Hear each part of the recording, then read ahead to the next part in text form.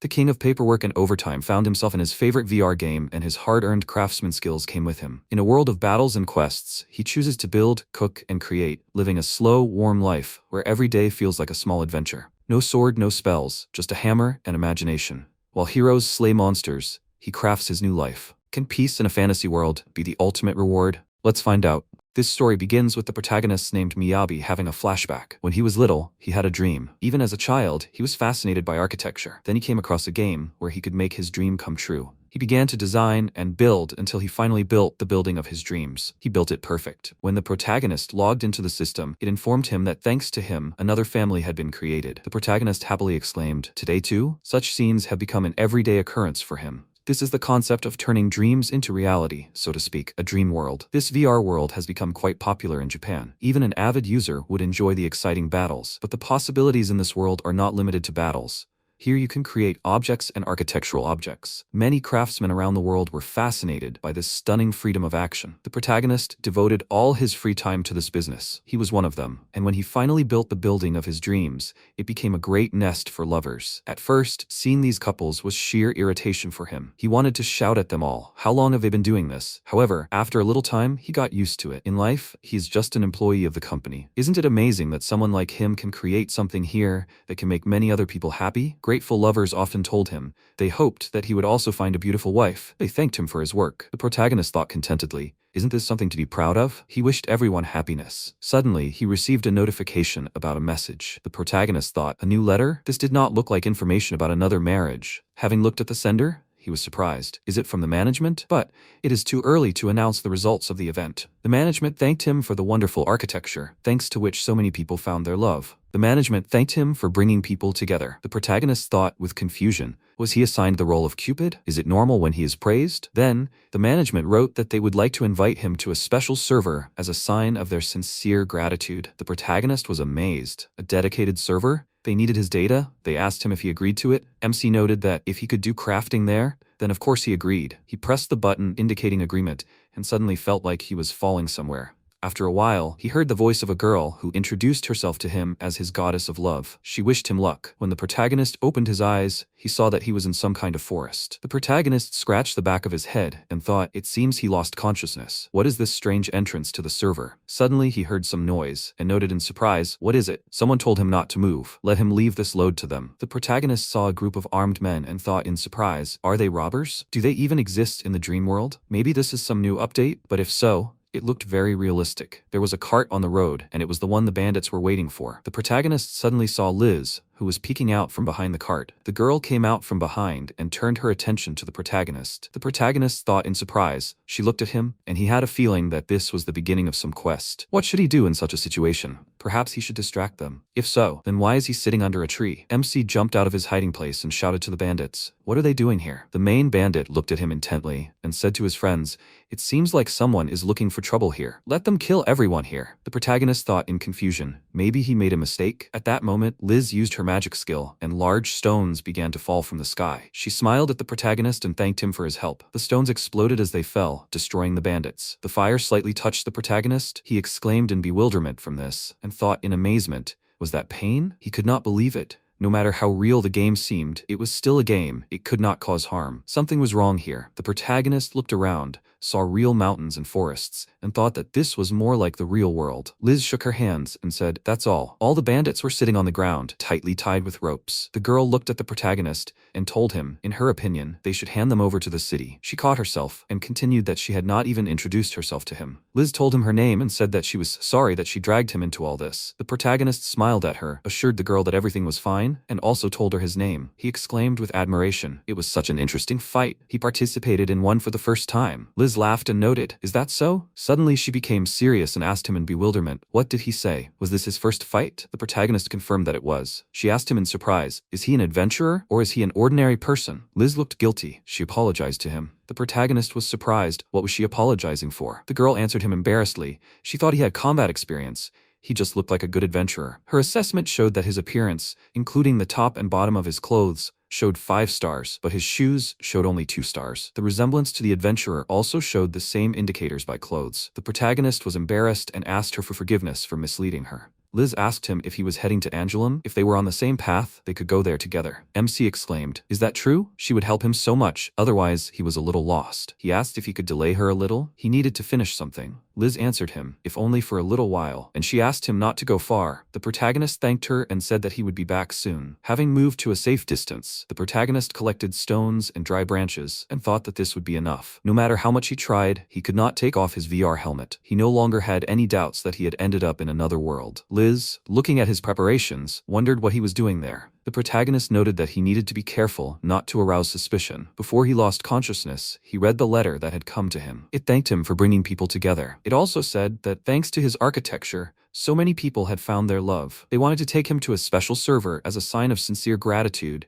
but they needed his data. The senders of the letter asked him if he agreed to this. To answer, he was offered two options: consent or refusal. The protagonist pressed the button with consent. He decided that first he needed to see what he could do. He tried to activate the inventory. It seemed to him that this was possible for the dream world, but the protagonist was disappointed. In this world, it did not work. So there must be another way. He thought, maybe everything is much simpler here? Maybe he just needs to think about it? The protagonist mentally summoned the inventory. Suddenly, he saw himself in a bright tunnel, which had the appearance of a wooden structure. And then a system tablet appeared in his mind, with the types and amounts of materials that were available to him. MC chuckled. Everything worked a little differently in the dream world. So what should he do? Perhaps now he could only interact with the inventory inside his mind. The branches and stones he collected were also here. He smiled. He was interested. So, there was one more thing left to try. He thought about crafting. In an instant, a table appeared in front of him. He noted with surprise, "Is there automatic crafting here?" It was very convenient. You don't have to do everything yourself, like in the game. He received the recipe for an item just by thinking about it. The protagonist stared at the system tablet with interest and thought, there are some differences with the game, but everything worked about the same as in the dream world. Then, the next thing he needed was a stone axe. The protagonist looked at the recipe for making an axe and thought it could be used not only for chopping wood, but also as a weapon. This is a great item in the early stages of the game. So, according to the recipe, he needed 10 branches and 10 stones for this. He thought he could create a stone axe with the materials he already had. Having imagined the manufacturing process and the end result, he had the axe in his hands. He exclaimed, "It's done." Now he had to check how it worked. Hitting the tree once with the stone axe, he chopped the tree down in the blink of an eye, leaving only a stump. The protagonist thought with satisfaction, that's it. The protagonist was surprised to see that the items were being collected automatically. He was very happy about this. MC laughed and thought, chop 3 times, and you can rest. Now he understood. He will be able to live a good and measured life in this world. He will collect materials and make items from them that he likes. And also, he will enjoy adventures and a leisurely life at the same time. He will live in a house that he will build himself, and maybe he will even start a family. He vividly imagined how he would play with his child. The protagonist exclaimed with joy, his dream will come true. Running to the place where he left Liz, he saw that she had already set off, taking the criminals with her. The protagonist called out to her and asked her to wait for him. The girl told him that he was late,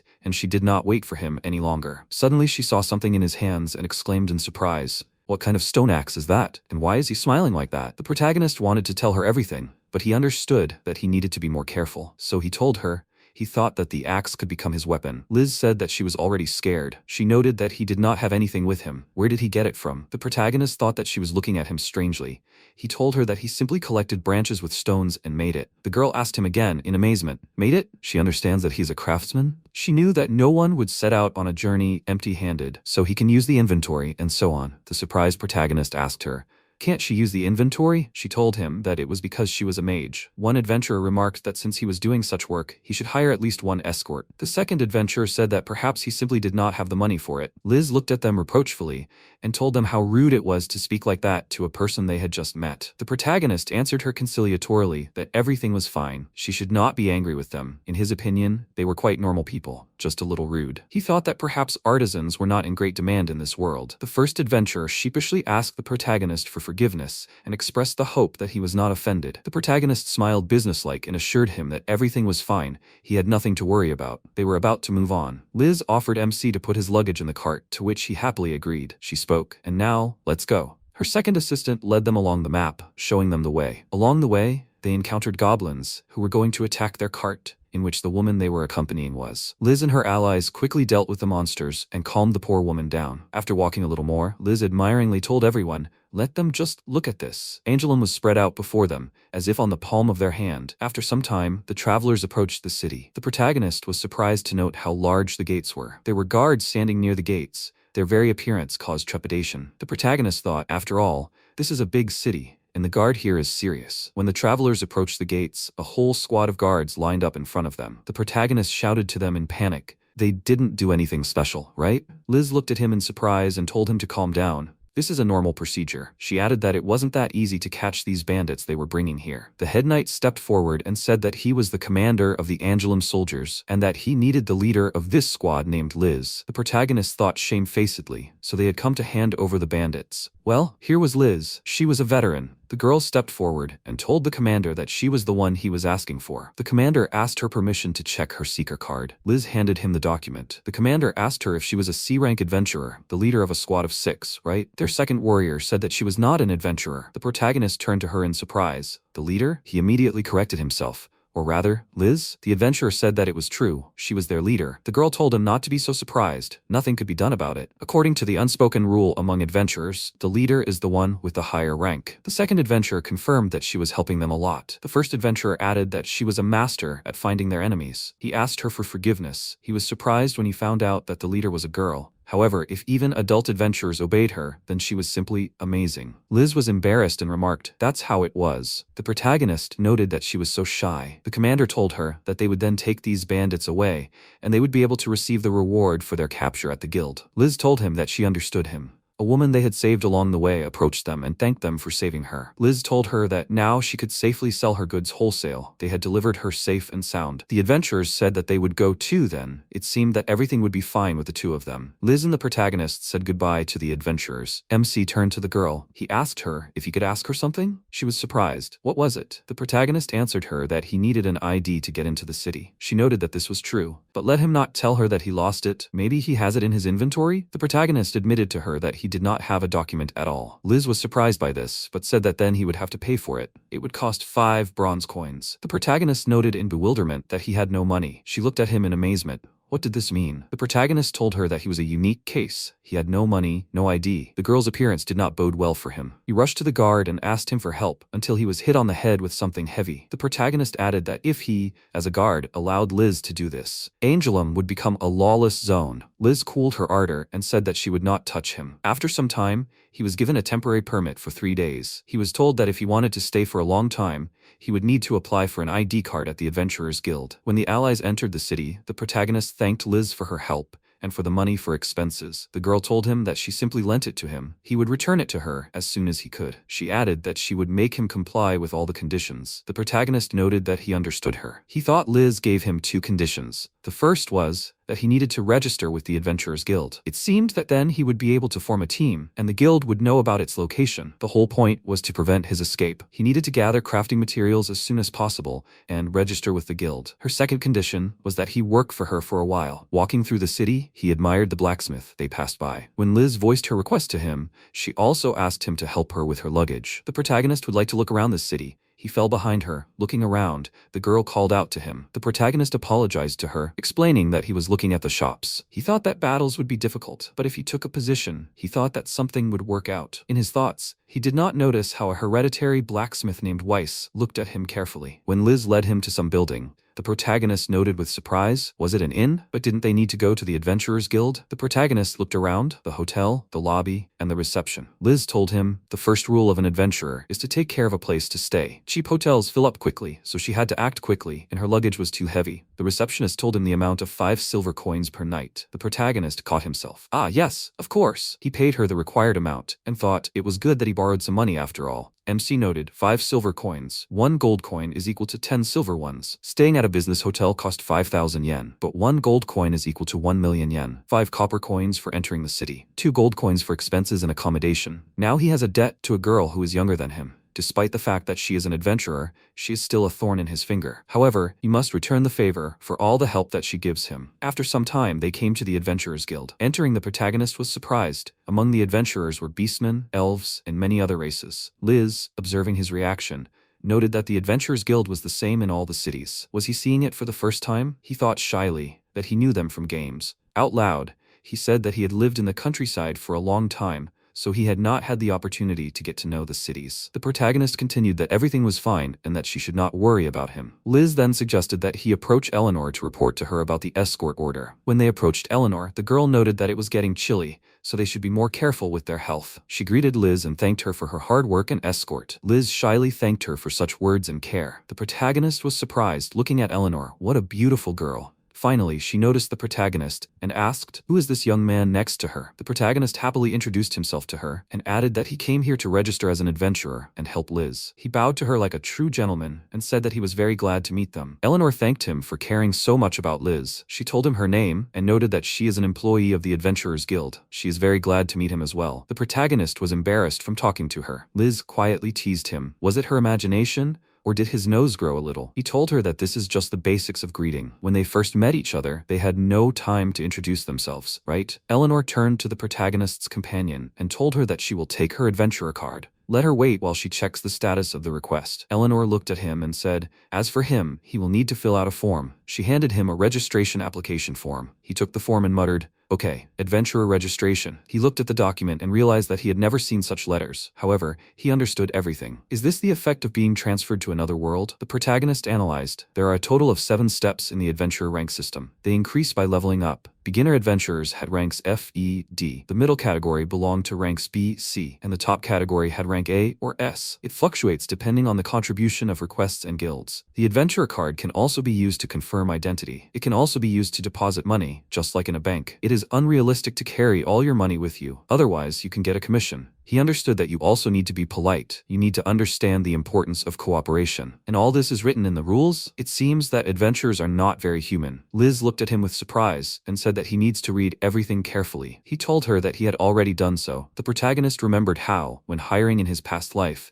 he was told that if he did not read the contract properly, he would not know what could happen to him later. Liz noted that 99% of people do not read. Of all her friends, she was the only one who read everything carefully. The protagonist grinned. Oh, come on. He does not think this is true. Eleanor laughed and said that she wanted to thank him for reading the contract carefully. She added that Liz knew about it. Besides, she's a serious girl by nature. The protagonist, filling out the form, grinned, and she is right. He is going through hard times now. Suddenly Liz, who was watching him write, stopped him and asked what it was. The protagonist looked and cursed.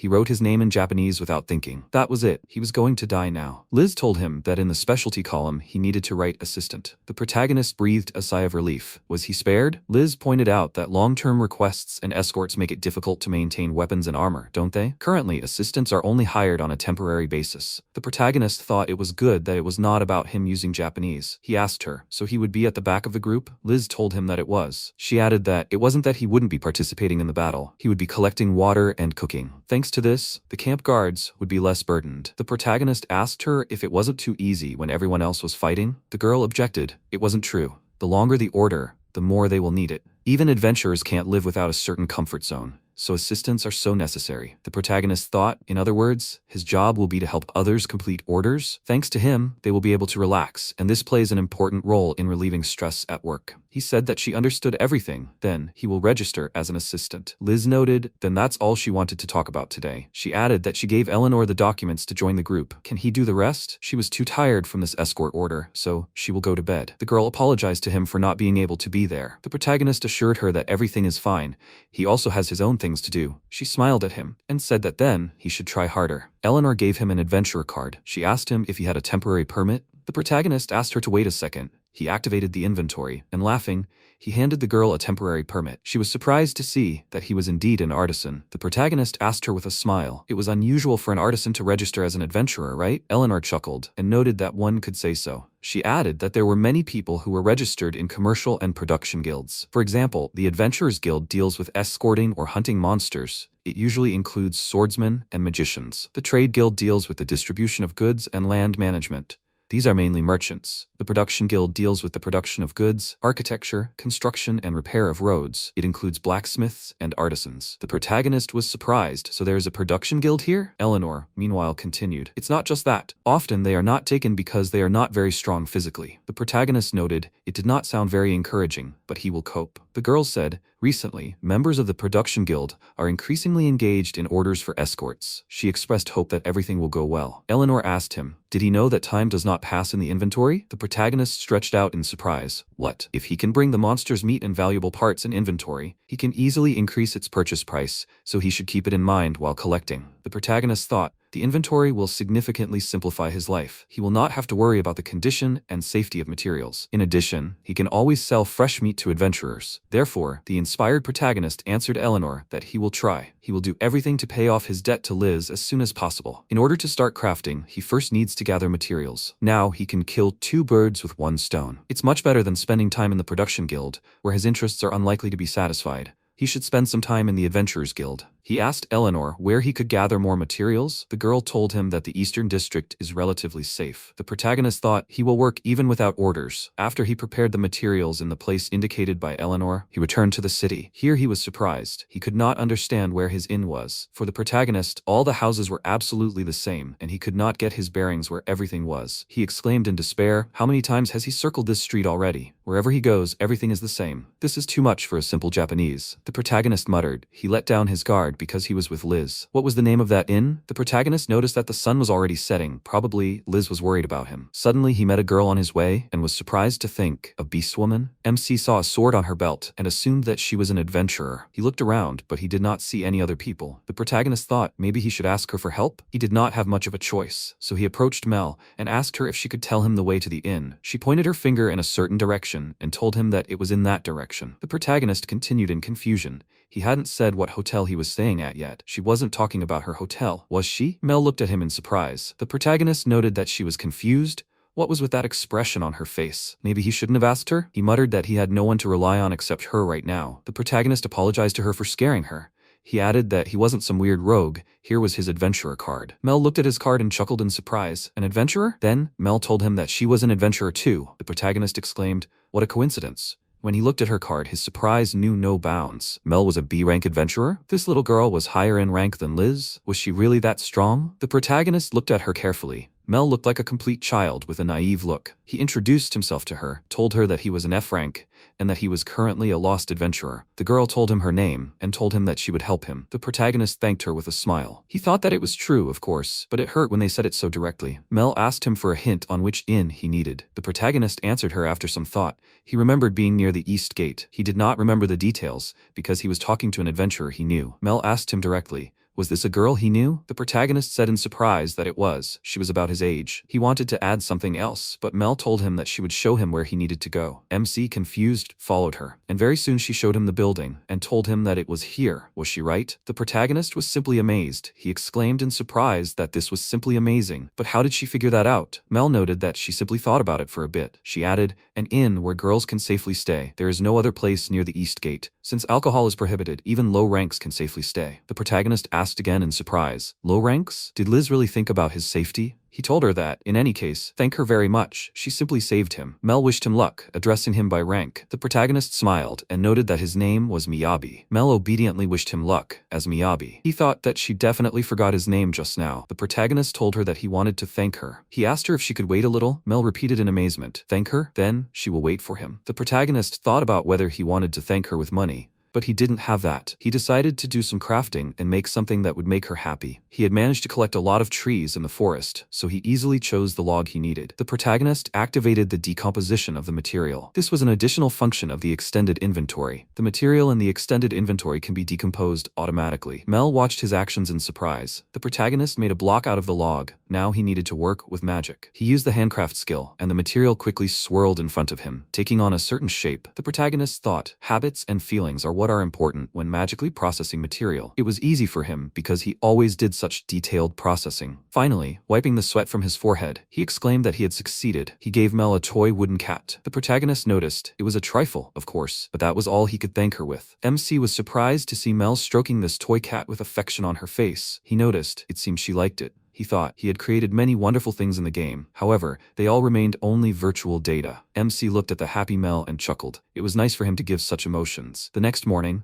the protagonist woke up from a terrible cold. Going down, he, rubbing his body with his hands, noticed that there was no stove or fireplace here. The futon did not warm at all. The protagonist noted that he should have breakfast. Downstairs, he met Liz, who was also wrapped in a warm robe, but she was still shaking from the cold. The protagonist greeted her and said, today it was somehow too cold. The girl, chattering her teeth from the chills, agreed with him. The protagonist sat her down at the table and told her to sit there while he went and got them some food. Liz thanked him for his concern. Returning to the table sometime later, the MC apologized to her for making her wait. While serving her food, he noted that she should be careful. The dish was very hot. Touching her hands, he exclaimed in amazement, why were her hands so cold? Liz answered him that she just got cold quickly. The protagonist even felt a little sorry for her. After tasting the hot food, Liz exhaled loudly and noted that it was still better than that morning when they received the escort request. Then she didn't even have time to eat. She added, and also, there is no cold wind blowing here. There are days when she is so cold that she can't even sleep. The protagonist said with a smile, but sympathetically, he imagines what it's like. He remarked that an extra blanket would definitely make her happy. She told him that if he gave her his blanket, she would pay him a silver coin per night. The protagonist muttered that he would perceive it as robbery. Liz smiled and said that when he found a rainy morning, he would speak differently. Many complain that they cannot sleep because of the cold. The protagonist answered her that he readily believed her. He offered her to look at the requests for an escort. The girl agreed to his offer,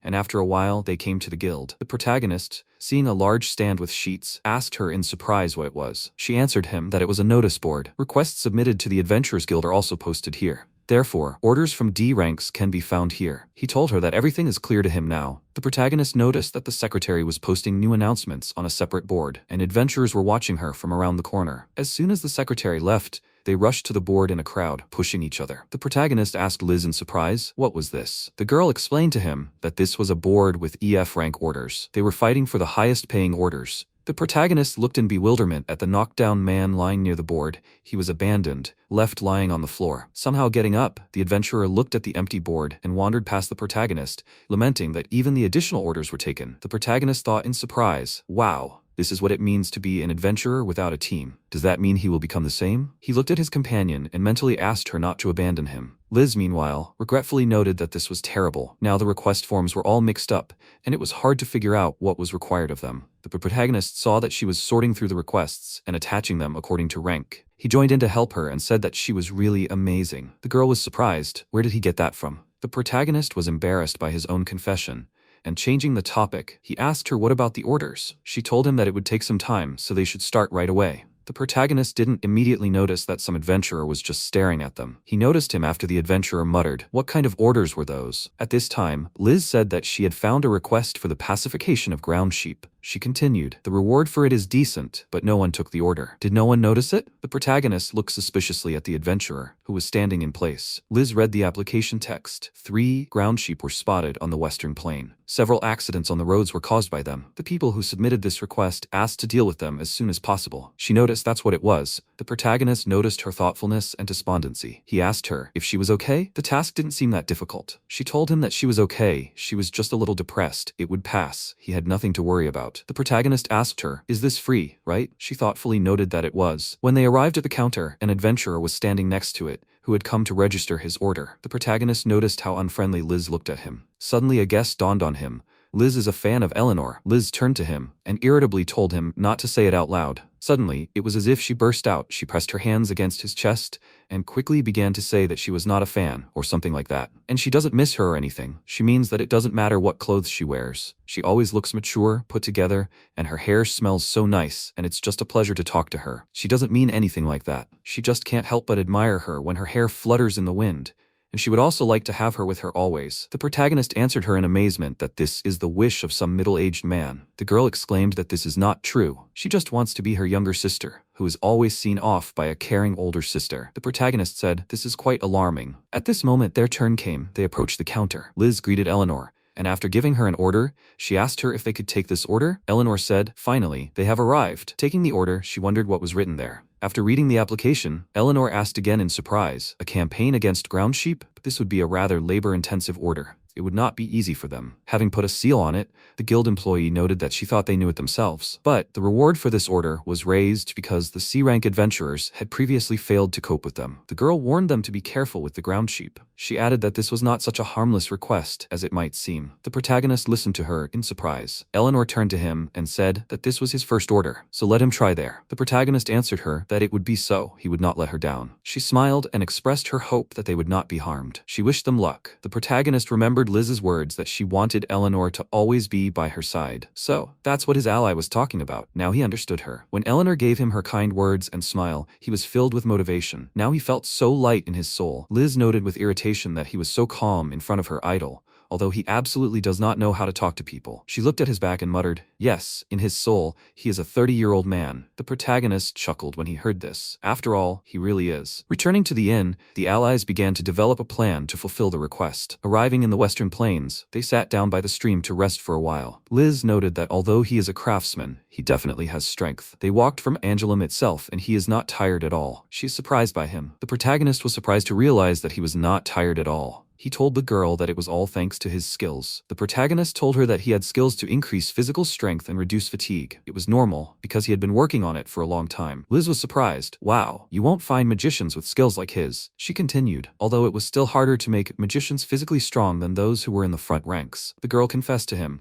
She wasn't saying that she wanted to take a day off or anything like that. Sometimes, she envied what other adventurers were capable of, but, for the most part, she had come to terms with it. The protagonist, turning his face to the sun, noted that breaks were important for the safety of their journey. Liz objected, but she was not tired at all. Now she understood those who wanted to finish everything quickly. She added that the city gates would close when the sun set. If they couldn't return by that time, they would have to spend the night in the camp. The protagonist thought dejectedly. He often worked overtime, so he was late for the very last trains. He remembered how he had to walk home. It was hard. Yesterday, this was his daily life. He was so happy that he was here. He shed tears and thanked whoever was involved in this for sending him here. Of course, this also has its downsides, but at least there are no complaints from idiot customers and an annoying boss. His coworker is a nice girl, and his mental health is way better. This is the kind of healing that people nowadays have been looking for. He flinched as Liz tried to shout to him. She told him that they were already here. There was a ground sheep. The protagonist cringed in surprise and exclaimed, "Where is it?" Liz gestured for him to follow her. They approached the grass. There stood a ground sheep, calmly chewing the grass. The protagonist asked his ally in bewilderment, "What the hell is this? This earth sheep looks like a deer." Liz exclaimed that it was a deer, and he was an idiot. The sheep was standing right behind the deer. The animal, sensing something was wrong, stamped its hooves and ran away from that place. The deer left that place at the speed of sound, as it seemed to the protagonist. Suddenly, a real ground sheep in all its glory appeared in front of the allies. It was enormous in height and terrifying in appearance. The protagonist noted in amazement, so that's what it was like. Liz answered him that it was. They are also called roaring demons. She added that even 10 soldiers at once would not be able to deal with this brute. There are even rumors that one of these demons destroyed the city gates. The protagonist spoke with concern. "Yeah, a roaring demon suits them better." The girl said, "The problem is that they are smart enough. They need to work together, like back in the forest." Liz said, "There are also rumors that the ground sheep are targeting the mages standing behind the team." The protagonist spoke with doubt in his voice. It would be too dangerous to check. Liz agreed with him. She added that they can immediately rush at him. They need to find cover and retreat for now. The protagonist remembered the guy who stared at them in the guild when they were choosing a contract,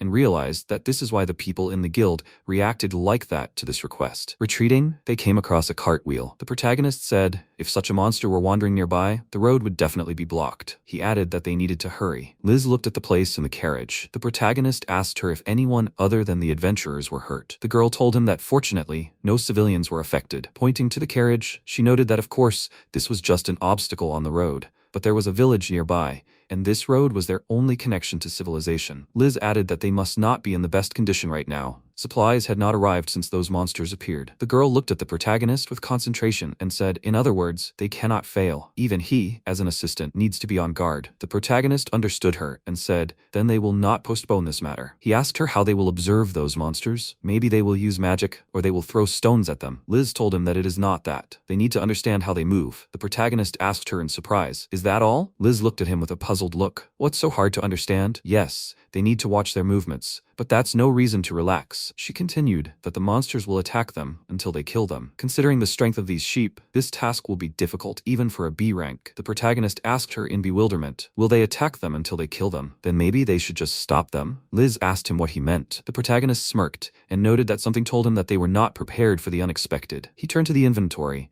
used 10 branches and 50 stones, and created a stone shovel. After examining it, the protagonist noted that it turned out great. Liz asked him in bewilderment, and what was he going to do? MC told her that he would dig a hole. She was amazed. She said, a hole? She noticed. Monsters are not such simple creatures. If this worked, then everyone would do it. Besides, they do not have time to dig big holes. If they linger here, the monsters will notice them. The protagonist began digging and noted that he understood everything. But everyone thinks that assistants are pretty weak, right? But he was sure of the trap. The girl didn't even have time to blink, as she found herself on a pillar of dirt, and around her there was a gaping ditch. To say that Liz was amazed would be to say nothing. She said in amazement, "This can't be." She didn't understand anything. The protagonist made steps on the pillar of dirt and, climbing up to the girl, looked like a mole. Liz asked her in surprise, was he a mole in a past life? He grinned and told her that he was probably a dog on a leash. The protagonist noted that they needed to finish this as quickly as possible. He made plywood boards, each of which he spent 5 branches on, and said that this was necessary in order to put the boards on top of the holes, and then he carefully covered them with soil and added grass on top. The protagonist noted that it still looked unnatural, so he sped up the grass growth with magic. In the blink of an eye, the grass sprouted on the ground. MC said, "Well, that's it. The monsters won't even notice that something has changed here. The trap is ready." Liz was in a daze. It didn't even take him 10 minutes. She touched the soil with her foot and clarified, "So this means there is a trap, right?" The protagonist added, "Even after the magic treatment, the grass is slightly different. You can notice it if you look closely." Liz giggled nervously and remarked how cute it was that he warned her. But he should have done it earlier. The protagonist blushed from the compliment and asked her to be careful. One more step, and she would fail. She thoughtfully asked him, and what should she do? The protagonist clarified, "The ground sheep are fierce, aren't they? If they notice them, then they themselves will come to them." He asked her if she maybe had some kind of spell that could attract their attention. Liz doubtfully said that attracting ground sheep is absurd, but in her opinion, they have a chance. After some thought, she said, "So be it." She will believe him. They stood on the dirt pillar. Liz, taking her staff, activated the earth projectile. A stone fell from the sky. It attracted the attention of the monsters. The sheep immediately looked at them. Liz exclaimed, "How scary!" The protagonist himself was no less worried than the girl. At that moment, the sheep rushed at them. The girl screamed that they were coming. They were approaching them. She asked the MC, "Will everything really work? Will his trap really work?" The protagonist told her to calm down. Everything would be fine. Liz screamed hysterically. How could she calm down? They would definitely lose. They would die here. She wouldn't be able to escape because of the trap.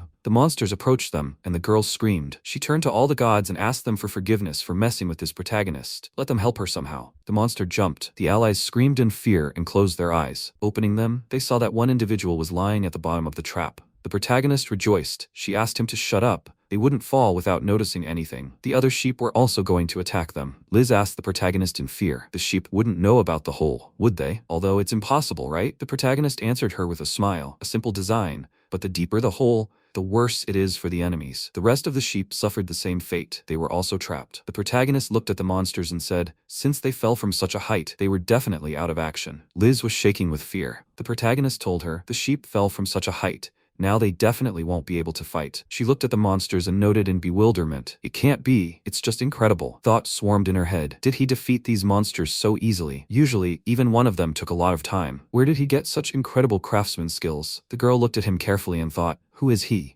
While she was thinking, he went down. Liz followed him. The protagonist exclaimed. He was glad to see that she went down without injuries. She snapped back at him. "This is not something you need to pay attention to at all." The girl said that she needed to tell him something important. Maybe she should ask him something? He was surprised. Something important? The protagonist jokingly noted, but they had only known each other for 2 days. Liz was indignant. This was not a declaration of love. She wanted to tell him that they didn't need the pits anymore. Liz said that she would go first. It was time to teach these worthless monsters a lesson. The girl took her staff and activated the ice spike. The protagonist was surprised to note that it was getting bigger and bigger. He told the girl that her opponent was a wounded animal, and that simpler magic could be used. Liz told him that nothing of the sort. Earth sheep were very tenacious. She wanted to kill them with one shot so as not to damage the material. To do this, it was better to increase her strength with a magical charge. With a scream, she thrust the ice spear into the monster. Liz grinned and noted that that was the end. She added that it was funny, she had never delivered the finishing blow so easily. The protagonist praised her for her work. The girl grabbed her head and spoke. Her head couldn't keep up with what was happening. The protagonist answered her. "Mastery is when you need to use your skills correctly." She said that his skills were too strange. Meanwhile, MC activated the inventory and transferred the monsters there. His ally was surprised. Did she see everything correctly? Did he just put them in the inventory? The protagonist reasonably noted he should carry materials from monsters, shouldn't he? The girl agreed with him, but noted that it looked like sabotage. But still, she was amazed. He put so much dirt in his inventory. How could he fit massive ground sheep in there? The protagonist spoke in bewilderment, because she herself told him that materials can be carried in the inventory. Liz did not argue with this. She was wondering where he got such a huge inventory from. It seemed that her brain was about to explode. The protagonist suggested that she take a break and handed her bread. Liz bit into it and said with pleasure on her face, She was so happy that she could eat warm bread. The protagonist noted that he was very happy about it. It was good that he had bought it in advance and put it into long-term storage. The inventory was so useful. The girl asked him, how much could he fit in his inventory? The protagonist laughed and noted that she seemed to enjoy talking about the inventory. He added that he didn't know how much space there was, but he thought that it was currently about 1% full. Liz was extremely surprised by this, so it was 99% empty. What was that? Maybe she had missed something? The protagonist noted that he had expressed himself incorrectly. His inventory grew proportionally to his skill level. Liz asked him what that meant. Just don't let him tell her that the concept of level doesn't exist. The protagonist said thoughtfully that if he used a skill, the inventory itself would expand. For example, if he collects something in his inventory every day, it will become bigger. He thought, in the dream world, they increase naturally. In that VR world, you could make your inventory truly huge. For many, this will seem like some kind of cheat. But for serious artisans, this is a common thing. Liz chuckled in confusion. The protagonist asked her what this meant. She answered him that she was just thinking. Her idea of artisans was a little different. The girl added that artisans can make anything, but the quality of their goods always leaves much to be desired. Therefore, they are mainly engaged in the creation of cheap furniture and the repair of defensive structures. Even their salary is quite small. She thought that this was one of the worst professions. The protagonist listened to her with an amazed expression on his face. After a moment of silence, Liz said she didn't know what kind of environment he lived in, but they couldn't even leave the city without protection. Even wolves and goblins were a threat to people without combat skills. Sometimes artisans would work with adventurers since inventory space wasn't free, but even that would fill up quickly. For an average artisan, collecting materials every day was a very dangerous and difficult task.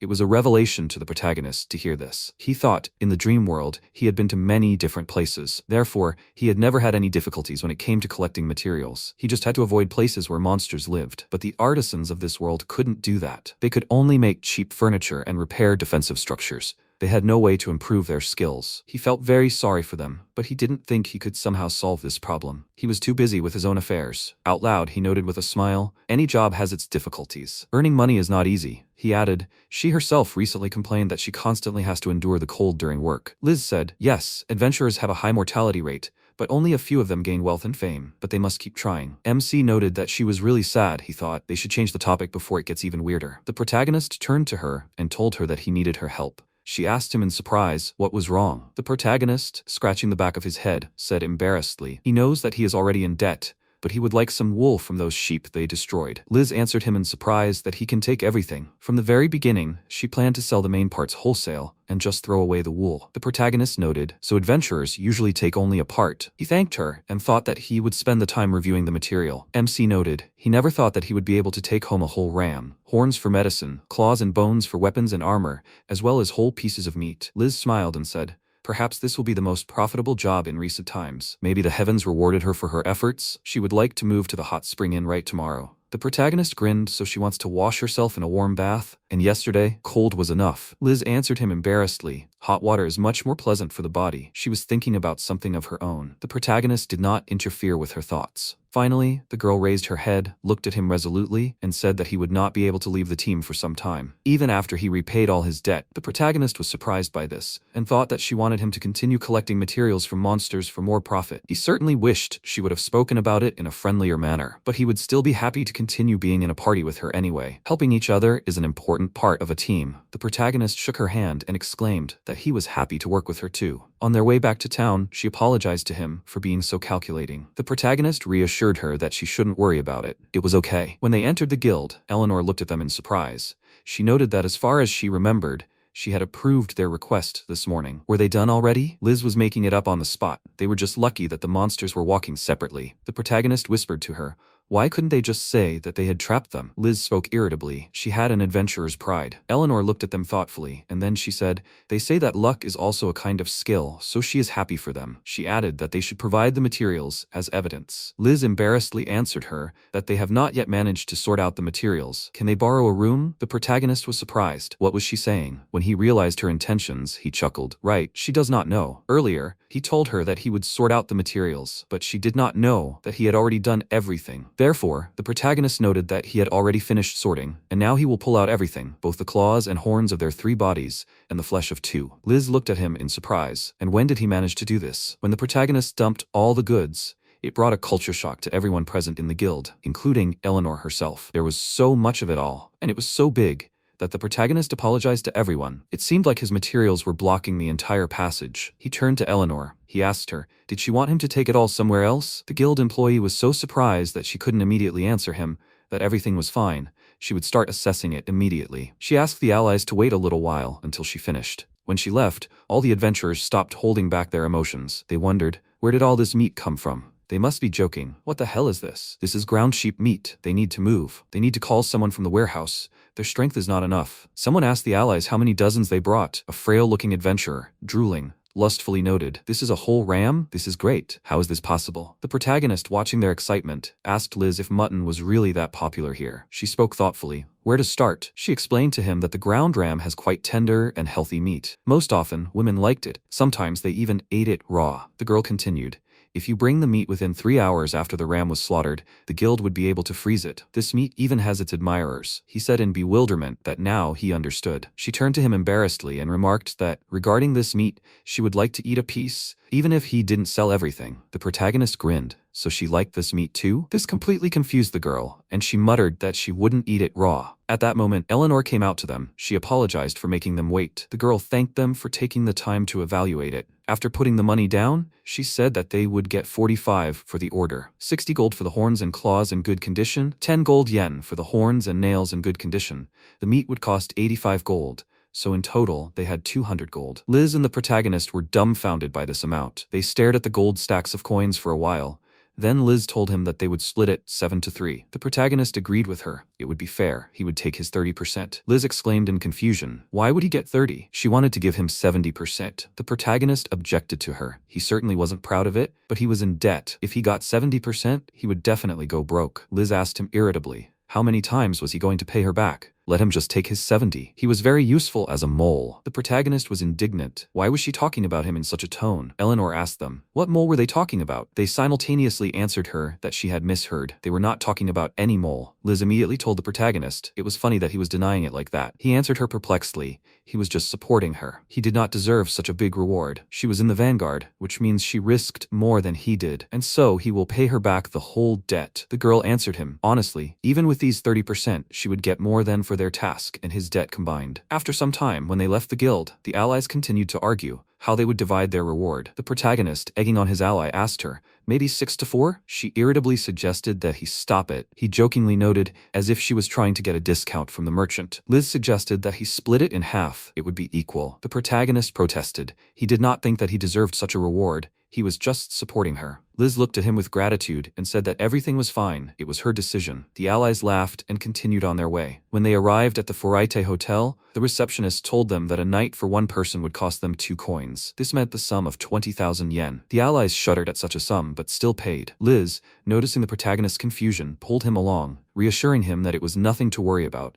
These were mandatory expenses. She called him her servant and told him to go with her. The protagonist, lamenting such a sum, asked her where and why she was calling him. The girl answered him, of course, to the onsen. It meant the name of the hot springs in Japan. The protagonist thought sadly, after defeating those rams, they had money. They got 200 gold, which was 2 million yen. So, they decided to relax a little by visiting the hot springs. But the prices at this inn were just unbelievable. Increasing the level of comfort from an ordinary business hotel to a luxury onsen would hit his wallet hard. By simple calculation, it was clear. The remainder was 98 coins. The inn 14 coins for 7 days, a total of 84 coins. Arriving at the springs, the protagonist saw happy visitors. He noticed how familiar the atmosphere was. She exclaimed, hurry to the onsen, but suddenly he decided that he'd better go to the store to buy some groceries. Does she need anything? She was surprised. What about the hot springs? She doesn't need anything, but the protagonist objected to her. It's okay. She can stay and soak in the warm water. Liz, hiding her joy at his offer, agreed. The protagonist waved his hand at her and left. She thought with surprise how much energy he had. While he was walking, she would really treat herself to some warm water. Meanwhile, the protagonist thought he should do something. Quests like yesterday are rare, and the life of an adventurer is very harsh. Therefore, he needs to quickly restore the main element of life, that is, food. There may come a time when they will not be able to accept quests,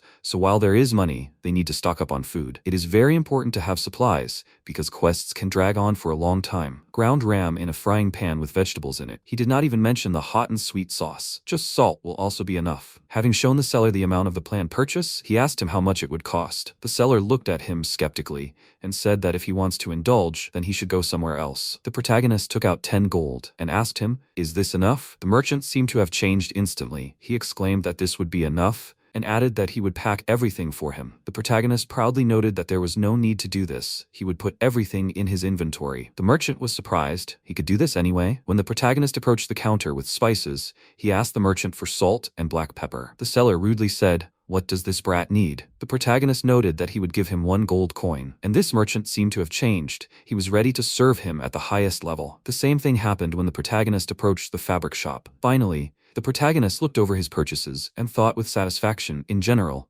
he bought everything he needed. He had 49 coins left in the end. He sighed, "Nothing can be done. This is an investment in yourself." Leaving the store, he began to look for something that interested him, no less than food. After some time, he found a blacksmith shop. He was examining the weapon. His attention was drawn to the knife. Having assessed it, the protagonist thought, "What a master! His stone axe was not even close to this. Creating a weapon is not comparable to some crafting skill." Weiss watched him carefully, and then he asked the MC, "Is he also a master of something?" The protagonist thought in surprise, "This is a dwarf." He asked him, "Is he the owner of this place?" How did Weiss know that he was also a master? Weiss waved his hand around the room and invited him to look around. Pointing him to other customers, Weiss said, "They, as ordinary users of this weapon, choose it by weight and convenience." And as carefully as he, the protagonist, would look at the weapon, only some maniacs or the same masters would do. The protagonist was embarrassed and surprised at the same time. He asked the master for forgiveness and said he really wanted to buy something and not just look. The dwarf was surprised. What was he apologizing for? He also often looked at the work of other craftsmen and blacksmiths.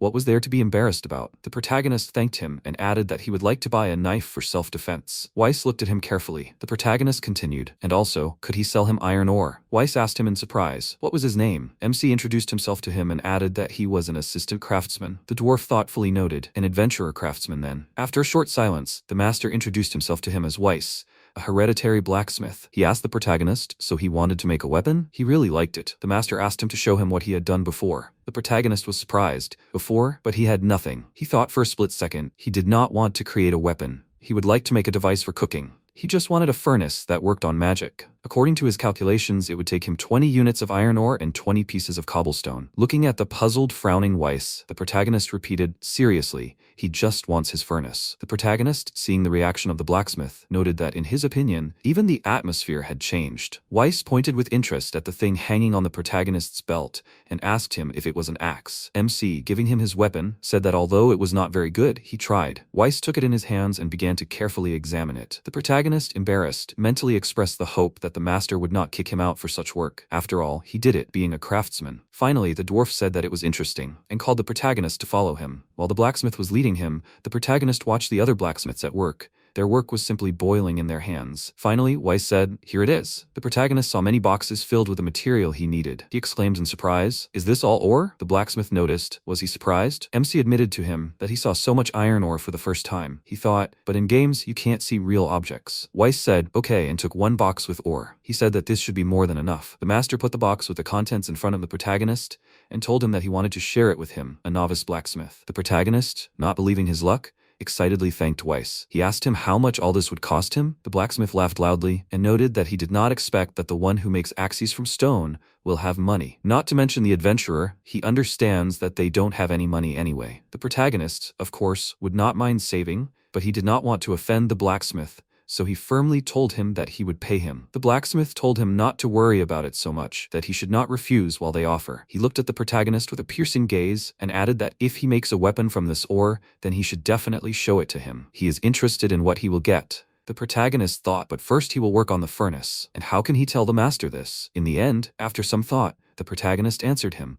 He does not think it will take much time. He will create a weapon that he will not be ashamed to show to him. The protagonist decided that he will create the best knife from this ore. When MC left the forge and Weiss returned to his business, he thought about the protagonist's axe again. He noted that this stone axe was sharpened in a special way. He muttered thoughtfully, the interest of an old man makes itself felt. Meanwhile, the protagonist, having gone outside, thought about where he had come back from. It was like déjà vu. Did he have topographic cretinism? Now he understood the value of the map. He thought, it's good that he at least remembered the name of the hotel. The protagonist scolded himself, but then Mel met him on his way. They were both surprised by this meeting. The beast woman asked him, was the lost F rank? The protagonist simply fell to his knees in front of her, which surprised Mel quite a bit. He asked her to tell him, a fool, the way. She asked him, was he really lost? The girl pointed her finger in one of the directions and said that the hotel was there. He apologized to her and clarified that he had moved to another one. It was called Furite. Mel asked him the name of the hotel in surprise and noted that the F rank lived in the same place as her. She was just going there, so she would take him there. Taking him by the sleeve, Mel led him in the direction they needed. When they arrived at the hotel after a while, the protagonist almost cried with joy. He exclaimed, they made it. Mel looked at him in surprise. The protagonist grabbed her hands and exclaimed that she saved him. She saved him again. He was so grateful to her for this. The protagonist noted that she looked at him expectantly. At first he was surprised by this, and then realized the gift. Of course, he needed to give her something in gratitude. The protagonist realized that the girl agreed to this. MC was glad that he had managed to buy a lot of things. He needed to make her something beautiful. He needed to pour in mana and create the desired image in his head. The protagonist imagined the pattern, mentally made a cut on it, and then he began sewing. Throwing the threads in his hand, he noted that thanks to the crafting skill, he could pour magic into the thread and simply imagine its path. Therefore, the thread itself will do everything. He muttered that everything was going well, and after a short time he created a model of a cat. All this time, Mel impatiently asked him if he had finished yet or not. The protagonist smiled at her and answered that he had only a little left, and the gift for her would be ready. Everyone present began to watch his work with interest, noting that only artisans are capable of this. In his mind, he created a picture of himself covering the model with a thin layer of magic. Then he took the wool of the great sheep and attached it to the toy. In his hands, a magnificent soft toy simply magically appeared. Everyone simply gasped at such skill. The protagonist slightly adjusted the wool and shape. Mel made a delighted sound, and everyone present also began to buzz like a real beehive in amazement. The protagonist only now noticed how many people had gathered around them and wondered in amazement. When did they become so many? They vied with each other to ask him if he was a tailor by any chance. He did it so well. The protagonist answered everyone that he was not a tailor by profession. Without hesitation, he squatted in front of Mel, handed her the toy, and once again thanked her for walking him to the hotel. The beast woman tremblingly pressed the gift to herself, and in a trembling voice thanked the protagonist, addressing him by name. The protagonist was surprised at first and then laughed and noted that she remembered his name. Mel, with childish spontaneity, answered him that she did not remember, but now she remembered his name. The protagonist clapped his hands, showing her that he liked it. He noted that she seemed to really like it. She held the toy very carefully and stroked it tenderly. The protagonist waved goodbye to her and hoped that Mel wouldn't forget his name after that.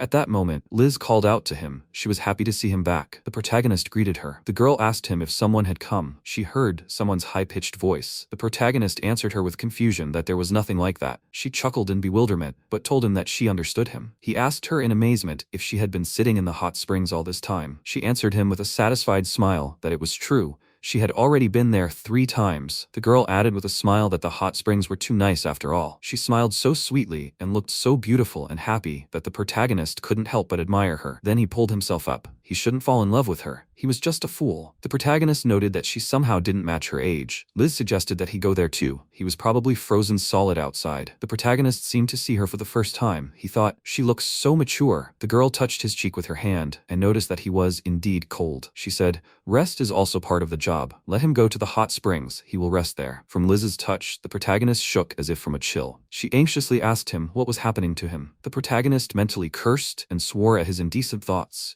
He was ashamed of his thoughts. She was younger than him. MC told her that he would also go to the springs to warm up. Liz thoughtfully looked at him and told him to be careful and not to slip there. The protagonist, instead of the hot springs, plunged into a cold bath and sat there for a while until the bathhouse attendant told him that he could catch a cold. After some time, MC exclaimed in delight that this was a real tree paradise. Exactly an hour ago, Liz thoughtfully noted that the tasks today were somehow different. There were many tasks, but the rewards were very small. Maybe it was because it rained yesterday? If you think about it, everything will be muddy today, and they don't really want to develop a camp in the mud. The protagonist asked, so today is a day off? She answered with a smile that they will have to arrange it. Oh right. How did he like the idea of looking for the materials he wanted together? At the moment, the girl discontentedly noted that he became like himself as soon as they came here. The protagonist asked, how could it be otherwise? He can't be calm when it comes to crafting. Besides, there are an abundance of different types of trees here. This is a real natural miracle where trees with different growing conditions are collected. When he crafts for a long time, he begins to understand the differences in the color and shine of each tree. The same type of tree growing in different regions even has different annual rings. Liz exclaimed discontentedly that she got it.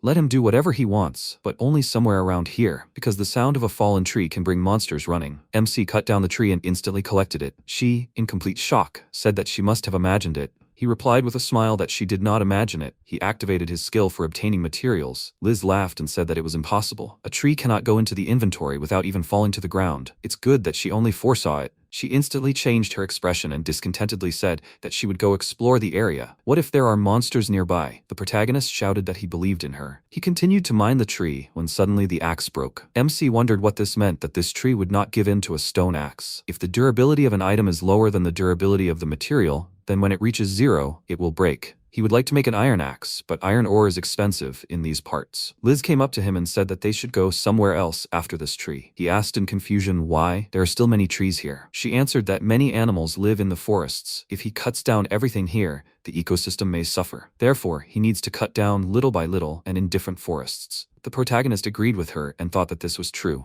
This is not a computer game with infinite resources. The girl noted with a smile that this is a rule for a large state replenishment of wood resources. She thinks that one person cannot worry too much. The protagonist stuck out his tongue and smiled in response. She exclaimed with displeasure that he cannot make cute expressions. Suddenly, Liz heard rustling in the bushes and stopped him. She came a little closer and using the skill Ice Needles, instantly killed a large wolf. MC was surprised to notice that it was huge. The girl replied that by wolf standards he was still small. He said that it was good that she noticed him sneaking up, because he didn't suspect anything. Liz explained that she realized this by the strange sound that was added to the rustling of the leaves. The protagonist listened and said in bewilderment that he didn't understand anything. She noted with a smile that it was a matter of experience. There is another one in those bushes. He excitedly exclaimed, "Let her not scare him like that." The girl said that he does not attack. These are different things. Well, did he collect everything here? MC agreed, and they arrived at a new forest in which there was a river. He quickly made buckets and began to collect water. Liz asked if they should take a break. The protagonist agreed and noted that sitting on the mud was not an option. She asked if they should then have lunch on those tree roots. He asked with a smile, "Does she want that?" "Let her not worry. That's what it's for." The protagonist immediately cut down, prepared and built a small gazebo. She exclaimed in wild shock that this was a full-fledged house. He said that he tried to recreate a homely atmosphere. The girl added, "What kind of atmosphere is this?" She said that it was a full-fledged house. Let him look around. There is an untouched forest everywhere, and in the middle of it there is an elegant house. Liz grabbed him with a sly smile and asked if he even understood what she was telling him. MC worriedly thought that right. This is the real world.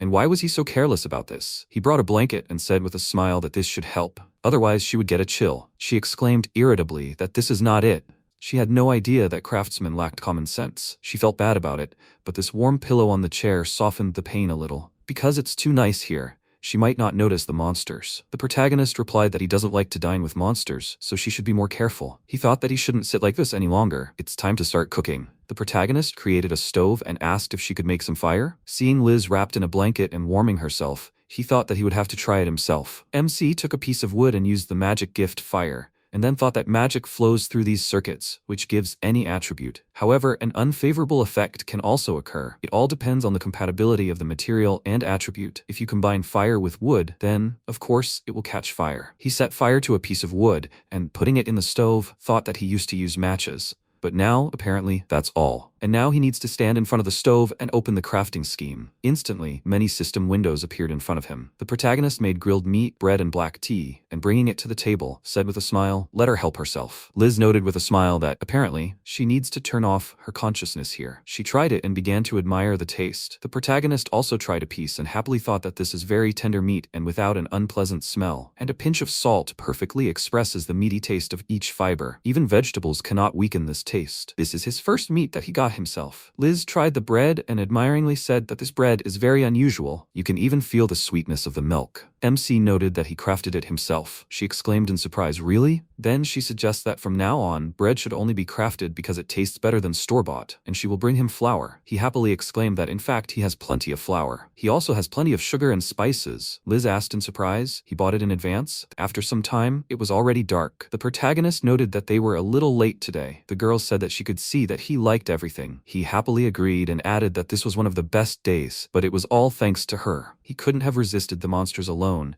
and he didn't know about the rules of gathering. She was a real ace in her field. She answered embarrassedly that he was exaggerating. The protagonist happily looked up at the sky and noted that he crafted what he wanted, collected what he wanted, cooked what he wanted. This is not life, but a dream. Does she have a dream? Liz asked if he would laugh at her. She wants to become an A-rank adventurer. She wants to create magic with her own hands and help people with this magic. He answered with a smile that this is a wonderful dream. He is sure that it will definitely come true. The girl said that she doesn't even know. A-rank is very far from her.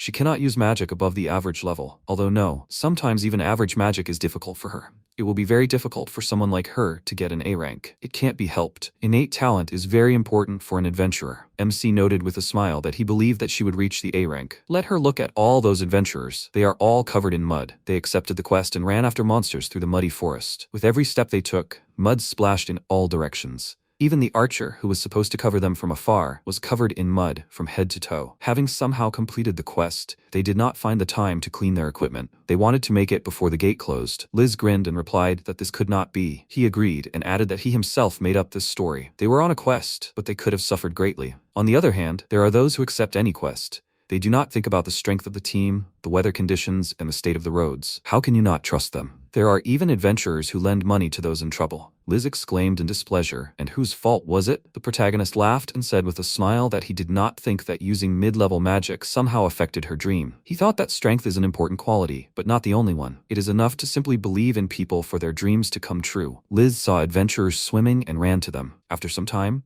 the protagonist caught a fish with his hands and happily exclaimed that here is their lunch. He cooked fish baked in a salty crust and treated the girl to it. She, having tried it, said that she had no idea that she would be able to try fried fish while on a quest. Usually, due to the fear that monsters will come running to the smell of food, adventurers take rather meager food with them. By the way, he cooks too much and luxuriously every single day. At this rate, she will not be able to live like before. MC asked with a smile, "What is so scary about it?" Then they went on another journey, ate a lot and slept. After some time they returned to the guild base. Eleanor thanked them for their work and noted that as she saw, they worked well together. The protagonist thought with a smile that 2 weeks in another world flew by unnoticed. He replied that it was all thanks to Liz, who chose easy quests. The girl admirably said that Miyabi can carry a lot of things with him. Eleanor noted with a smile that she had been smiling more lately. She replied in bewilderment that she had been smiling the first time they met. The protagonist said with a smile that she had been getting angry more often lately. Eleanor asked with a smile if it was because she was worried about someone. Liz became very embarrassed and called out to her nervously. MC, watching this, thought with a smile that it turned out that she was not alone. Miss Eleanor supported her. Now it was wrong to think that she was striving to become a good adventurer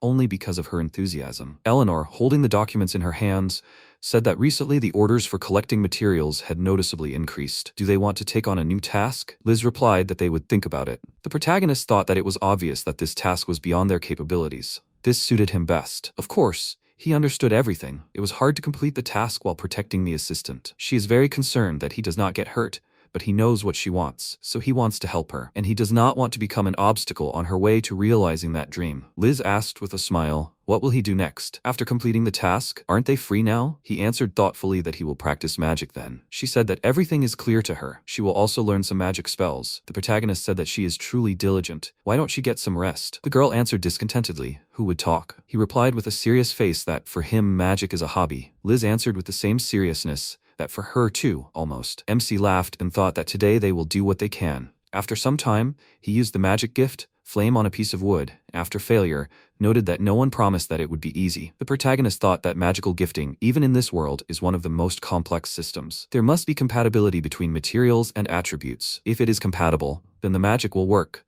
And if the compatibility is broken, the magic will simply leak out of the chain, which will ruin the material. And now he is getting to the most important thing. So it is very important to control the power of the magical energy supply. Last time, he deliberately made a mistake to get fire, but now he does not need it. He needs to concentrate and needs to bring the magic to the very ends of these circuits. He carefully applied the gift, and when everything worked, he happily thought that the release of heat was blocked. Very warm, and this is without batteries. He just needs to place it around the room. But even so, the cold outside will not go away. He needs something that is easy to put on and does not interfere while performing tasks. MC happily exclaimed, "What about thermal underwear? A real body heater? He is a genius." He needs to show this to Liz as soon as possible. He approached her and asked if she would lend him her underwear. He wanted to make it warmer. The girl responded with disgust that no, it was disgusting. The protagonist lay down on the ground in frustration and thought that it was too difficult to get the girl's underwear, and it wasn't even underwear. However, he would be better off using a robe or other type of clothing for this. Suddenly, a guard approached him and noted that the gate was already closing. He went inside and thought that at such moments he always got lost, but not this time.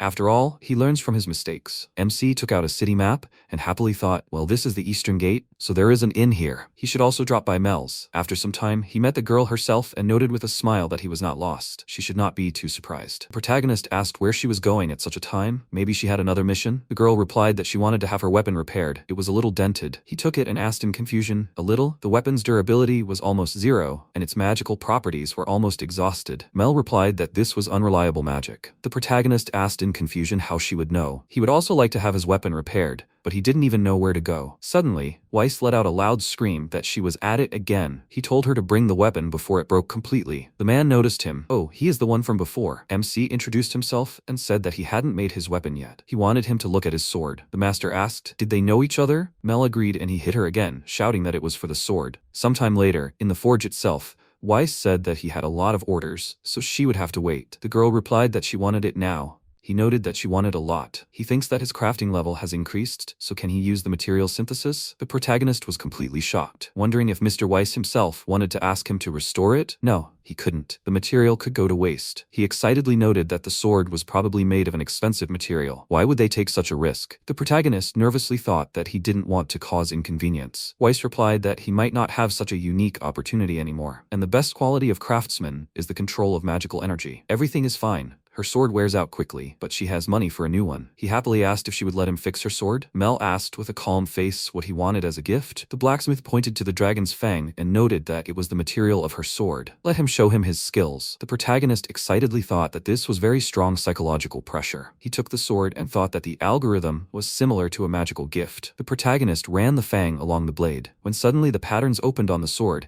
and he was surprised to think that the patterns opened. Successful conjugation. Now he needs to send magic through the dents and scratches. Unlike a magical gift, here you also have to control the magic in the materials. This is the whole difficulty. Weiss, watching this, pointed out that he should not forget to breathe. He needs to at least talk. If he successfully synthesizes her sword, he will give some dragon teeth. MC replied with a smile that it is very nice of him.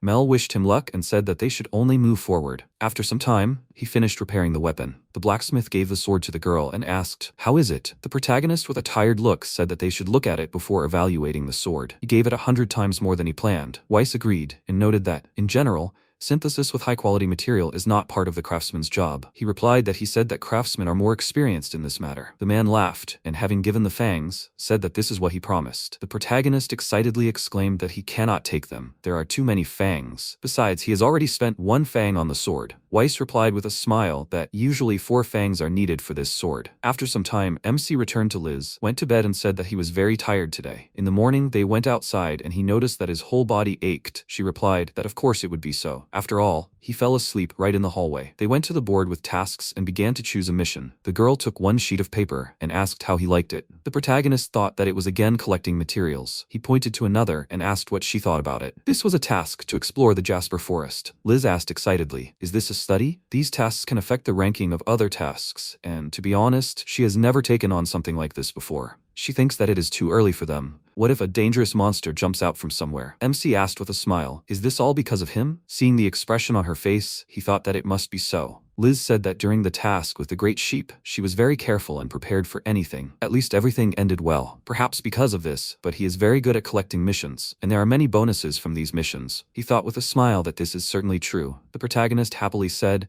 but if she wants to become A rank, wouldn't it be better if she gets more experience? Does she remember that Eleanor said so? Also, if a monster appears during the exploration, you can just hide from it underground. He was a mole in his past life. Liz replied that if he says so, they can try, but she warned him that it can be dangerous. The protagonist happily exclaimed that it will definitely be difficult. She took the mission with a smile and said that she relies on him. Eleanor, having examined the mission, asked, isn't this her first exploration? Liz agreed with a smile and added that she thought that maybe they should try something new. She said with a serious face that she can trust the two of them, but let them be careful. Let them leave immediately if they feel a threat to their lives. The girl asked excitedly, did something happen? Eleanor said that the team that went there had not returned yet. After some time, they arrived at the place itself. MC, looking around, noticed that, surprisingly, it was quite peaceful here. For half a day, they had not met a single monster. Liz replied that this was strange. They had not met anyone in this particular forest. This is a forest with a rich ecosystem, located northeast of Angel. Many monsters live here. Usually, this forest is popular among adventurers as a place to collect medicinal herbs, but after that group disappeared, they were forbidden to enter here. Monsters and people are natural enemies. What does he think will happen if people disappear from their habitat? MC replied that of course their numbers will increase. Liz said that she understood everything. They reproduce faster and can run from neighboring forests. There should be a lot of them here. That's why this quest appeared. Jade Forest Research Quest. Flocks of gala wolves have appeared in the Krian Meadows, whose main habitat is the Jade Forest. This quest was created to find out if there is a possible ecological problem in the forest. The protagonist noted that is, from a place where they could live well, monsters are actively running away. This is really strange. Liz pointed to the feces and said that they should collect samples for research, so let him take this. He exclaimed hysterically, but can't we just take this into account and remember it? She agreed with a smile and asked, didn't he want her to get an A rank? After some time, they rented a room. The innkeeper said that they would have to pay 5 silver coins. Breakfast is not included. MC lay down on the bed and happily noted that they had worked hard. He thought that there was nothing unusual in the wood sample they took from there either. Everyone they saw were small animals, no clues at all. He feels that the search will take a long time. Even if they combed through everything, they need to report on the reason why the wolves ran away. And how will they report at all? In the missions to destroy someone, it is enough to bring a body part as evidence. When collecting something, they did not describe anything. Wait, he relaxed too much, because there were no such instructions from Liz. No, it is no one's fault. This is the first time they take on such a mission.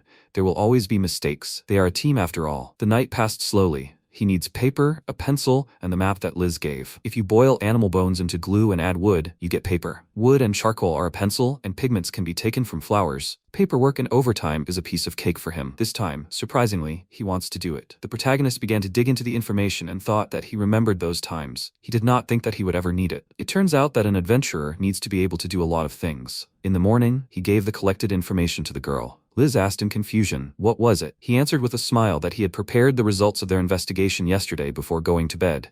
It was all for the report. She asked in horror, did he do all this alone? How much time did it take? The protagonist answered with a smile that he fell asleep before the date indicated their changed, so he got enough sleep. The girl said that she needed to look it up. She opened the book and confidently exclaimed that now she would do it too. MC noted in confusion that she was already tired. She could make some mistakes, so let her leave such things to him. At least he would do something besides collecting. Liz answered with a serious face that it was better to divide the duties, but she wanted to learn how to make a report. He noted that everything was, as Miss Eleanor said. She exclaimed that it was not a matter of diligence, and by the way, the report was oral. The written report is compiled by the guild themselves, based on their oral report. The protagonist shouted in frustration that so many hours had been wasted. Liz said that this is why his report was perfect. The notes and colored highlights are very easy to read. There is even something here that she did not notice. MC took out a wooden board and said that he brought this. It is something like a lining. It is convenient to put paper on it. With this thing, you can take notes on the go. The girl asks delightedly, is this true? And if she finds someone's trace, will he write everything down? The protagonist happily exclaimed that he will be able to sleep well at night. It is complete comfort. They will show everyone that adventurer Liz conducts research perfectly. Thus, 5 days of research passed. After some time, they came to the river and saw a fire on the shore. The girl asked in bewilderment, who left this here? Others are still not allowed to enter the forest. MC smiled and suggested that maybe these were the same adventurers who had disappeared.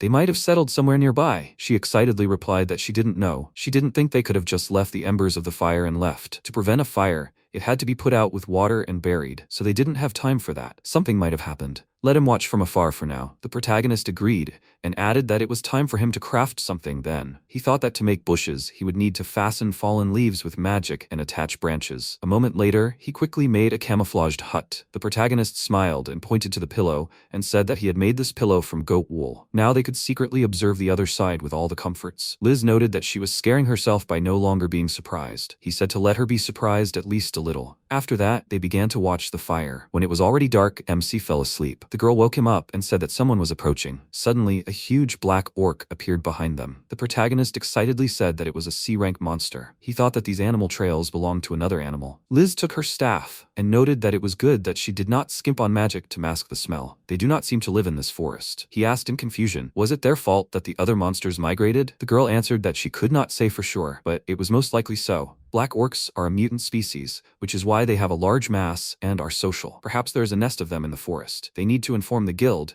It's time to go after them. After some time, they arrived at the settlement of Black Orcs. MC, watching this from the bushes, noted that there are a lot of them. Liz irritably agreed and said, "Who would have thought that there were so many of them? There are indeed more of them than expected, but it's not just their numbers that are the problem. As their herd grows, more and more high-ranking orcs are born, with a correspondingly high level of intelligence. This requires A-rank adventurers." The protagonist fearfully noted that this is too dangerous. They need to go back and tell all the guilds. Liz confidently replied that this is exactly what she wants to do, but the monsters have too fast a life cycle. Under the right conditions, the situation will change in a few days. This is exactly what has been happening these past days. It will take about 3 days to recruit an extermination squad, and then it will be too late. Let him forgive her, because now he is in danger because of her. The protagonist excitedly said that there must be a way out of this situation. Liz agreed with a smile, and after a while they entered the cave of the Black Orcs. MC, filling out the report, thought that now he knows the general structure of the cave. It seems that the strategy that Liz came up with will work, but he does not think that they are so smart. The girl herself excitedly noted that it was very fast. She couldn't believe that they were able to create such a huge underground space. He replied that he never thought that it would be such a cold dungeon. Liz excitedly said that they had to somehow hold out until the morning. Let him press his knees. The protagonist gave her a heating cube and noted that she was capable, but she didn't think that he would let her spend the night in such a dark place. Let her look at this carefully, please. He began to build a small house with a smile and thought that a comfortable space begins with the foundation. Installation of smoothly curved beams and columns. This material is also widely used for finishing the ceiling and walls. He needs to grant a magical light in the center of a beautiful shining tree. This will replace the lighting. Warm light fills the whole room. And the last thing he would like to do for the frozen Liz. The protagonist granted a magical light to a small piece of wood and thought that this is safe warmth even underground. A dream come true. As a result, he created a small house with a dining area, a bedroom, light-emitting logs, a heating system, and a sink. He thought that even Liz, who is used to handicrafts, would be surprised by this. The girl, seeing this, exclaimed in wild delight that it was gorgeous. He built a whole house in such a short time. MC was confused. She wasn't surprised at all by the glowing tree, even though he did everything like it's a bargain sale of enchantment magic. He said that he made this floor warm. She noticed that even without the hot spring, her arms and legs were floating, and she could relax as if she were in heaven. The protagonist thought sadly that he had secretly given the floor the attribute of warmth. Suddenly, Liz burst out and shouted that this was cool. She had never been in a more comfortable place than this. She had even forgotten that there was a black oak tree underneath them. If she brought a pillow here, she could sleep comfortably. MC replied with a smile that he didn't want to sleep on the floor, so he prepared something. He led her into the bedroom and shouted that this was for her. It was a fluffy bed made of wool. Liz lay down on it and admiringly said that it was cool and very soft. It was like a futon hug, so it was so perfect for this cold season. But let him stay awake, okay? She will never fall asleep. The protagonist thought that she was in a good mood. He left the room and said with a smile that he understood that she was comfortable, but she should not oversleep. The girl replied that she was still a C-rank adventurer, so she would not oversleep. Her body woke up on its own. Sometime later, during the day, MC came to wake her up. In her sleepy delirium, she called him father and asked to sleep a little longer. He asked in confusion, "What, father?" Liz embarrassedly answered that they should just forget about it. The protagonist pointed out that she should go wash up already. After a while, he noticed that it was already sunrise. Was she ready? Liz, having pulled herself together, answered with a serious face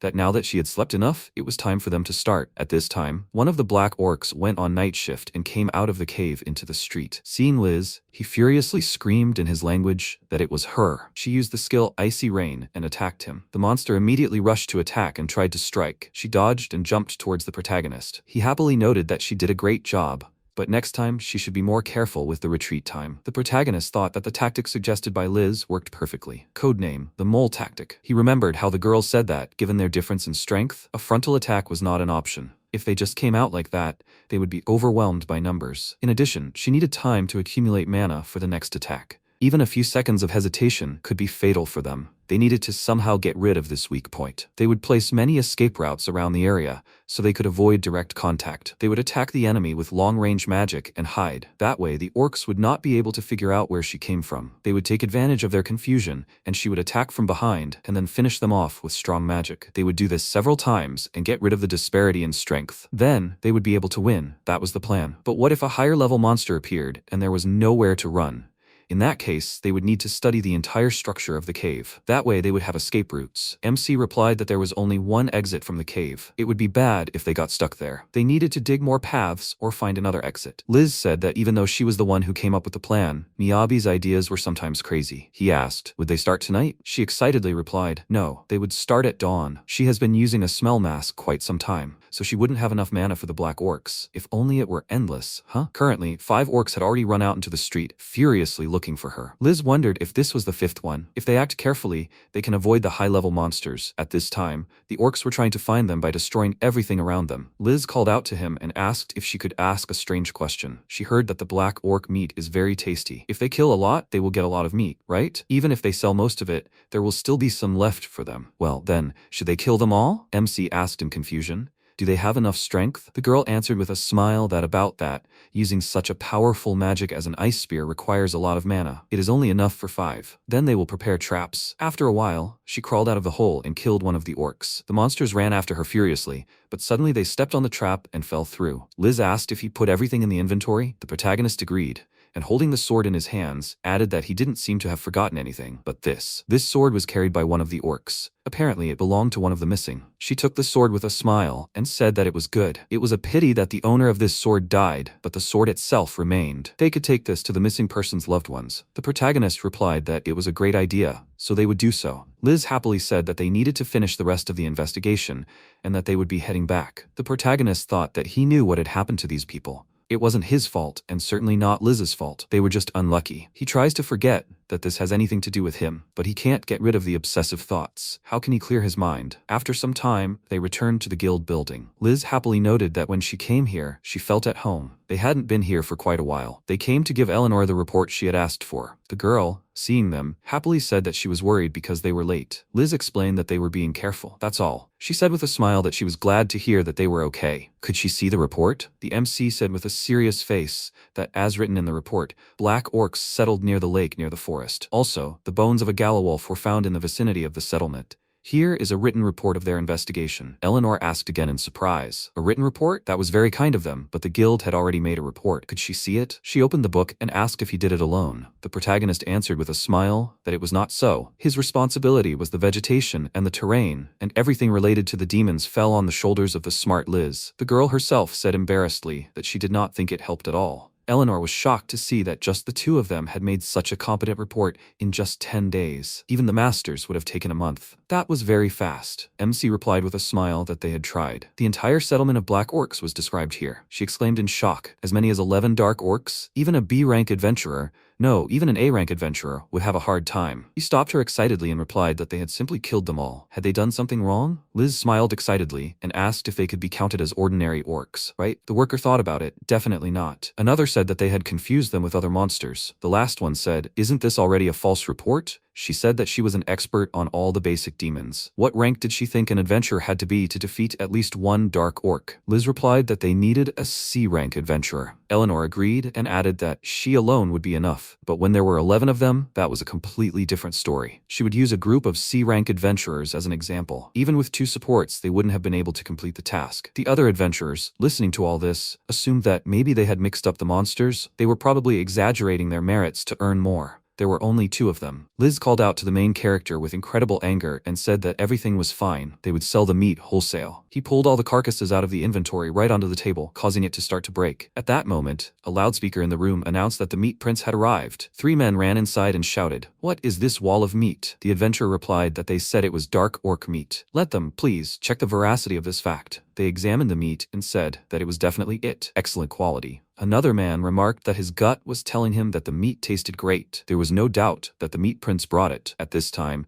the adventurers present began to chatter among themselves, saying that wasn't this the meat prince from the meat state? They heard that he had an endless supply of meat. As expected of the meat prince, maybe he would sell them meat in bulk too? The protagonist, seeing their gazes on him, excitedly asked if they were talking about him. Eleanor replied with a smile that they had been calling him that since the time he brought the meat of the ground sheep. He is a man of 2 nicknames. He is so popular that he is already becoming a myth. Liz approached her and whispered something in her ear. After that, she happily approached the protagonist and said that he should not despair so much. It's rare to find a supporter with such a nickname. Does the meat prince agree with her? MC exclaimed in horror that Mole sounds 100 times better. matter. After some time, Eleanor came to the warehouse and said that they found out that this is indeed dark orc meat. The leader of the adventurer group replied that he confirmed it. Every piece of this meat pile is dark orc meat. But how did they get the meat in such perfect condition? There is not a single cut on this one. Eleanor noted that it is a truly divine work. She thought about the protagonist having another dimension for storage and smart combat tactics.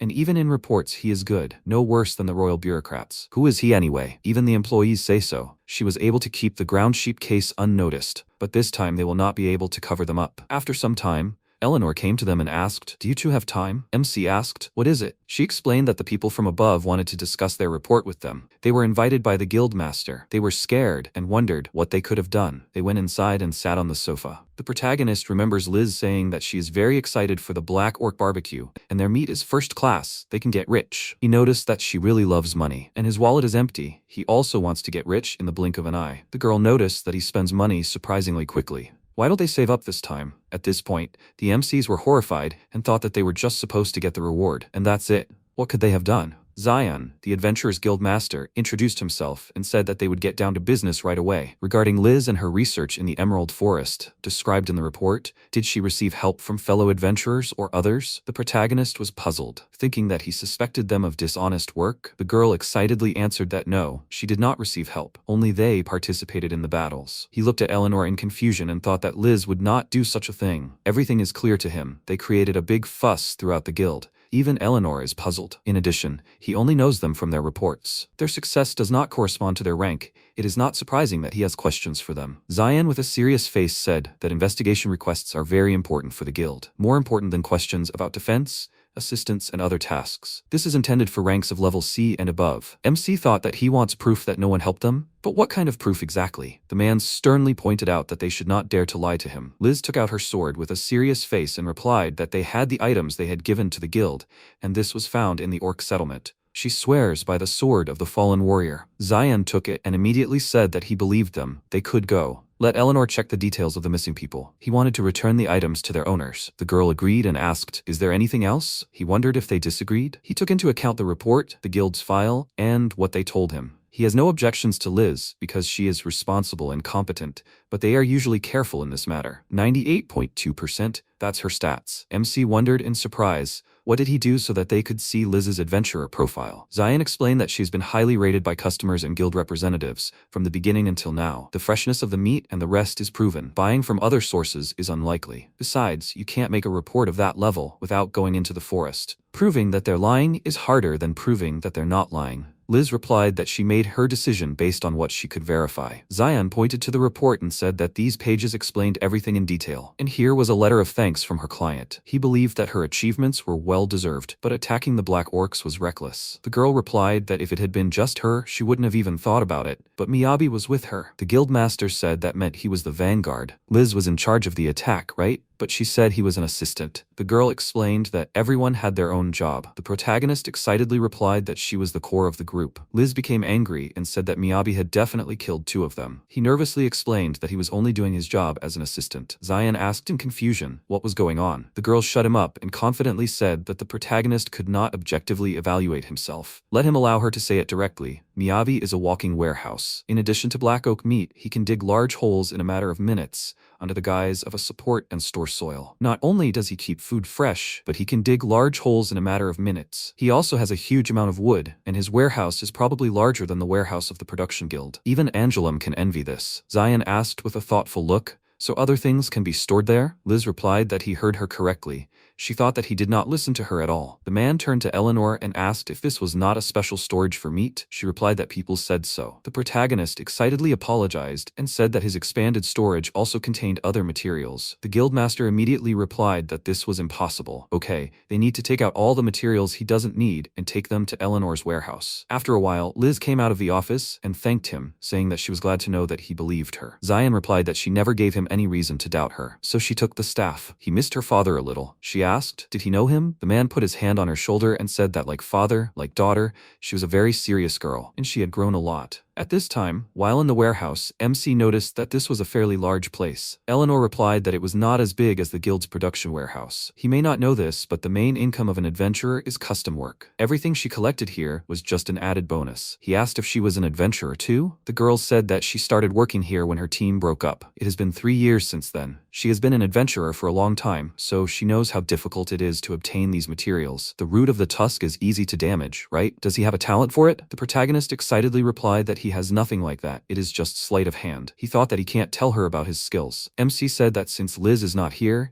he needs to talk to her about something. He wanted to ask if she could give his fee for the investigation to the family of the sword's owner. The fee for this job is probably quite large. Even if they split it, it will still be 100 gold each. She doesn't have to worry. He will get his share from the sale of the materials. Eleanor replied that he shouldn't think like that. Is he going to donate his money every time someone dies? The protagonist said with a smile that he doesn't know. He doesn't know what will happen in the future, but this time, he wants to do it. This is his way of coming to terms with himself, and he doesn't want to drag it out. He's doing this for his own good. The girl pointed out that she wasn't saying it was bad, but he could go broke. They had people donate half of their fee to the bereaved family, but not the entire amount. There were times when they would announce a collection for the bereaved families. Okay, they'll do it this time. But please let him remember that the fee is a fair price for adventurers who put their lives on the line. It would be disrespectful to other adventurers to refuse the fee so easily. MC agreed and thanked her. 2 days later, the two of them came to the guild again. Eleanor, holding a document in her hand, said that these were the details of the evaluation of this request. Please let them accept these 3 bags of gold. She checked it 3 times, so don't worry. The protagonist was shocked to say that it was 9.1 million. Even if you divide it by 2, it would be 4.55 million. That was his annual income at home.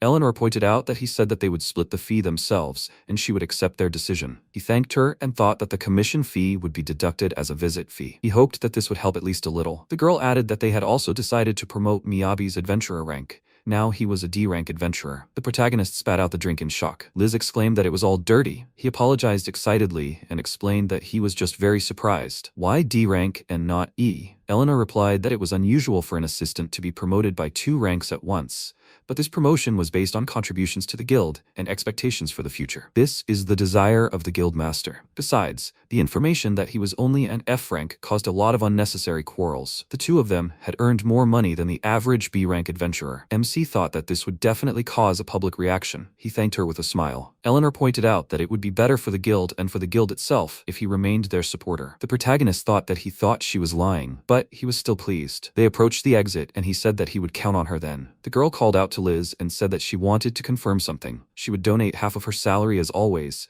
But did she really want to do it anonymously? She covered her mouth excitedly and exclaimed that Miyabi was right there. They had just discussed everything recently. Eleanor apologized and smiled and noted that she was very forgetful. The protagonist, hearing this, wondered if she would donate half as always. Eleanor said that there were people who donated half of their fee. But was it Liz? She agreed and added, let her do it, as always. After some time, they left the guild building. Liz said that she knew it looked terrible, but it did not matter, because it was her money. MC answered with a smile that he did not say anything. This is already a settled matter, right? And they did well on their first serious task. First, they had to deal with the black orcs, and then the guildmaster called them. He thought he was finished. And now that they were done with everything, they needed to do something. The girl asked if he wanted to do the collection of materials again. He answered with a smile that she had guessed wrong. They would celebrate the victory. After some time, they came to a restaurant of signature Chinese dishes. Liz, perplexed, noticed that the interior was different from the usual. The protagonist sat her down at the table and replied that she didn't need to worry about the little things. Let her eat whatever she wanted while he cooked the meat. She asked if she could do everything herself. He replied that he was in the mood for cooking. So no. Liz was surprised that he was spoiling her. She took the food and wondered what it was. She had never seen such bread. The girl tried it and exclaimed in surprise that there was something inside. The MC said with a smile that it was a steamed bun, perfect for the cold season. She found delicious, melt-in-your-mouth cubes of meat inside, right? Liz admired that the spicy sauce and the sweetness of the dough were a perfect match. Soft and fluffy. Not like milk buns. Meaty and sweet. It melted. He's got her hooked. What else does he have? He agreed and twisted the board to quickly push the food towards her. Liz said in surprise that she was wondering why the table was so weird, but it was spinning. The protagonist pointed out that it was Chinese cuisine at its best. She happily exclaimed that she had no idea what he was talking about, but it was hilarious. He pointed in displeasure at her to stop spinning it. Suddenly, Mel came up to them and said that she smelled meat. Liz, seeing her, called her name in fear. The protagonist, confused, asked how she knew her name. She replied that Mel was a B-rank adventurer. How did he know her? After a while, the three of them sat down at the table and started chatting. Liz asked if he had met her by chance. Mel, while eating, noticed that Miyabi was constantly getting lost. MC replied that things had been different lately. She called out to him and said that the blacksmith was looking for him. He asked why Mr. Weiss was looking for him. Liz, listening to this, asked in wild shock, "Do they know this man? Does he even know who he is?" The protagonist asked with a smile, "Is this the kind blacksmith, the head of the forge?" After some time, they came to the blacksmith himself. He asked in surprise why they were together. The girl explained with a smile that they were on the same team. Weiss asked if she would allow him to take him for a while. She agreed with a smile and added that they could take their time. The blacksmith noted that she was very kind to him as always. MC, watching this, wondered why they were talking like old acquaintances. He asked in bewilderment, what was going on? What was Mr. Weiss talking about? Liz explained that this was the blacksmith, Black Iron. He is the most famous master of his time, recognized by royalty. He is also her adoptive father. The protagonist, hearing this, was in complete shock. Weiss smiled and said that he didn't know they were working together. He wondered in confusion what happened to her real father. Did something happen to him? They didn't even let him ask. The blacksmith said that he called him here because of the Angrim lords.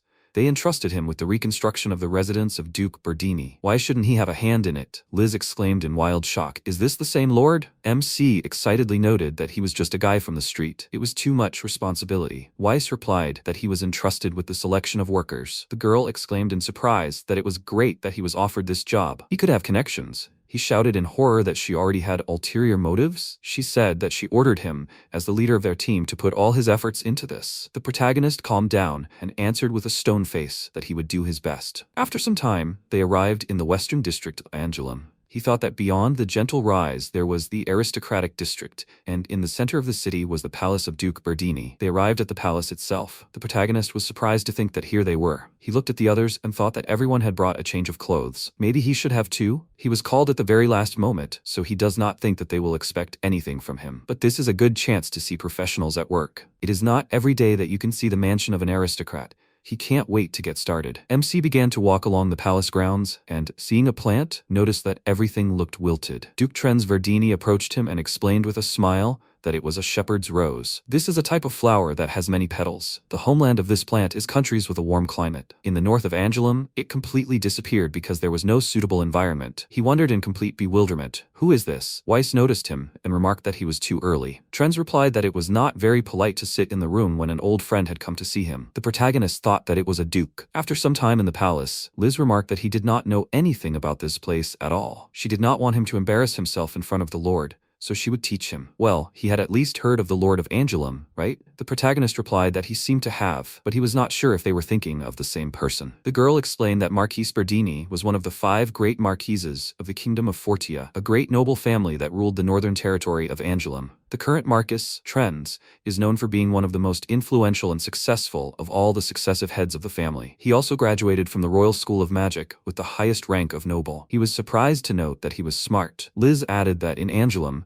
the 3 main guilds are allowed to do business freely, but to increase the prestige of the nobility, they can impose restrictions on the guilds. It is said that they are allowed in Angoulême in order to encourage free trade between lords. As long as he has a title, he can take any commission. In turn, those who have money can buy whatever they want. That is why she became an adventurer in this city. MC noted that it means he cares about his people. Liz agreed and added that there are rumors that he is a little strange. After some time, while in the hall, he thought that he was starting to get a little nervous. The girl said that he was a little strange, but he thinks that he is quite friendly. In any case, are these the students? The protagonist looked around and saw people he did not recognize. After a while, Trenz himself came out into the hall and, apologizing for the wait, introduced himself. He shook Weiss's hand and remarked that it was a great honor for him to work with him. The man replied that everything would be in the best possible condition. He promised. The Duke looked at the protagonist with a smile. He wondered excitedly what he was looking at him for. Of course it wasn't. Trenz said that the palace might look magnificent from the outside, but it had been 200 years since the place had been restored. The building was more dilapidated than it looked. He would like the building's exterior to remain the same, and let them furnish the interior in a way that would suit the new era. They needed to overcome the old era and move on. Let them believe in their craftsmen, but do not stop thinking for themselves. Every person should strive for innovation, and he wanted the next generations to be proud of this house. The protagonist respectfully thought that he was a good person for thinking about the comforts of the artisans. Chiffon told them that they would be living in this small room during the construction period. At that moment, someone rather rudely called out to the protagonist and put a hammer to his head. Sid sat down in front of him and asked, "So he is the stranger who joined them?" MC wanted to answer him, but the guy interrupted him and shouted, "Let him listen to him carefully. He does not know what he thought up for himself, but it is he who will become his successor. He is Sid the Iron Heart. Let the stranger remember this." The protagonist looked at him with a shocked face, not understanding anything. He answered the guy that he understood him and will remember everything. Surprisingly, he also has a second name. Hank grinned and noted that he gave himself this name. He introduced himself to the protagonist, telling him his name, and added that he is Sid's brother. The protagonist apologized to him for appearing here so suddenly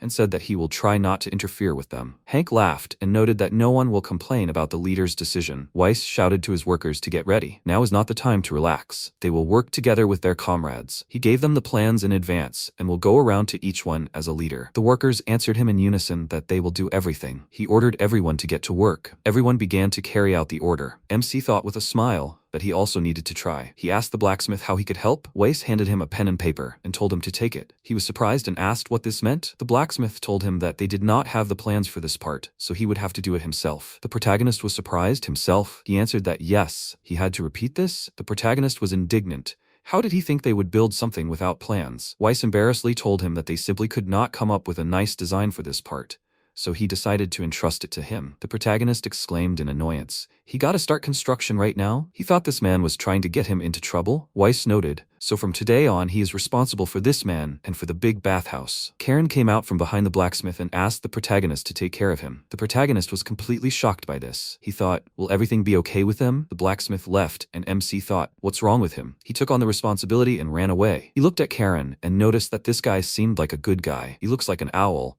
and from the side he looks even thinner. But the main problem is the bath. He never thought that he would have to create a design for something. The protagonist thought, on the other hand, isn't this a great opportunity for him? The infrastructure itself does not need to be changed, but only renovated. The main thing is the interior. He meant that he could create anything he wants, and he does not need to worry about the budget. Karen kept trying to get his attention. The protagonist noticed this, apologized to him, and asked him if he called him. Karen was confused by his address. The protagonist noticed that he had not yet introduced himself. He told him his name. Karen told him his name in a stuttering voice. Suddenly, he gasped and said that he had bitten his tongue. The protagonist with a kind face thought it must have hurt. MC turned to him and said, "They are both craftsmen, right? Then they need to work together." Karen could not believe his luck. The protagonist continued, he probably already realized that they needed to come up with a design first. Will he be able to start dismantling? Then he will join him. The protagonist saw the irritated face of his colleague and wondered why the hell he was angry, but it is easy to work with him. MC went to Trends to offer him his option. Trends answered him, "This hall should be done in the traditional Elven Polish style, and this one, in the style of a dwarven rock cave." He added that it was all very trivial, referring to the protagonist's idea. MC was surprised. His proposal was rejected. He thought it was funny, and he was trying to surprise him with this. At that moment, the maid informed him that dinner was served. The protagonist thanked her and heard the Duke say that he would like to see something unconventional, something he had never seen before. He wondered that means his favorite architecture from fantasy, which he was surprised by in the game, will seem completely ordinary here. This world is very similar to the fantasy games of his world. The Dream World, the game he devoted so much of his time to, was the pinnacle of these fantasy games. What new can he offer to this world, which is so similar to the Dream World game? When the protagonist returned to his place of work, Karen noticed that he had already returned. The protagonist looked at what needed to be done and thought sadly, as he expected, there was still a lot of work to do here. He saw that Karen had loaded a lot of material into the cart and exclaimed, "There's too much. He doesn't need to carry such heavy things. Let him just use the inventory." Karen asked him in surprise. "Inventory?" The protagonist noted. "But let him not tell him that he doesn't have an inventory." Karen exclaimed, "That's right, he does have an inventory." He added that he has a lunchbox there. The protagonist asked him in surprise, "Lunchbox?" Karen answered positively, and added that there's also hot and delicious food in there. The protagonist sadly asked him, "Is that all that's stored there?" The assistant answered him that it was. MC remembered Liz's words that, in her opinion, artisans are the least fortunate of all the manufacturing professions. He looked at Karen and noted, "So that's all he can fit in his inventory?" It wasn't much. He asked the assistant if he could borrow that hammer he was holding for a second. When Karen handed him the weapon, the protagonist hit it once, causing a small explosion that cleared the floor. The assistant exclaimed in surprise, "What?" He wondered how weak the skills of craftsmen were. In the evening, the protagonist was sitting at the drawings. Karen addressed him as a teacher. He irritably told him not to call him that. The assistant objected to him, but for him, he had already become a teacher. MC thought sarcastically, Where did his stutter go? Karen continued admiringly. How he destroyed the floor with just one blow will forever remain in his memory. He asked him how he learned this special move. Karen noted that he even envied him. So how did he learn it? It's amazing what talent can lead to. The protagonist covered his face with his hands, and in despair, he thought that he should go to sleep already. He answered the guy, he wouldn't call it talent, even he can do it. Karen was surprised. What did he say? MC asked him. He hadn't even tried, right? So anything is possible. Karen couldn't believe it. Even he could do it? The next day, when they finished dismantling, the protagonist said he didn't think he would ever destroy so much. Karen noted, yes, they did it so quickly, monstrously fast. He turned to the protagonist. He told him that he had a question for him. The protagonist asked, what is it? Karen led him to the room. They looked inside. The assistant asked him, does he know what this place is for? The protagonist looked around the room and saw a container, a bucket, and several other devices. He answered him that he had not been here. Trends noted that this place is intended for boiling water. The protagonist jumped at his unexpected appearance. He did not expect to see him here. The Duke continued that they boil water here and carry it to the bath next door. The protagonist noticed with a surprised face, but there was no running water. The Duke explained to him that it was brought here from the well in the yard. MC told him that it was quite inconvenient. Trends answered him. He usually entrusted this to a person who had fire magic. He carried water and boiled it with fire magic, but he became too old and quit. He continued, the work is simple, but it is difficult to find a new worker. The protagonist thought that this was indeed problematic. The Duke turned to him. He asked him if he had any good ideas. The protagonist answered him that he already had a design that he wanted to show him, but he needed to add something. The Duke chuckled thoughtfully and said, then he will wait here. The protagonist exclaimed that he will bring him a chair now. After some time, when MC shared his idea with him, he asked the Duke what he thought about it. He thought that this design was a tribute to one of the architects of the game Dreamworld. It would be perfect for this world. The Duke, looking at the drawing, asked him, so he decided to use the architecture of the dynasty of elves Makalini as a basis? He wondered in surprise, does such a thing exist here? After some time, Weiss reported on the work done to the Duke and said that this is almost all he can say for today. Trends answered him that he was glad that everything was going well and according to plan, with the exception of the large bathhouse. Weiss grinned and noted that it would take a lot of time. He added that it would be boring if everything went so easily. The Duke noted how cruel he was. He had already agreed to the final design of the large bathhouse in their performance. The blacksmith told him yes, if all else fails, they would use it. But something told him that he himself would not mind. The blacksmith looked slyly at the Duke. Trends said with an embarrassed face, it was all because of his bad habit. If he sees an opportunity, he will definitely want to take advantage of it. Weiss laughed and noted that his craving for something new has not diminished at all.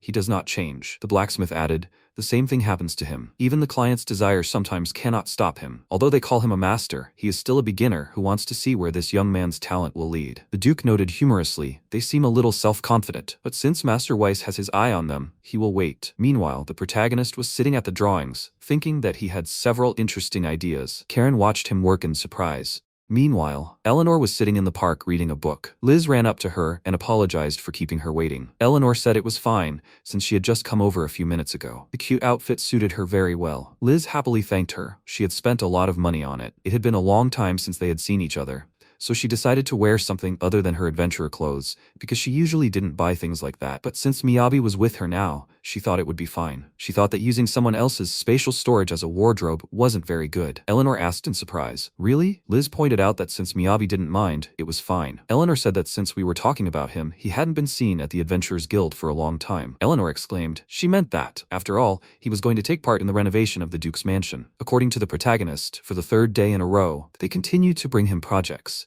and he continues to reject them for the third day. Therefore, the progress of the bathroom renovation never started. The only thing he realized during this time was that almost all of the fantasy architecture from the game already existed here. Miyabi was standing in the library in the Duke's residence and said what an impressive collection it was. They had nothing much to do, so Karen was taken by another team. Trent said that he wanted to see something he had never seen before. The protagonist quickly looked through the books and asked discontentedly, what kind of vague task was this? He needed to be more specific. Trends noticed that he seemed to be carried away in the wrong direction, and he replied that he thought so too. It reminded him of those times. Miyabi said that he did everything according to the client's wishes, but he rejected it, saying that this was not what he wanted. The man took a bite of food and said that there was nothing surprising in this. Sometimes the client's ideas and his are different, and in some cases, the client's wishes change on the fly. The protagonist exclaimed in displeasure, he can't read minds, he's not a psychic. He replied, that's why it's so important to listen to the client, what he needs and wants. You need to be able to perceive in order to understand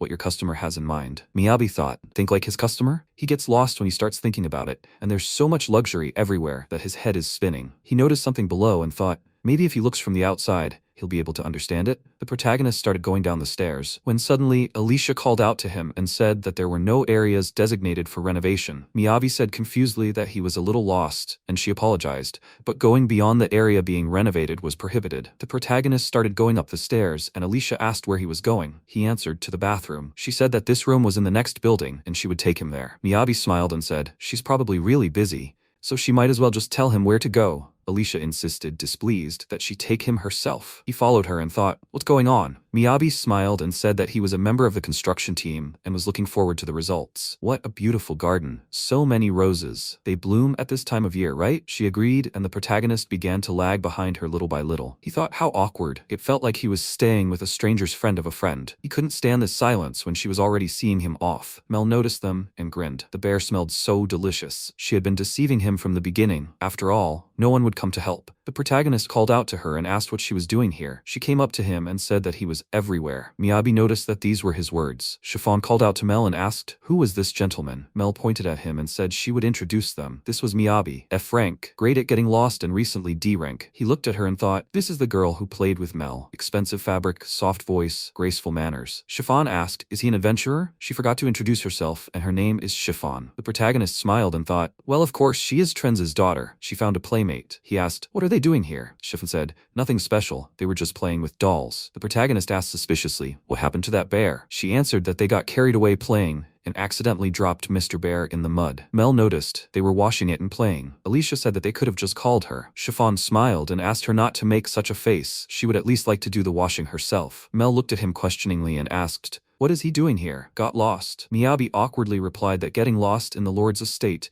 meant a lot of trouble, even though he walked around a bit. Mr. Weiss asked him to help with the reconstruction here. I guess it can't be called just help, and he was entrusted with the plans for the entire bathhouse, but so far nothing has worked out. Chiffon wanted to ask something, but changed her mind. He is so young and already responsible for the entire bathhouse. It is amazing, and it must be hard to live up to her father. She can't wait to see their new beautiful bathhouse, though they can't help in any way, only support. Miyabi smiled and thought, this is also not bad in its own way. Chiffon turned to Mel and said that they will go wash Mr. Bear. After a while, they washed the toy, and Chiffon thought that her father is a very busy man, but always satisfies enough time to take a bath. The foam is so fluffy, it seems that Mr. Bear is also pleased. The protagonist watched them and thought, everything here is so magnificent that it blinds the eyes and things that he has never seen. He suddenly jumped up from his chair and grabbed everything from the table, asking Alicia to take him to the Duke's room. After a while, he was sitting in Trenz's office and talking, after which Karen met him and happily asked, did everyone really approve? Miyabi exclaimed with tears of joy in his eyes. They were finally given permission. He apologized for making them wait, and here they were at the starting line. Karen watched the protagonist and thought how great it was. He was actually able to create a drawing that the Duke approved. He asked how he could master the secret techniques. He also wanted to become a craftsman like him. Even if he suddenly said like him, he said that he could too. The protagonist asked in bewilderment, did he really say that? Karen asked him to teach him, and he would do anything. He was tired of being a burden, and Mr. Weiss took him into the workshop. Only in enchantment he is a little better than others. Nothing else works out. He can only watch others work, so he hates it. Miyabi looked at his serious look and thought, the first craftsman, besides him, whom he met in this world when he first came here. He was not at all in the mood to think about others, but maybe he could help with something. At least the child standing in front of him. He asked that he could not give guarantees, and would this suit him? Karen happily hugged him and they began training. The protagonist said that he wanted him to show him that he could create. Karen called on magic and said that he was good at hammers because he used them often. The protagonist watched as he demonstrated the skills of sawing, making parts and assembling, and then perplexed, asked why he did not use the skill for creation. Where is the convenience of instant production? Karen awkwardly noted, but if he uses the skill, this is what you get. Then you have to correct it, and the handle is short. Miyabi thought, the quality of workmanship is low, and there is no point in the speed of creation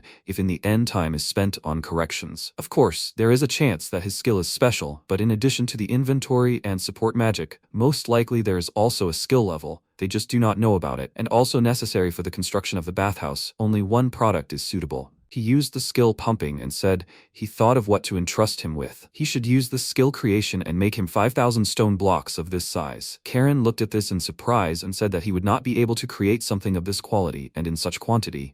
It would be better as before. The protagonist replied that the skill will not get better if he does not use it. This is an important detail that will become a key element for the bathhouse, and he understands that it is difficult, but maybe he will try? Karen resolutely said, if he says so, then he will try. He began to use shoes and train the skill. Miyabi looked at him with a smile and thought, there must be a reason why Mr. Weiss brought him to the Lord's estate. Perhaps for this purpose he united the artisans, and it seems that they are skillfully led. He entrusted the making of this to Karen. It was time for him to work. He created a self-heating bath, the method of making which is simple. It is necessary to prepare stone blocks enchanted with the elements of fire and water. The block with the water element is the source block. The block with the fire element is the heating block. Then just install them in alternation, and now they have a constant flow of hot water. The protagonist looked at the bathtub and thought, everything is as planned. Now he doesn't have to use manual labor, getting water from the well. Or maybe it turned out even better than planned. He'll go get materials for a real bathtub. Weiss called out to him and noted he heard. He got permission. So what happened in the end? Miyabi said displeasedly.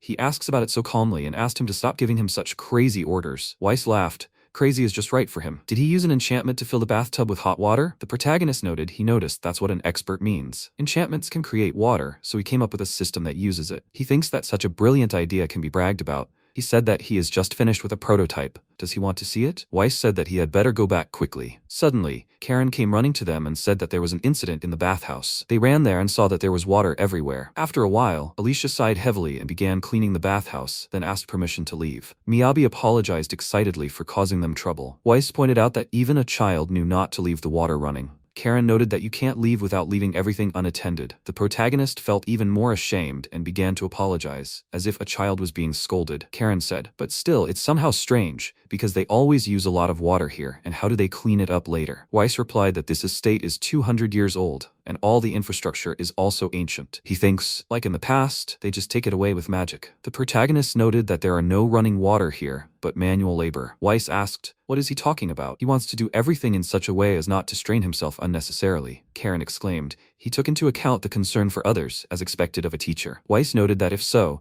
then they have two problems. Firstly, the bathtub he made in the bathhouse is no good. Miyabi awkwardly asked, he doesn't think the real one will look like the prototype, does he? He answered that this is not the problem, and asked him to try to put the enchanted stones together like before. The protagonist touched the bathtub and said that everything works and the water is warm. Weiss asked him to take off his shoes and stand in it. The protagonist stepped on it with his foot and flew sharply to the side, burning his skin. Karen asked fearfully, is he okay? He answered that the power of the enchantment can be adjusted by changing the amount of mana invested, and the idea of heating the water in this way is excellent in itself, but the idea of leaving hot blocks on the surface is not. Miyabi asked through the pain, but was it necessary to show this using his example? And what is the second problem? Weiss replied that this stone, the foundation of the Duke's estate, is much thicker than usual, and there are 3 layers of such stones. In order to lay the water supply, they will have to break through this. If we are realistic, then they will not make it in time. The protagonist asked, but is it possible? Karen admiringly noted that for the teacher's techniques this is not a problem. Miyabi immediately began to dig a hole and asked if he could continue to the river. Weiss asked in bewilderment, who is he? After a while, the protagonist said that something occurred to him while digging. Weiss noted with displeasure, returned, as if nothing had happened. Miyabi said that he always has the same reaction.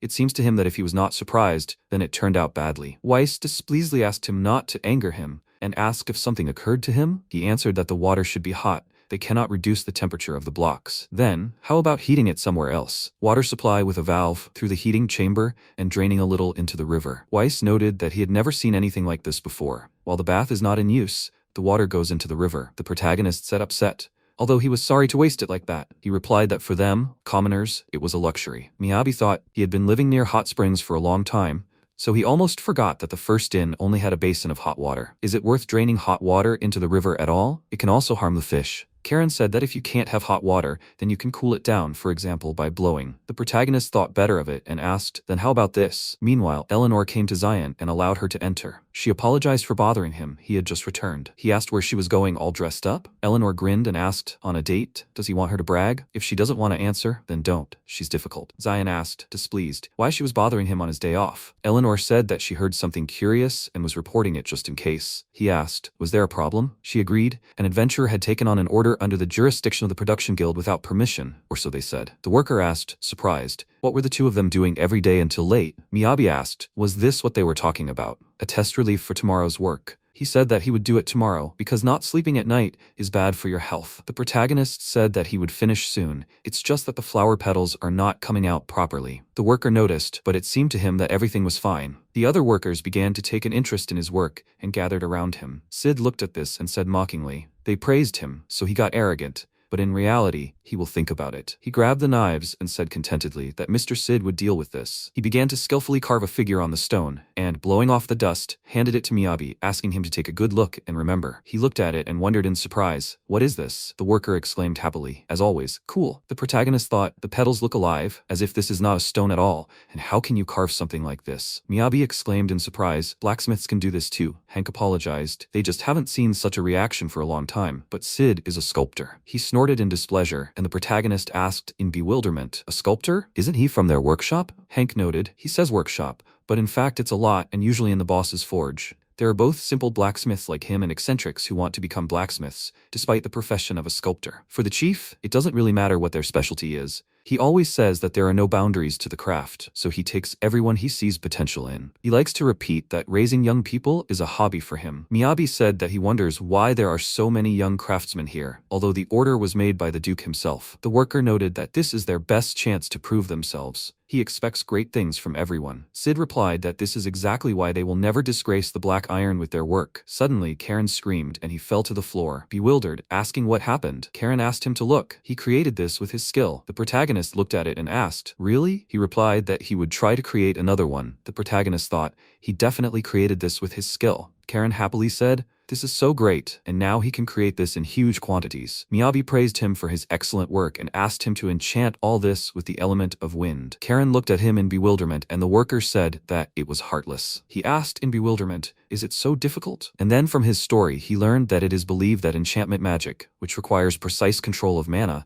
cannot be used more than a couple hundred times a day. After some time, Miyabi sat over the carved figures and carefully examined it, after which he came to Sid and he asked discontentedly the secret of carving. He thought that he had something serious, since he came to his workplace, and why should he tell him anything at all? The protagonist said that he understands that he interfered with the work. Sid noted that his relief was also highly appreciated. He asked, at first he thought that it would do as is, but still, when he creates something, does not he want to give the best he can? Sid looked at him in bewilderment and said, "He seems to not like to lose, although he smiles constantly. He wants to beat the sculptor in his art." Miyabi asked discontentedly, "Who said that he wanted to win, just to improve his skills?" Sid asked, "That is, he wants to create something of the same quality as him? He can see from his face that he thinks he can do it. He agrees to teach him, but only after work." The protagonist hurried and said, he knew that he would refuse, and then thought better of it and looked at him in surprise. Sid replied, "It won't hurt him. Besides, it will put him in his place." After some time, they were sitting outside and carefully carving figures from stone. Miyabi noticed an upset Karen and invited him to a feast, after which they followed Sid's instructions at the construction site. The protagonist showed Karen the drawing and then went to bed. Meanwhile, in the morning, Sid covered his eyes with his hand and said that he was about to go crazy. Hank smiled and said,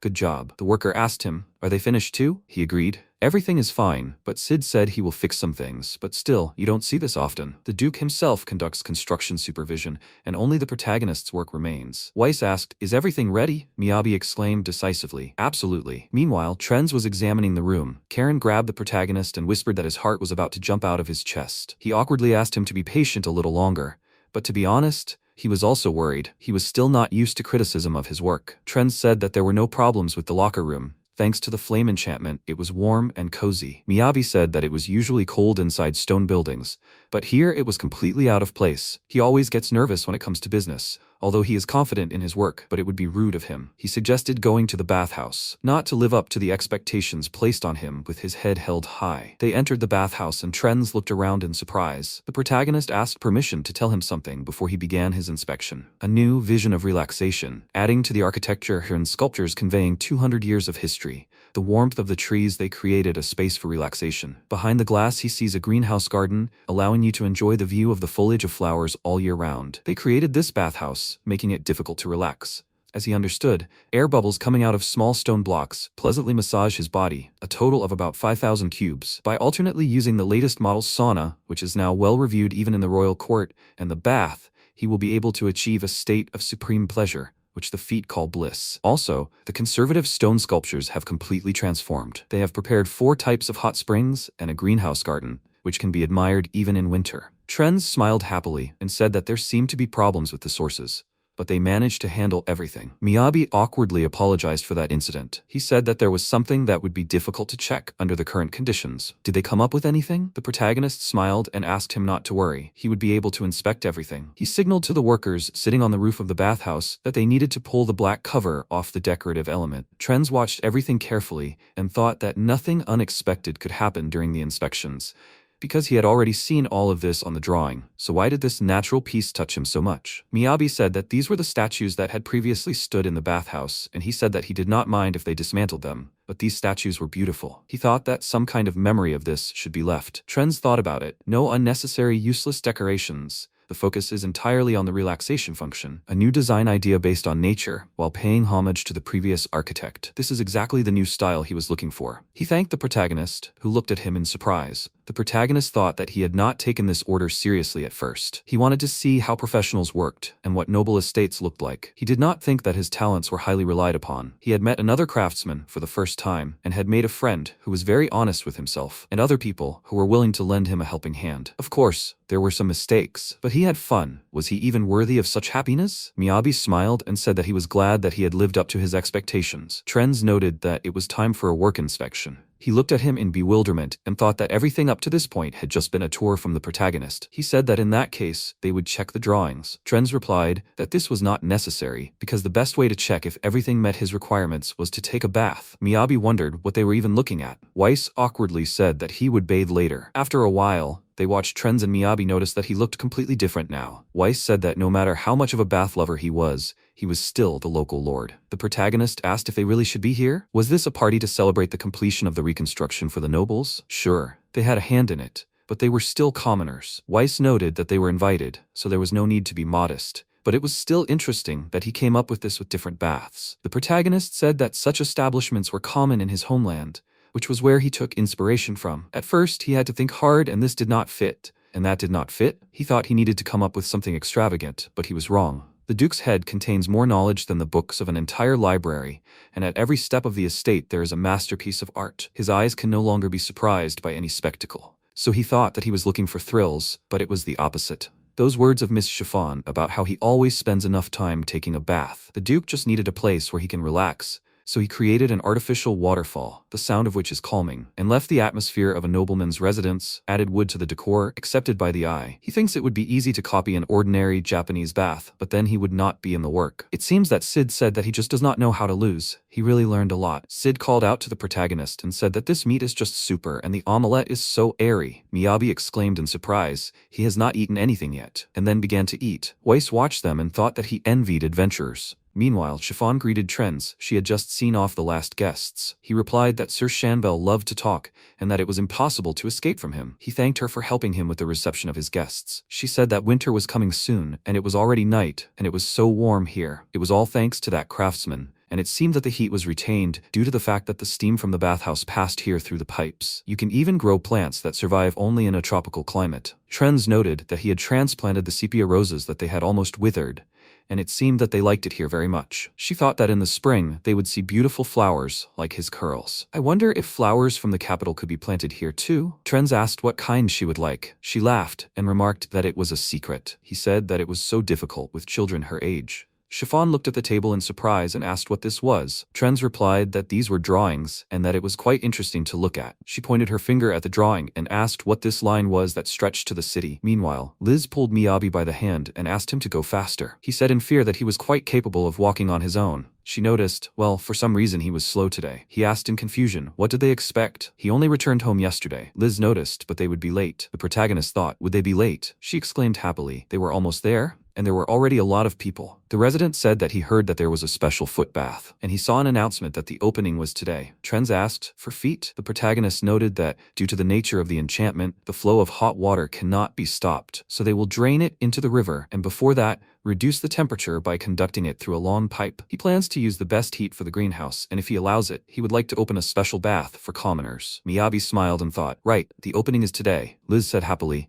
She was so looking forward to it. They dipped their feet into the spring, and she said that Eleanor had asked her to tell him to come by when they got back. He asked what business. Liz said she didn't know, but she even gave the exact date and time. After a while, they were sitting in Zion's office, looking at each other in confusion. Eleanor apologized, and Zion said, And that's how it ended up that he was working without permission from the Adventurers Guild and the Manufacturing Guild. Miyabi said shamefacedly that he never thought it would turn out like this. Liz awkwardly noted that she hadn't thought it through either and had given the permission herself, and then apologized to Miyabi. Zion said that, in a sense, they were victims here, and if they were more careful in the future, everything would go smoothly. They had already found out that the source of all the problems was Mr. Weiss, and that this man was a bit famous for having his own way of doing things. He asked them not to forget what he had said, but he had called them for another matter. Liz asked in surprise, "Another matter?" He replied that it was their personal order and that they would be going to meet the customer right now. Such were the circumstances. After some time, they arrived at the palace, and Trends greeted them happily. Liz and Miyabi looked at him in fear, and he whispered, "Does everyone see the lords that often?" Liz said with displeasure, "Of course not. Who does he take the nobles for?" She said that he would have connections, but not to that extent. Zion pushed them forward with displeasure and asked how they behaved in front of the lord. Liz said that she is an adventurer, and it's an honor to meet him. Trends asked without formalities, and they could feel at ease. The other day, he was amazed by the talent of the craftsman Miyabi, but Master Weiss said that by main profession, he was an adventurer, and he wanted to see his comrades. Liz awkwardly said that compared to him, she was quite ordinary. Trends pointed out that there was no need to be modest.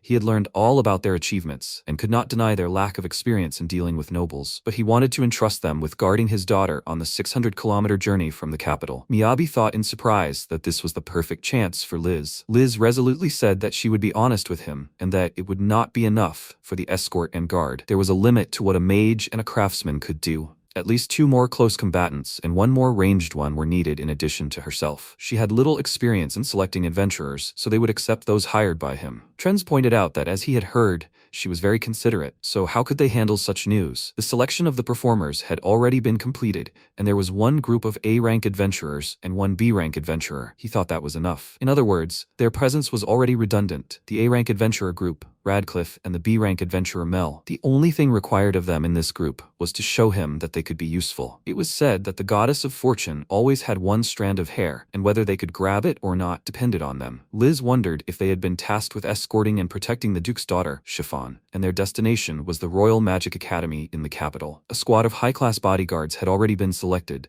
and they were simply redundant, so they were given a separate task, something very vague, to show that they could be useful. Meanwhile, Liz walked sadly towards the entrance of the guild, and Miyabi looked at her and thought, ever since they left the Lord's mansion, she seemed depressed about something. He asked if she didn't want to take on this order. He thought they could still refuse. Liz looked at him questioningly and said that nothing of the sort. She didn't think they would have such an opportunity again.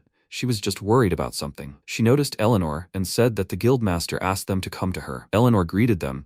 They needed to settle a few formalities and called them to follow her. She congratulated them. After all, not everyone can receive a personal order from the Duke, and they still continue to surprise them. Liz pointed out that if anyone was surprising here, it was Miyabi, not her. Was it really that rare to receive a commission from the Duke? Eleanor said that the nobles usually only hired adventurers of rank B and above, and unless they had a well-known reputation, impeccable reputation, and serious achievements, no one would even look at them. The fact that a noble approached them would give them prestige among adventurers. Miyabi pointed out that that was why she had mentioned connections. Liz said sadly, she thought that this was more of a test than a commission, to see if they were even worthy of receiving work from the nobles. Eleanor asked if the Duke had said anything like that. She replied that he had only said that they had to prove their usefulness. If they couldn't prove their worth this time, then no one would want them next time. When he had said the commission, he hadn't mentioned the departure date or the size of the entire caravan. Did he remember? She thought that was also a test. Would he trust careless people who can't plan anything? The protagonist thought she was exaggerating. The Duke didn't seem like the type to treat them like that. Liz smiled sarcastically and said how naive he was, and Eleanor remarked that it was even cute. Miyabi asked displeasedly why he was ashamed of their reaction. Liz said that the nobles were different from them, their common sense and ideas. The protagonist thought about it.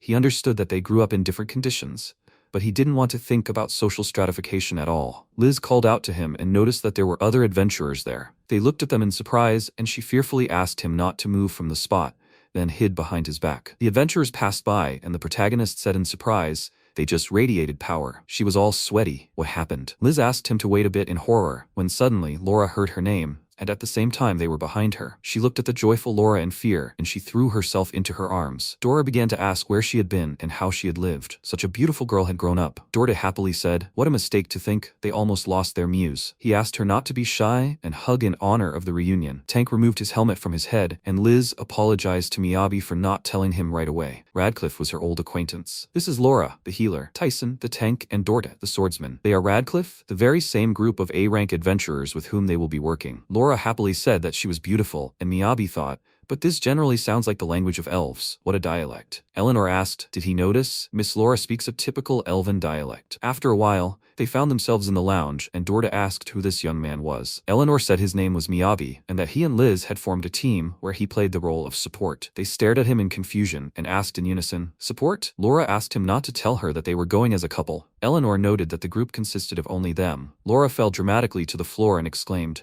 "How could that be?" She didn't remember raising her to be such a bad girl. Liz noted with displeasure that she didn't remember her raising her. Tyson said that if he was looking for a serious relationship, he was ready to give him their girl with tears in his eyes. The protagonist thought, "Isn't support a common role for a craftsman in a group?" Dorothy called out to him and asked if he had the determination to protect Liz even at the cost of his life. The protagonist awkwardly asked if they knew exactly what support meant. Dorothy repeated his question, and he thought about the fact that this question can only be answered with yes or yes, but this question. He said that he does not really understand what it means to be determined to protect. Liz is a talented adventurer and much stronger than him, and he just wants to make her adventures as comfortable as possible. He can do that. Dorothy asked sharply and loudly, "Did he say that Liz will be happier with him than with anyone else?" Miyabi exclaimed in fear that he did not say that. Dorte calmed down and said that they accept his declaration of war. Since he says so, then on this journey they will test whether he is a worthy man for Liz or not. He asked him to think of them as his beloved Lee and try to arrange a comfortable adventure for them. If he succeeds, they will bless their relationship. The protagonist looked at them in bewilderment and asked how they came to this. Eleanor asked them to get down to business. After some time, Weiss said that she contacted those problematic guys again. Liz said that she had been avoiding them for so long, why with such an important order, and then thanked him for fixing her staff. Miyabi asked, "Radcliffe are A-rank adventurers, aren't they? Do they always act like this?" Liz noted that all three of them were veteran adventurers with excellent reputations and skills to match, and they only went crazy around her. Her biological father was also a Radcliffe member, and when she was little, they played with her between missions. At that time, their care for her wasn't that strange, until her father died on a mission 8 years ago. This man is Weiss Black Iron, her adoptive father. Miyabi thought it was exactly as he imagined. Weiss said that after he died, they went crazy with overprotection, and it was really hard. They were completely inadequate, so he had to adopt her and hide her from them. Liz noticed, because he was only supposed to make this staff for his father. Weiss lightly hit her on the head and asked her not to say stupid things. She was causing him much more trouble since she became an adventurer and only came home for repairs. Liz smiled awkwardly and apologized, and then thanked him for putting up with her. The protagonist watched them and thought that they seemed so friendly.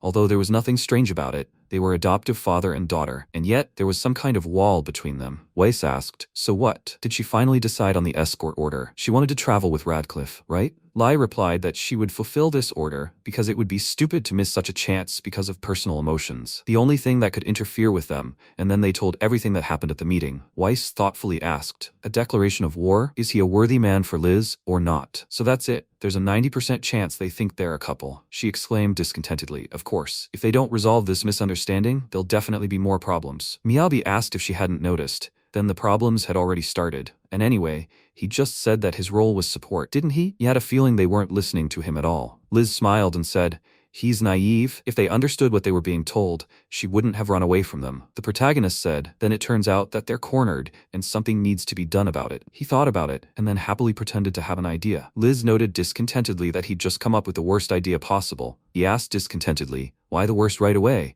He hadn't said anything yet." She replied that it was clear from his face that she couldn't be adequate. The protagonist exclaimed that he'd come up with a great way. "They will get rid of the misunderstanding without using words." She asked in surprise, "How?" He smugly said that since words do not help, then they will make them understand everything with their bodies. Liz noted, as she said, "This is the worst idea possible." The girl whispered, "They say Radcliffe is in the city now, and they even went to the guild." Another asked, "Is this true? She is their fan.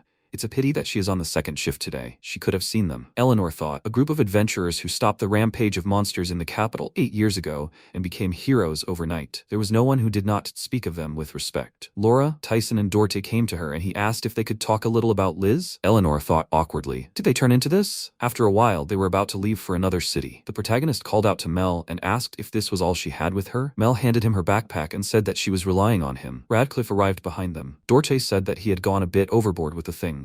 Laura said that she had too, and then Tyson put down his big backpack. Liz asked with displeasure, what was with the decorations on her head and the disgusting manner of speaking? Dorte asked, didn't he say that? It was to be like her. Liz angrily noted that her patience also had its limits. Dorte pointed at the backpack and said that this was the first test and he should think about the luggage. He ordered Miyabi to carry these things. If he could carry them, of course. The protagonist smiled and thought, did he decide to provoke them with this nickname? He went up to their backpacks and began to stuff each one into the inventory. Dorte whispered that he really did put everything in the inventory. Laura pointed out that the rumors were not exaggerated at all. Liz called out to them and asked angrily, isn't it a lot of luggage for such high-ranking adventurers? Miyabi has a lot of space in her inventory, and that's good. But otherwise they would have to load a whole cart and then ask them to think about it. Since they were the ones who proposed her as the leader of the group, they should try hard. The protagonist called out to Liz and said that they were here. Trends and Chiffon appeared in front of them, after which she rushed to meet them and said that she was the leader of the group fulfilling the escort request. She would try to get her to the capital and take responsibility for the 2 weeks of travel. Trends chuckled and noted it was the maid Alicia. She was traveling with his daughter again. Zion approached Liz and said that he could see how nervous she was. On a mission where A-rank adventurers were traveling with her, it was a valuable opportunity to gain experience as a party leader. He would look forward to a good report. Liz smiled and said that she would do her best. The protagonist asked, where was Mel? She replied that she was preparing for the night and sleeping on the roof of the carriage. Trends told Chiffon not to forget about the diary, and then they set off. Meanwhile, the first day of the escort mission. They stopped in the forest, and Laura happily said that the scenery was beautiful. They were right on time, so they should have lunch. Dorte agreed, and she said, then it was time for the second test. Preparing for food is also the assistant's job. A few minutes later, a place for lunch was set up next to them, and everyone looked at it in surprise. Liz asked, isn't this different from usual? Miyabi said, he thought that usual would not be enough for so many people. Dorte, Laura, and Tyson raised their hands and asked for an explanation. The protagonist asked them to wait. He would prepare the food. He looked at them from afar and grinned, thinking that the start of the mission was going well. Alicia and Chiffon looked at this in surprise. Miyabi thought it was bad that these two were dragged in. They froze. He pointed to a chair and asked Chiffon and Alicia to sit at the table and sat them down on the chairs. Alicia turned to him with displeasure and asked why he had seated her too. After all, she was a maid, he asked in surprise, so that she could eat. Chiffon called out to her with a smile and asked her to entrust everything to Miyabi. Dorte sniffed the smell and looked at the dish in surprise, asking, isn't that a creamy stew? So unexpected. Was that really in the inventory too? Dorte clicked his tongue in displeasure and said, it's impossible for it to smell like that. They were on a mission. Tyson tried the dish and said it was delicious. M&L called out to him and asked if he could have some more. The protagonist gave her more and asked if a little was enough. She said she wanted more meat. Meanwhile, Liz was studying the map and thinking that in any case, they had reached the place they were supposed to according to the plan. The protagonist stretched and thought they were walking faster than he thought. Dorte called out to him and said that there was no time to relax. Miyabi looked at him with displeasure and asked again. He was cheerful as always. He said that he had already put one up for lunch, but still, for a comfortable trip, he needed to set up a comfortable tent. The protagonist thought about carrying luggage, cooking food, and arriving. But he thought about that too. Liz called out to him and he replied that everything was fine. Dorte excitedly said that the third test had begun and asked him to show them the tent he had prepared. Suddenly, a large building appeared in front of them and they looked at it in surprise. The protagonist asked them to go inside. He will take them to the room. Dorte was surprised and exclaimed, this is a whole house. What is this? And then asked him for an explanation. Miyabi introduced them to the house and said that this house is equipped with stables. He said that he did not mean that and asked for an explanation in general. The protagonist said that in general there was no road from the house to the stables. Dorte exclaimed with displeasure. But that was not what he meant. This could cause a huge problem that would imprint their names in history. It is strange, after all, when a whole house suddenly appeared out of nowhere. He asked not to make the face of a person who wants to say what he is talking about, and asked Liz to say something. Meanwhile, Liz said that she also wants a passage and a roof. Laura, Dorte, and Tyson fell to the ground and asked in bewilderment, Are they the strange ones here? Miyabi smiled and thought that his strategy worked. The strategy against the Radcliffe team is to create an atmosphere of routine, and they must stop thinking about it. Let them stop thinking about it. And the name of this strategy, if the brain is useless, then you need to stop using it. And Liz calmed down, because at the beginning she was too worried. Dorothy growled discontentedly and said that the competition is not over yet. This house is not a fact that it is comfortable. Liz noted, but it can shelter from the rain and wind. That is already comfort. Hard times of travel arise from constant cold and hunger. In other words, everything needs to be clarified. Otherwise, they will not be able to trust him with their Liz. They went inside and stood in a stupor. Chiffon looked around and noted what a beautiful interior. Mel asked, did he create it himself? He awkwardly answered that he was not that skilled yet. He looked at Radcliffe, thought, have they given up already? After which, they began to prepare for dinner. Alicia stood in a stupor at the entrance and looked around. After a while, she came out of the bath and asked what she was doing there. Chiffon pointed out that she was taking a bath. She never thought that she would take a bath while traveling. Alicia asked, what about this? She replied that this was their room. Alicia thought that they would definitely spend the night in that house over there. Chiffon smiled and said that Miyabi had noticed. It would be calmer for the whole group. Alicia hung her head down and apologized. There was nothing she could do. She said that it was okay. She was probably tired from driving the carriage. Alicia clenched her hand into a fist and said sadly, but she was a servant. She was the only one who was so pitiful. Chiffon said that there was not a single time when she considered her work bad, and it had been so many years since she began serving. She hugged her and said that she was doing well. Long journeys are a lot of strain on the body. Even if she is an aristocrat, it does not change anything. At least it shouldn't change. Alicia lay down and thought about how the bed here was softer than in the mansion. There was nothing she could do. Even though Milady said it was fine, she couldn't afford to pamper herself. Starting tomorrow, she would definitely return to her old self and become the perfect maid again. A night later, the second day came. The protagonist went outside and said, what a downpour. Suddenly, Mel appeared in front of his face and scared him. He asked if there was anything unusual. After all, the guys from Radcliffe were snoring loudly, even louder than the rain. Liz peeked out from around the corner and said that the departure time had changed. They would wait until the rain became weaker. Miyabi asked, such a heavy downpour, is the road okay? Liz noted, that's what she was thinking. The weather in these parts is changeable, and if the rain subsides a little by lunchtime, they will set off. If not, they will stay another night. Mel looked at the table and asked what it was. He replied that it was just breakfast. She said that she had worked so hard on guard duty and wanted a reward. The protagonist asked, did she mean to say that she needed something filling? A couple of minutes later, he prepared the dish and said that it was for lunch, but okay. Mel looked at the food with admiration and began to eat. Liz happily asked, it looked very tasty. Can she have some too? He asked in surprise. Isn't it heavy for breakfast? She asked, what is heavy? After breakfast, he asked if it was time for them to wake up Radcliffe. They went to wake them up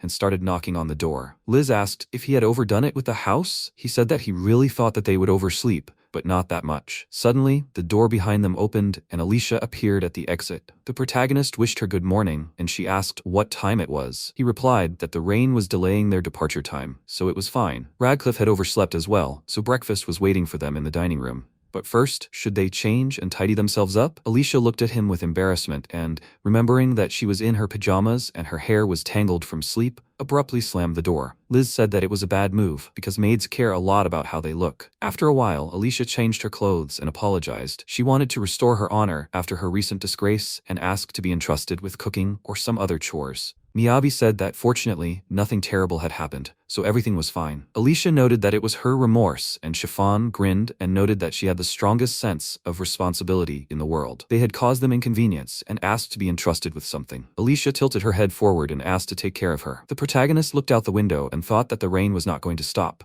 In the end, they stayed in this place for the whole day. And as for Radcliffe, Dorte, Laura, and Tyson were kneeling and said that they were really sorry and they were wrong about everything. According to Miyabi, when they woke up after lunch, they hung their heads quite a bit. Laura said that it was not a futon, but a monster. In the meantime, they sat down at the table and started eating. Doherty took off his hat and said that this soup was simply monstrously delicious. He doesn't even have to chew. This meat just falls apart. Tyson noted that the orcs' dishes were in their perfect form. The protagonists thought that they were directly resurrected when they ate ramen. They get used to it quickly, and in this, they are somewhat similar to Liz. The next day was the third day, and Miyabi, leaving the house, covered his face from the bright sun, noting that it looked like they could move on today. He approached Mel and called her to the table. Alicia came out into the living room and wished them good morning. The protagonist was surprised and said, "She is early today." She said, of course, she can't afford to oversleep for the second day in a row. He answered as expected from a professional maid. Chiffon grinned and noted, "She is so serious, and yesterday she even lay down on the floor so as not to oversleep." The protagonist looked at her and thought that,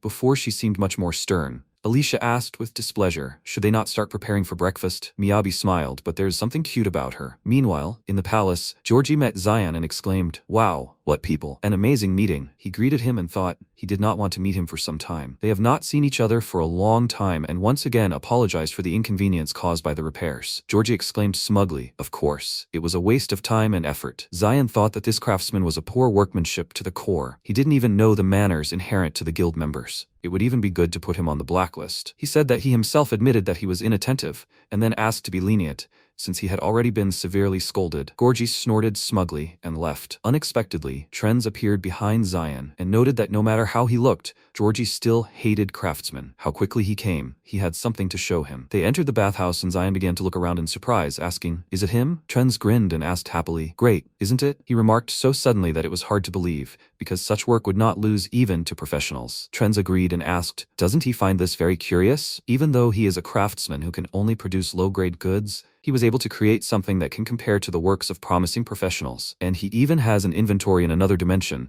with which he was even able to connect himself with the houses of the 5 great dukes. Can he look into his background for him?" After some time, Trends asked Zion to find out for him the traces of the adventurer Miyabi to Angelum. According to the protagonist, the distance from Angelum to the capital is about 590 kilometers, and they, who must cover this distance in 2 weeks, walk tirelessly from morning to evening, coping with the difficult journey. But why is it raining again? It was the 6th day of the escort request, and Liz was sitting at the table, carefully studying the maps of the area. Chiffon asked excitedly, "They will arrive at the capital late, right?" Liz replied that due to the unstable weather, the arrival may be delayed for a few days. Chiffon pointed out how awkward it was. Miyabi asked if they wouldn't make it in time for classes. She replied that it wasn't that at all, but that she was falling behind in her studies. After all, she was just a carefree girl, despite being of noble blood. That's what they thought? Liz and the protagonist awkwardly exclaimed in unison, "No way." Chiffon pointed out that maybe it was just an excuse, but she was returning to Angelum to study territory management, as well as communicate with guilds and other aristocrats. Because if nothing unforeseen happened, she would be the next feudal lord, as the only daughter. But because of this distance, she had no choice but to skip classes, since even a long vacation was not enough. And so the teachers prepared assignments for her to do while she was gone so that she could make up for it. So when they got there, she probably wouldn't be able to sleep for a while. Liz asked, "Does she remember the topics she missed?" Chiffon looked at her questioningly and agreed. She asked, "Then if she doesn't mind, can she explain it to her?" After some time, Liz explained the topic. She thinks that she studied the Marfa experiment on measuring specific gravity in magical mechanics. The earth magic element, compared to the properties of others, is the heaviest of all. Water magic elements are light and have high permeability, so they are difficult to combine with anything. Chiffon raised her hand and asked, "Shouldn't the elements of the same element combine well with each other while taking into account Elvin's definitions?" Liz replied that this is stated in the theory of the structure of Viramo magic. The protagonist watched them with displeasure and asked Laura, "What's going on here?" She replied that she didn't understand anything either. He asked in surprise, "Really? But isn't there a book on magic on her belt?" Laura was surprised and asked, "Does he want to see?" He opened the book, when suddenly flowers appeared from there and he asked in confusion what it was. Laura picked up the book and said that tourists use magic as they feel, and among them, most likely, there are those who study all sorts of theories. It is unlikely that among them there will be someone who will be able to explain something to a noble lady, which was to be expected from the daughter of Rice. Chiffon said admiringly how great it is that she knows the theory of the magical properties of Schultz so well. Yes, she answered that the basic part is described everywhere only in complex language. Chiffon asked her not to be modest because this is not how people should speak. Who you were able to fully understand it during your studies, and who did she study with? Liz awkwardly said that it was all self-education. Chiffon asked in surprise, "Self-education?" She heard that Rice raised her. Liz grinned and noted that he did not want to do this and he just gave her money, so she grew up on books from the library of the Adventurers Guild. Happily exclaimed, "Alicia can't even imagine. She met such an incredibly talented girl." Alicia discontentedly agreed. "Unfortunately she can't." Liz noted that it was just a theory. Suddenly Laura sneezed loudly and said that because of the rain it became cold by the window. Liz quickly approached her and discontentedly said that it was all because of her clothes and asked her to dress warmer. Laura exclaimed in bewilderment, "No way, since an open belly is a sign of youth." She replied that this was no reason to dress like that. Laura, not paying attention to Liz's words, said thoughtfully, and yet, it's a very strange rain. Indeed, it is too early for the rainy season. At that moment, Dorte came to them with his tank named Tyson. He turned to Liz and everyone else. He said that he wanted to hold an urgent meeting. When all the allies gathered at the table, the swordsman informed them that he received some data from the nearest village. Dorte took out a notebook from under his jacket, put it on the table, and noted, "This is the weather for the last week or so." Mel became interested in how much percent of rain. The swordsman continued, "Also, in the notebook there is data from the village branch of the Adventurers Guild, and now the weather record for the last 5 years has been recorded." Liz looked at the records and said in surprise, "Did the rainy season start earlier? Is that why it was raining all this time?" The protagonist gasped at such information. Dorte noted that they have a worse problem. It lies in the snow. He explained that the capital was surrounded by mountains, like a natural barrier, and if it snowed, of course, the dangers of things like frostbite would increase. At the same time, if you walk through the valley, the altitude would quickly increase. So ideally, they would reach the capital before it started snowing. The man was silent for a moment, and then said, "So from tomorrow on," he wanted Liz and the protagonist to ride in a carriage. Liz looked at him in surprise, and asked him, "That is, they would be like luggage?" Dorte was confused,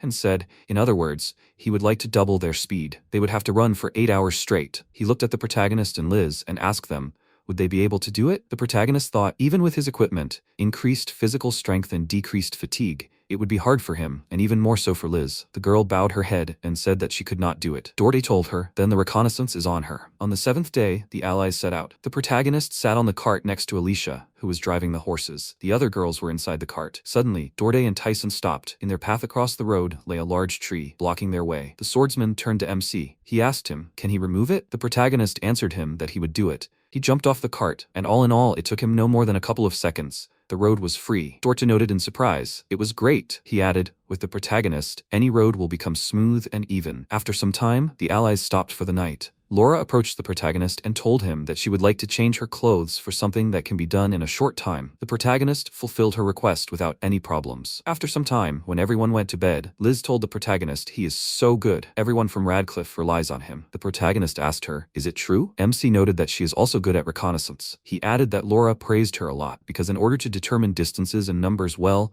you need to be very good at magic. The protagonist closed his eyes and said, "Is it not an indicator that she was praised by an A-rank adventurer?" Only now did he realize that Liz was not answering him. The protagonist sat up in his bed and called the girl by name, but there was only silence in response. He thought that she had already fallen asleep or something. In fact, Liz was only pretending to sleep. She was overcome by sad thoughts. She realized that the protagonist was doing well, and it was no wonder that they were amazed by him. It is unlikely that anyone will be able to repeat what he is capable of. This is his special value. But what use is she herself here at all? Meanwhile, Sid was observing an interesting scene. Karen was crawling on the ground, muttering something about 150 piles of dirt, 200 branches, 150 rubble. He kicked him. Karen fell over and screamed in fright. Sid exclaimed in bewilderment. What was he doing? What does he do during working hours? He looks very suspicious. He started doing warm-up exercises and asked him if he was practicing using the equipment. Karen replied that he was. He added that on the very last day of construction, the teacher gave him a special schedule, which he himself used. Karen was very proud of this. Of course, the teacher was lying. In fact, he did more. But he was already one step closer to his teacher. Sid examined Karen's field of activity and noticed that the protagonist's inventory was not so scattered. The crafter noted that he was just a monster. He would really like to go with him to mine. Sid finished the sentence for him, but suddenly it turned out that he had already left the city. Karen replied that it was true. Weiss had told them about it a week ago. He wondered what his teacher was doing now. The protagonist was on the road at that time. He asked Liz if she was okay. The girl asked him with a half smile in surprise what was wrong.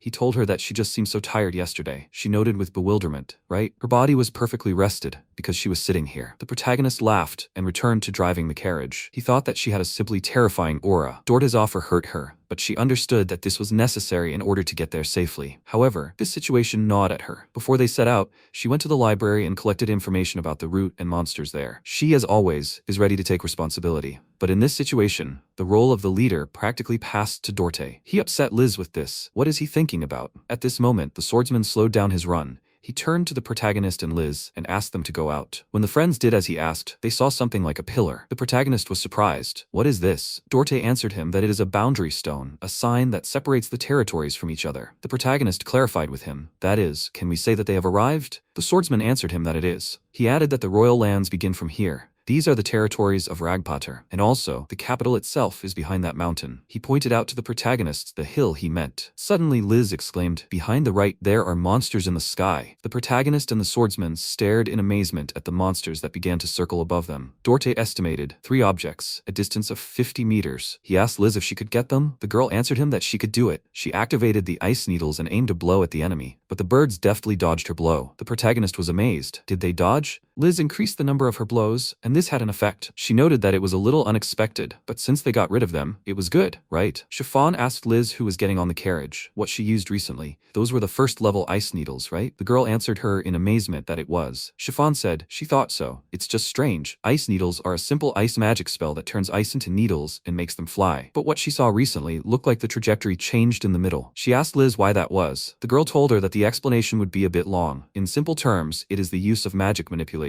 But to master it, you need to train for a long time on objects at a distance. Chiffon asked her again in surprise, "Manipulation?" Then she understood everything. The girls looked at each other carefully, and Liz noticed with amazement that Chiffon's pupils were divided into 4 parts. She asked her in surprise, is this what she thinks? If she was interested in it, she could teach her how to do it. Chiffon happily agreed to her offer. Then the allies sank back into their places and increased their speed. Dorte noted, "Great pace. If they continue moving at this pace, they will reach the place in 5 days." He looked up and noted, "It will be great if the sky remains clear until then." When it was late evening, the allies stopped to rest. Chiffon placed a tree stump on the ground, and behind it she placed a target, and began practicing Liz's technique. After a while, she noted in amazement, "This is difficult. They constantly encounter obstacles." Liz told her that it was inevitable. She handed the girl tea and dessert, telling her to take it. Chiffon admired.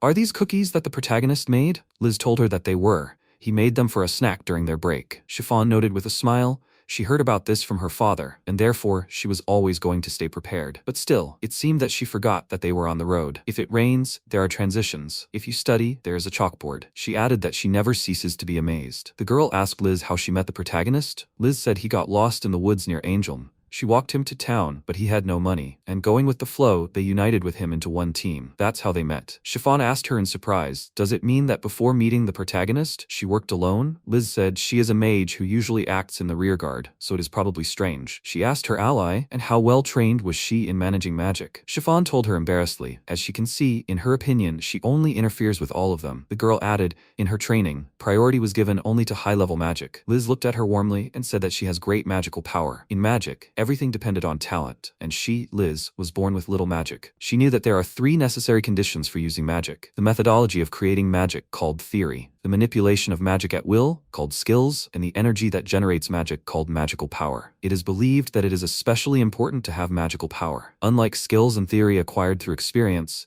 magical power is present from birth, and everyone has it in different amounts. It is not that it does not increase. Of course, if you constantly use it, it will slowly but surely grow. Just like muscles, with constant tension. In order to use a small amount of magical power more effectively, she trained in magic control. Thinking so, she continued to burden herself with training, but about a year ago, it almost stopped growing. In search of ways to use a small amount of magical power that requires a lot of energy, she began to study the theory of magic. But at that time, everyone who had the ability from the beginning had gone far ahead, almost all of her allies. This is an abyss that cannot be closed by effort. Without physical strength, magical power, and if you hesitate with decisions, this cannot be done. And she did not have any of this. Liz again fell into despair. She understands that thoughts alone cannot change anything.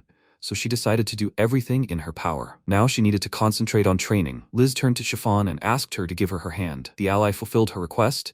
Liz said magic power coming out of her palm. She will control the particles of her magic power with her own, and she should try to remember this feeling. Chiffon asked her in surprise, is it possible? Liz took her hand in hers, closed her eyes, and noted that her father taught her like this. Meanwhile, the protagonist resolutely walked towards Dorte. Tyson appeared on his way, who asked him what was wrong. The protagonist irritably answered him that nothing of the sort. There is something he would like to tell the swordsman. Looking into the room, the protagonist noted that Dorte and his ally were sleeping. Tyson asked him, is it about Liz? The protagonist was surprised. How does he know? The man handed him a mug and told him that it was Hago fruit tea, which they drink in Radcliffe. The protagonist sat down at the table and thanked his loyal companion, the swordsman. He wondered in confusion why he was speaking so politely. Tyson looked at him carefully and asked him how Liz was doing. The protagonist sadly said that she was constantly in a depressed state. From the moment she started riding in the carriage, Tyson drawled. Yeah. MC asked him in surprise if he had noticed that too. The man noted that it was so. He understood it right away. He added, sipping his tea, that Liz was easy to read. So he, the protagonist, wanted to tell his comrade about the carriage, but nothing could be done about it, so he had come in vain. The protagonist said he paid attention to what happened after. He continued, Radcliffe makes various decisions, and the leadership position that belonged to Liz ceased to be hers. He believes that they make the right decisions, however,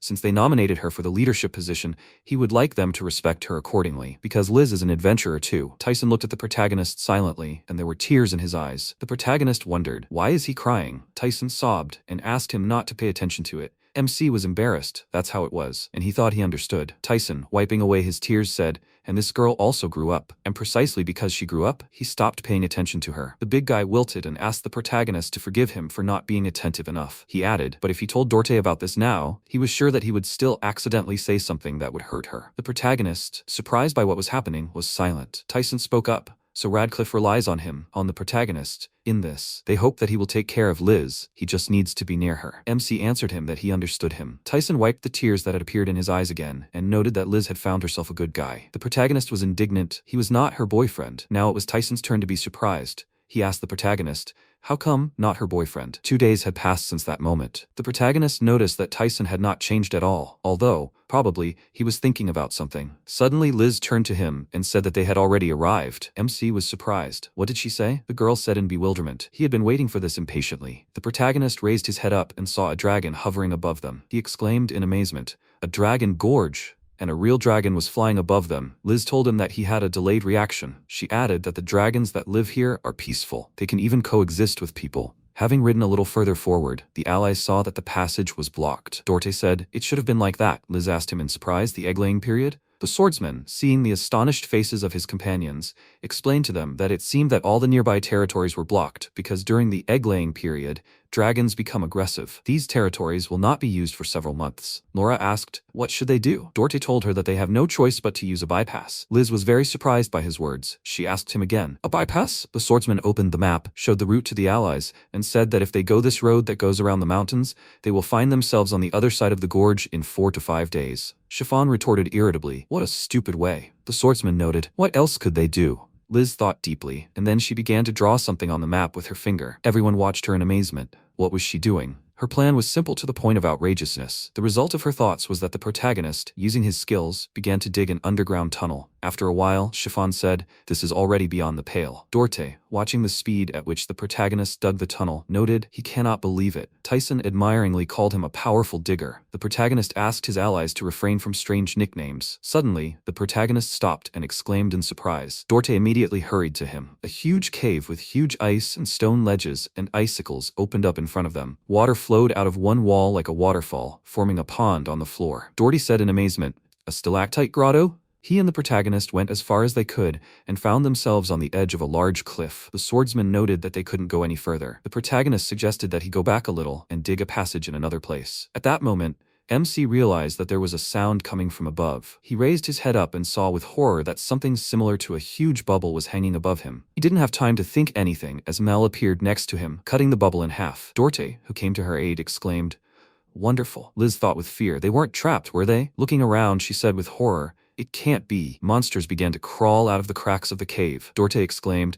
is this a colony of slimes? The monsters began to appear more intensely, and very soon they filled almost the entire cave from above and below. The protagonist felt someone push him. It was Dorte. A threat in the form of a slime appeared above the protagonist, and the swordsman came to his aid, cutting the bubble. The protagonist thought in amazement, this is definitely a slime colony. Just like last time, underground. He frantically began to look for escape routes. Running up to the cliff, he dismissed these thoughts. There was water below. Even if there was no water, they could have ended up underground. At that moment, Mel threw him away, saying that he was in her way. The girl desperately fought the monsters, like everyone else. The protagonist was caught by Liz. The slimes began to attack Mel, shooting their slime at her. They surrounded her. Mel did not immediately, but still dealt with them and spoke about the escape route. Liz, holding her staff tightly at the ready, looked at her in amazement. Looking ahead, she noticed that the passage was also filled with slimes. Mel, looking angrily at the monsters ahead, resolutely said that the retreat path will be cleared. She rushed into the thick of the monsters, crushing them left and right. The girl strengthened her attribute and looked ahead. New opponents were preparing to attack her. Activating her skill, Mel began to move chaotically on the ground and in the air, striking the omnipresent monsters. Having finished off another batch of slimes, she stopped to rest. Liz looked intently at the opponents and thought, slimes are magical creatures whose specialty is an acid attack. They move relatively slowly, and their weak point is the core. If there's only one slime, then it does not pose a threat. If not for this closed space, what should they do? Abandon the cart? They need to give Chiffon a chance to escape.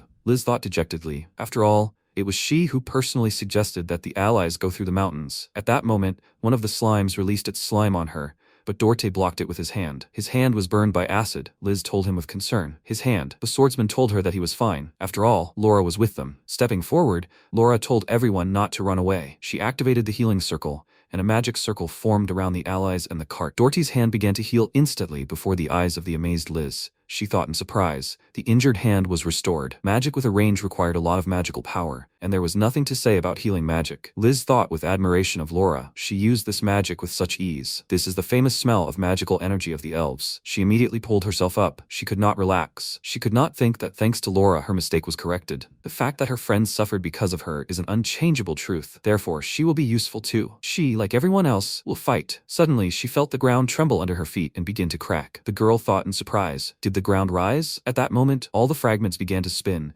as if under a strong gust of wind. Dorty appeared next to her. He activated his magic skill and spoke to the monsters so that they all burned to ashes. At that very second, a flame broke out and began to devour the monsters. Liz could not believe her eyes. She thought in surprise, this is the power of rank A. She was not even close to them. All the monsters were burned. The main character, not hiding his admiration, exclaimed, "Wow." Everyone evaporated. Not a single one remained. He said, since they were all finished, now it's his turn. Laura came up to him from behind, put her hand on his shoulder, and said irritably that it was too early. At that time, the slimes began to appear again. The protagonist was indignant. It was impossible. They couldn't be killed all. Laura turned to Liz. She looked at her carefully and asked the girl, does she know how her father fought? Liz looked at Laura in bewilderment, not understanding what she was talking about. The healer took her hand and looked at it intently. Liz said in amazement that she felt something flowing into her. Is this Laura's magical power? Liz saw the picture that the healer gave her. Rise. Liz's father turned to Laura and told her that he had come up with a magical attribute that would suit her. She told him how annoying he was, as if she had asked him for it. When Rise showed her what he had come up with, she asked him in surprise. Control of magical power? Liz's father had teased her. He wondered if she could learn it intuitively. Laura was indignant. That is, she was a complete idiot. Let him forgive her then. She just wasted his time. Rise laughed, then he took her hand and said, for this style of battle, precision control of magical power is necessary. After a while, when Laura came to his office, she saw him sitting at the table. He was experimenting with something. The girl asked him, is he studying again? He won't be able to use advanced magic anyway. Rise told her that he won't be able to, but she will probably succeed. Having handed Liz these pictures, Laura told her, therefore the same with knowledge of magic. She suggested that she try to think. Slimes can crawl through any crack. Laura asked her, will they break through the passage? Can't they think of a better way? For example, choose from those options that she hadn't even thought of. Liz looked at the healer in bewilderment and remained silent. Then she answered her that she had come up with it. If monsters crawl out of cracks, then it's worth blocking all the cracks. Besides, there was a lot of water here. But until now, she hadn't even thought about this option. Laura smiled approvingly at her. Liz thought, I see. The principle here is the same as when they trained with Chiffon. That evening during training, by influencing the magic particles remaining after activating magic,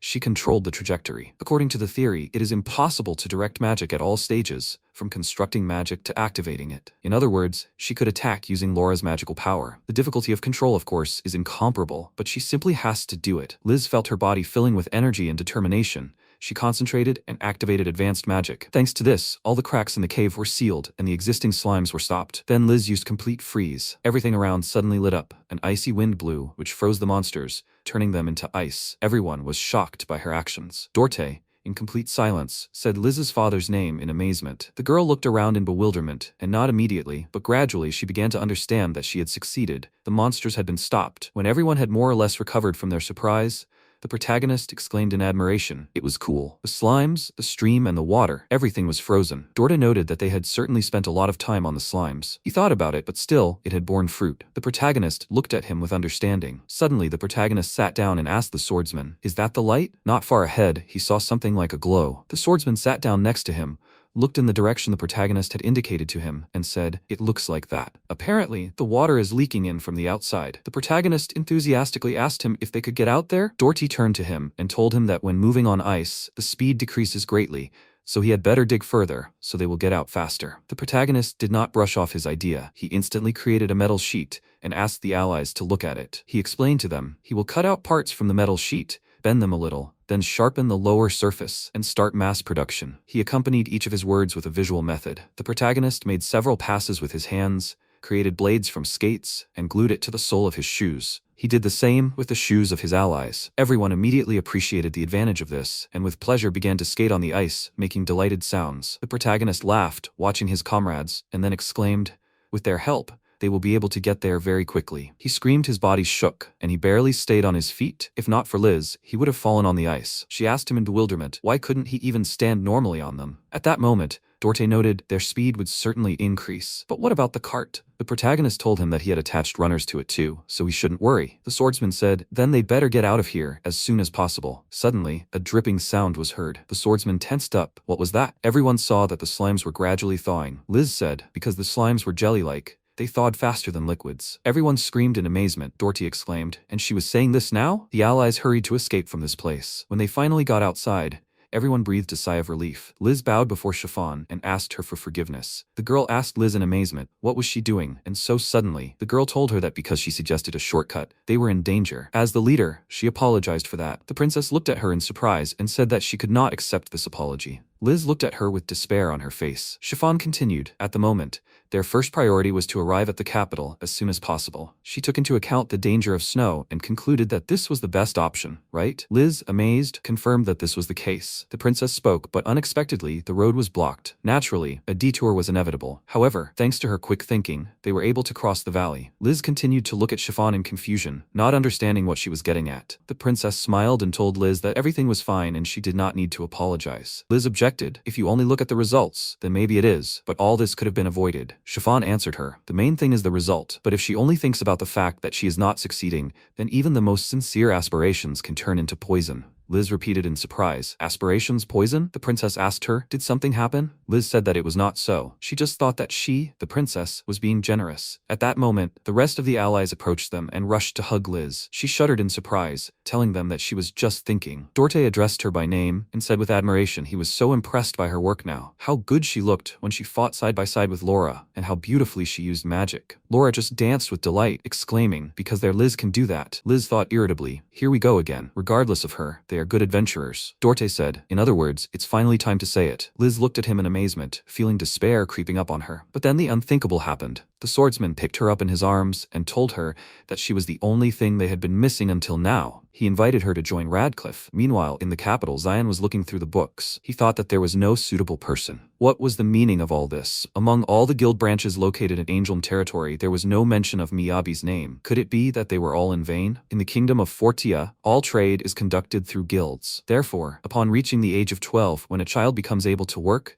the Merchant Guild, the Adventurer Guild, and the Craftsman Guild enroll him in some organization. This is a common thing. Even after checking the ledgers of all the guilds, he couldn't find any trace of the protagonist. Based on the fact that he wasn't registered in any guild in this country, did that mean he was the son of an elite, the heir of a family that hadn't been handed the position of leader yet? Or was he an outsider from another land? Or was Trenz right when he told him that he was able to contact even the 5 great marquis houses? The Duke asked him then, what kind of person did he see him as? Trenz thought, a spy? Most likely, that was it. At this time, Liz was sitting alone, deep in thought. She remembered the swordsman's words for her to join Radcliffe. The protagonist approached her and anxiously asked her what was wrong. The girl apologized to him, telling him that she was just thinking. He asked her if he should not bother her for now. Liz objected, no, of course not. What was he talking about? The protagonist noticed a hole in the rock next to her and remarked, after all, is this really a good place to rest? She told him that there was nothing wrong with that. Slimes like places with high humidity, so they rarely crawl out to well-ventilated and sunny places. The protagonist asked her if something had happened. She was surprised. How did he understand? The protagonist said that he understood it by the look. He asked her if maybe she would share with him. Perhaps after that she would feel better. The protagonist added, unless, of course, it was something that cannot be told. Liz grabbed his hand and said passionately, she wanted him to listen to her, because it was connected with him too. She confessed to him that she had recently been offered to join Radcliffe. The protagonist was amazed beyond measure. He asked her what she had answered them. Liz said that she had asked for some time to think. She added that she had been invited before when she had just become an adventurer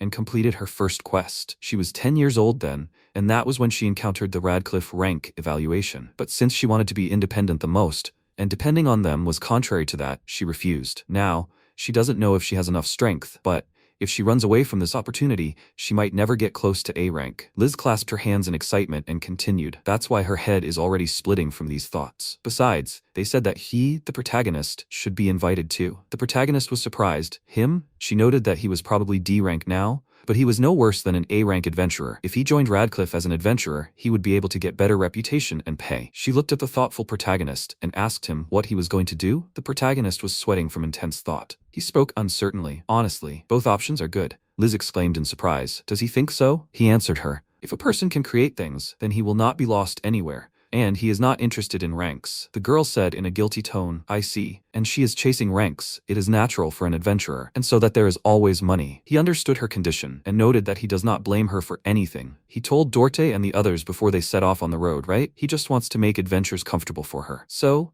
he just does what he wants, and that's good. The protagonist thought for a minute and continued. Besides, this is only his theory, but it is an important choice, because whichever option she chooses, she will still regret it. Then, even after the slightest mistake, she will start thinking, what would have happened if she had made a different choice? Liz listened to him attentively. The protagonist smiled and noted that in moments when she felt like she was about to be crushed by her own regrets, the thought that she had made this choice herself helped her. He summed up that no matter what she chose, he would follow her and become her support. The girl giggled shyly and said that he reminded her of her father. The protagonist wondered in surprise, what did that even mean? Liz trustingly leaned her shoulder against him, thanked him, and said that she would think about it. After a while, they returned to the others. The protagonist was surprised to see Alicia clearing the table. He apologized to her and told her to leave all the cleaning to him. The girl resisted. She told him that it was her job initially. He insisted that he would finish everything here quickly. The protagonist added that if the monsters came to the smell of scraps, it could be dangerous for them. At that very moment, creepy growling bears appeared in front of them. Alicia and the protagonist stared at them in surprise. Then, without saying a word, they both screamed in surprise. Dominic jumped out from behind the animals and apologized to them for scaring them so much. He introduced himself as a troupe traveling around the kingdom. Their company was called Blandor. He told them his name and added that he was the leader of this troupe. The protagonist was surprised.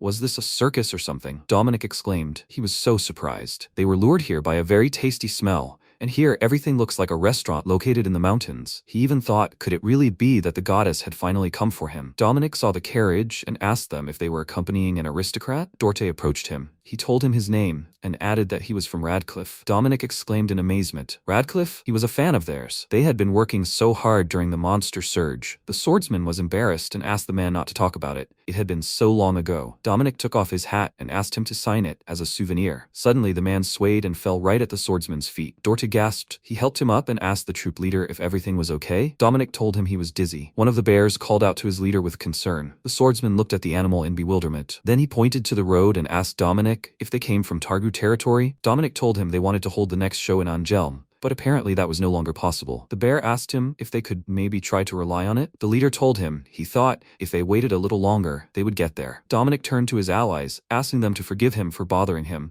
and asked if they could share some food with them. The leader and all his subordinates fell to the ground in a low bow. Dominic said it had been raining non-stop during their trip, and their things were completely soaked. All their food had spoiled before they even noticed. He said sadly that they hadn't eaten for 4 days. That would be enough for them, and just a little. They could replenish their supplies in the village, in the Dragon Hollow. Let them be so kind as to help them out with something. Dorte said gloomily that the Dragon Hollow was closed due to the egg-laying season. Therefore, they would not be able to get to the village without taking the bypass. Dominic exclaimed in surprise. The bypass? He had heard that this route takes 4 to 5 days. That's a long time. Liz turned to the swordsman and asked him if they could take them the way they came. The village was close from there. The swordsman firmly protested her proposal. He said that there were still plenty of slimes there, and they couldn't handle guarding so many people, and they couldn't consider them more important than their mission. Liz had to agree with him, but she wanted to help them somehow. Laura asked the protagonist how much food he had in his inventory. He told her that if you don't count the food he had prepared for the mission, it would last another week. Tyson noticed his hesitation and suggested that he wasn't sure it would be enough, even if he gave it all away. The protagonist became embarrassed and said that considering that he had taken these products just in case, they wouldn't last long anyway. The protagonist looked at the troop and thought that even without looking closely, there were about 20 of them. Everyone was looking at him expectantly. The protagonist exclaimed, "There's still some black orc meat left. It can be prepared for future use." Doherty grabbed his head and remarked that it was not worth going so far. He turned to the MC and asked him if he would take out their things. When the protagonist fulfilled his request, even Dominic was surprised. It was dried meat, crackers, and even cheese and nuts. The swordsman said that they don't mind giving these to them. He turned to Chiffon and asked her if she was okay with this decision. The girl exclaimed that, of course, she was not against it. Dominic was even more surprised.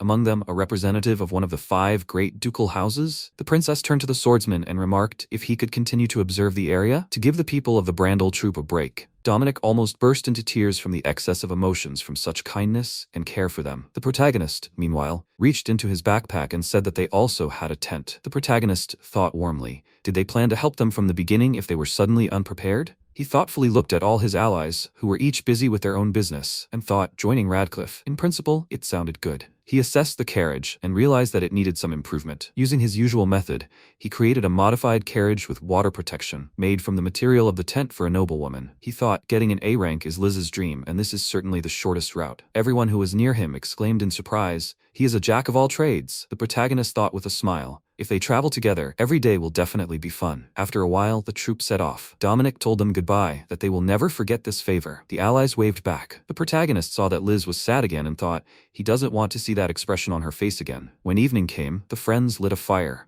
Laura said what a hectic day it had been. Doherty noted, wasn't it a pleasant meeting? Troubles are the spice of adventure. Tyson said, exactly. He asked the swordsman if he had invited these two to join them. Doherty told him that he had. His ally asked him in bewilderment, but isn't that usually done at the end of the journey? The swordsman said thoughtfully, maybe it was because of the protagonist. He wouldn't say that this guy was very courageous, but he was good. He never thought that he would want a craftsman assistant in the team, but if we were to talk about him, he would like this guy to join their group. Laura noted that Liz had a hard time too. Although she worked in the rear guard, she was alone all the time. The protagonist is really cool, but in the end, he is an assistant, which means they will have a full team. Doherty picked her up, and there is no doubt about the success of Liz, who played the role of leader on this assignment of the noble family. And if so, this time she can definitely join Radcliffe without any embarrassment. Tyson asked him hopefully, is it really okay for her to join? The swordsman noted, the three of them decided on this, didn't they? Tyson said, of course it is. But after he actually saw them and talked to the protagonist, his opinion changed. Tyson was silent for a while and then turned to his allies and said that he is against Liz joining their group. His allies looked at him in surprise. Doherty addressed him by name in amazement. Laura asked him in surprise, why so abruptly? Tyson explained to them, 8 years ago, they were the ones who took Liz's father away. So after that, they swore that they would do everything so that she would be haunted by nothing but a series of smiles in her life. The swordsman said thoughtfully that it was all true. Tyson told them, the two of them, how closely they watched Liz. The allies assured him that they never took their eyes off her. He noted that he was not asking them about that. He meant her facial expression. The allies looked at him in surprise. Doherty asked again, facial expression? Tyson sighed heavily, was silent for a while, and said, he always thought that Liz would be happy to join Radcliffe, but when she is with them, she does not smile at all. The swordsman and Laura looked at him in bewilderment. What is he saying? Doherty said incredulously, clinging to him in a friendly manner. What did he grab? Stop making things up? Laura also pressed herself against Tyson and exclaimed playfully, had he already gone blind? Tyson still asked them seriously, then let them tell him when they saw Liz smile during this journey. The allies realized that they hadn't paid attention to it. Doherty remembered that he hadn't even really seen her when Tyson told him that he had appointed her as the leader. Let them support her well. And when Liz asked him, does that mean that she and the protagonist are just extra baggage for them? And when she was worried about his arm injured by the slime, and when he invited her to their group, in all these events, he couldn't tell now what expression she had on her face. Everyone fell silent. The swordsman was very ashamed, and even when they went to bed, he couldn't fall asleep, comforting himself with the hope that Liz was smiling. She was definitely smiling. It was already deep night, but the swordsman was wide awake. He went outside and thought, Tyson is such a pessimist. Wasn't Liz smiling? After a while, he saw the protagonist and Liz. Doherty stopped dead in his tracks and began to watch them. The protagonist told her that she looked refreshed today. She smiled at him and responded, probably because he had slept well. The swordsman noted with satisfaction, well, isn't she smiling? Liz noticed him and called out to him, asking what he was doing here. It was the 11th day of fulfilling the escort request. He was confused and couldn't find what to answer her. They continued on their way. On the way, the swordsman analyzed how the number of oncoming carts increased as they approached the capital. He automatically examined their cart and noted that there was no damage to it. They still had 20 kilometers to go to the resting place. Starlings, is it raining nearby again? Suddenly, the carriage stopped. Doherty asked the protagonist in surprise, what happened?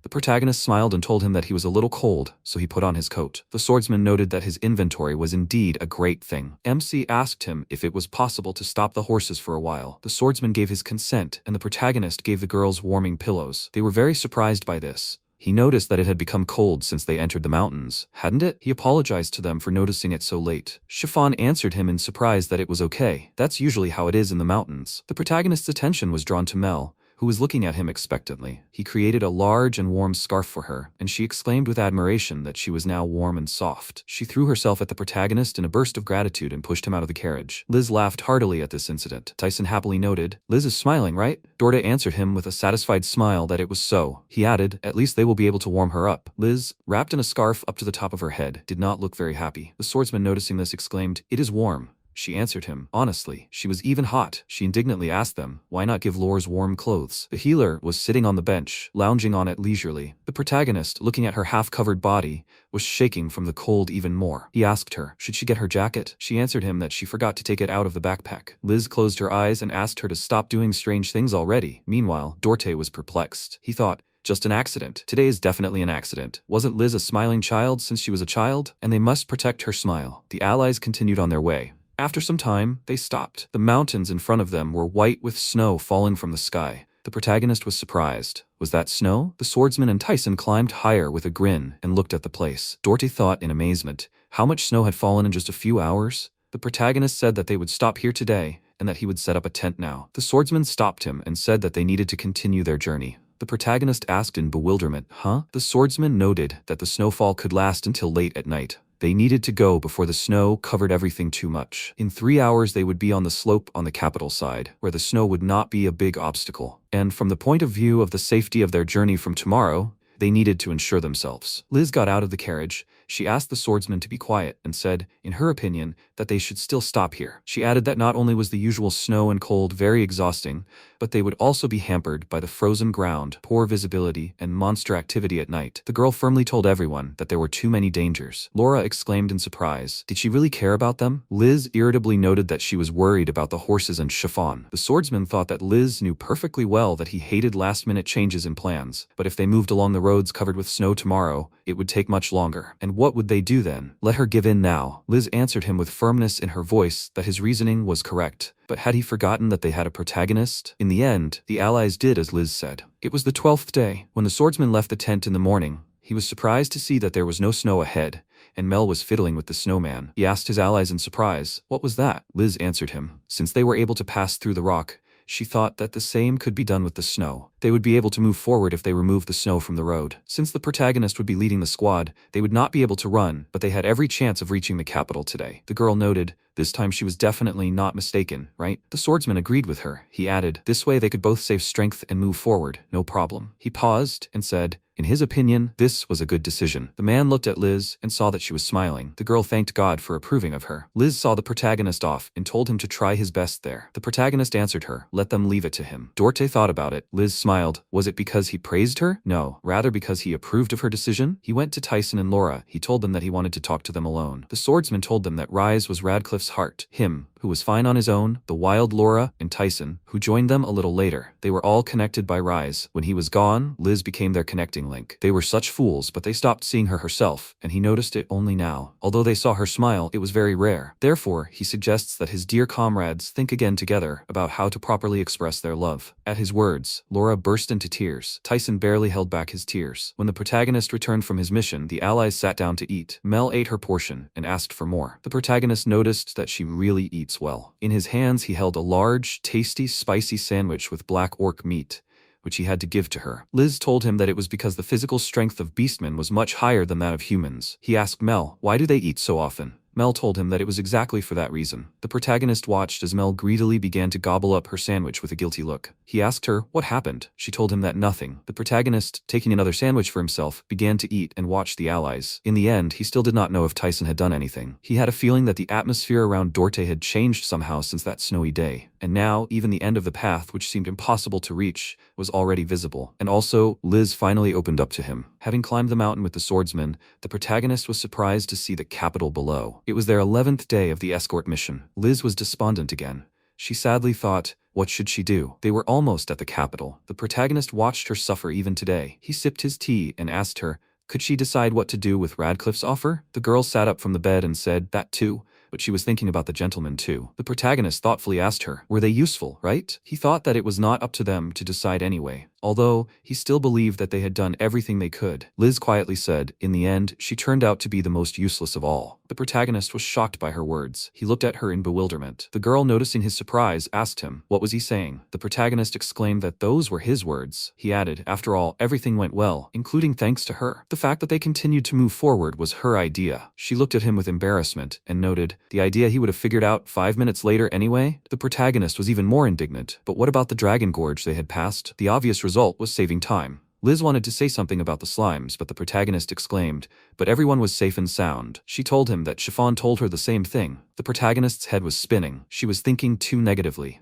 I wonder if Liz had always been such a pessimist? Although, if you think about it, there were prerequisites for this. Liz turned to him. The protagonist readily responded. What was wrong? She asked him sheepishly. If it was bad that she always strived for more? She added that Chiffon had told her that if she focused only on what she lacked, such aspiration would become poison. But shouldn't she try harder and focus on what she lacked? The protagonist answered her in a gloomy tone that she shouldn't. Liz was shocked. Such a coldness emanated from him at that moment. The protagonist answered her, in his opinion, the fact that she worries about this is a manifestation of her kindness, and this is a little unhealthy. He looked at her carefully and with disapproval noted that she is too strict with herself. The girl asked him again in surprise, strict. He asked her what she considered her strengths. She thought for a while and said that she likes to study. He wanted to know about such sides, but she just likes it, and this does not mean that she is great. The protagonist exploded. That's what he tells her. The girl shuddered from his loud voice and perplexedly noted, why is he shouting so sharply? The protagonist in the blink of an eye gave himself a business-like appearance of a teacher. Using a jacket and glasses, he activated the school board, took a pointer, and said that they will start by stopping denying their merits. Liz wondered in bewilderment, what started here? He continued that she should praise herself more.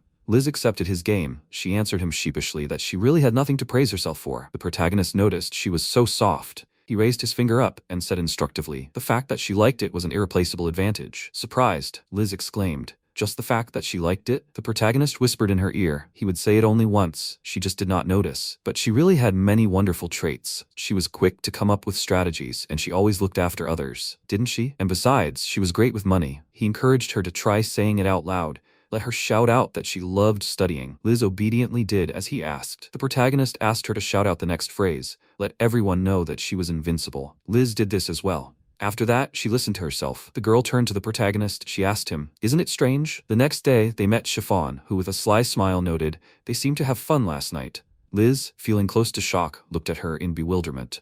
The princess continued, even in their room, you could hear her repeating those phrases. Liz blushed with shame and asked her to forget about it. Chiffon noted how she should say this. Her face was just shining then. Liz looked at the princess in surprise, and with a stuttering voice she asked her, is it true? Finally, the 15th day of their journey came. They arrived at the capital. When they delivered the princess to the place, the girl turned to her escorts. She told them 2 weeks had passed since they left Angeln. The fact that they were able to safely arrive was entirely their merit. She thanked her friends for their efforts in fulfilling this request. At this moment, Alicia informed her mistress that everything inside was ready for rest, but Chiffon did not move from her place. She was watching her friends. Alicia called out to her mistress, but she did not answer her. She watched as Dorte turned to Liz and said that they wanted to hear her answer. Would she join their team? Liz answered him shyly. All this time she was thinking about what she really wanted. The girl turned to Laura and thanked her for showing her how exactly they fought side by side with her father. Something she could not imagine. She smiled at the healer and admitted to her that she was glad when she was able to use high-level magic, but when she imagines herself standing next to her and doing the same as her father,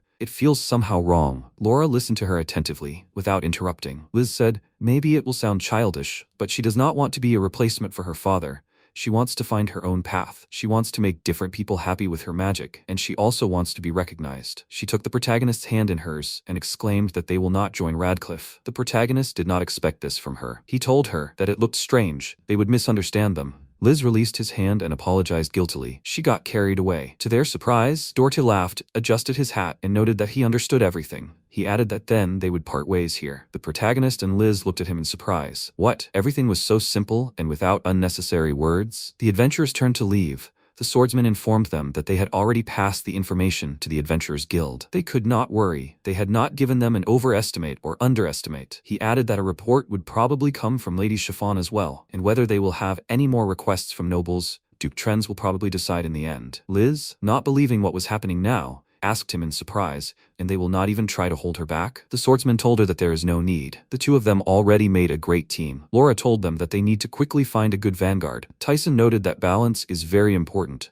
The protagonist and Liz could not utter a word from amazement. They warmly said goodbye to their allies, and the adventurers went on their way. The protagonist offered Liz his palm, and she happily slapped it with her own. They did not know that the adventurers, leaving them, all three were crying bitterly. The protagonist and his ally waved their hands after them and shouted to them that they would see each other again. At that moment, Chiffon approached them. Liz came to her senses and apologized to her for causing such a mess on her territory. The princess told them that there was nothing to worry about. She added that it was new to her, since only Radcliffe knew about it. She noticed Liz's puzzled look and remarked, "It was quite difficult to understand, wasn't it? A parent's heart, that's what it is." Liz looked at the princess with an uncomprehending look and shuddered. Chiffon shook her head and asked them if they were returning to Angelm soon. Liz answered her. They tried so hard to get here, so they would stay here a little longer. The protagonist noted that it was not very often that he had a chance to visit the capital, and he was thinking of just wandering around the city, looking at the local architecture, etc. The princess exclaimed happily. If so, she would like them to accompany her somewhere. The allies were surprised by this request. Meanwhile, Xian came to report to the Duke. There were many birds flying above the capital, their feathers slowly falling on the castle courtyard. After listening to Xian,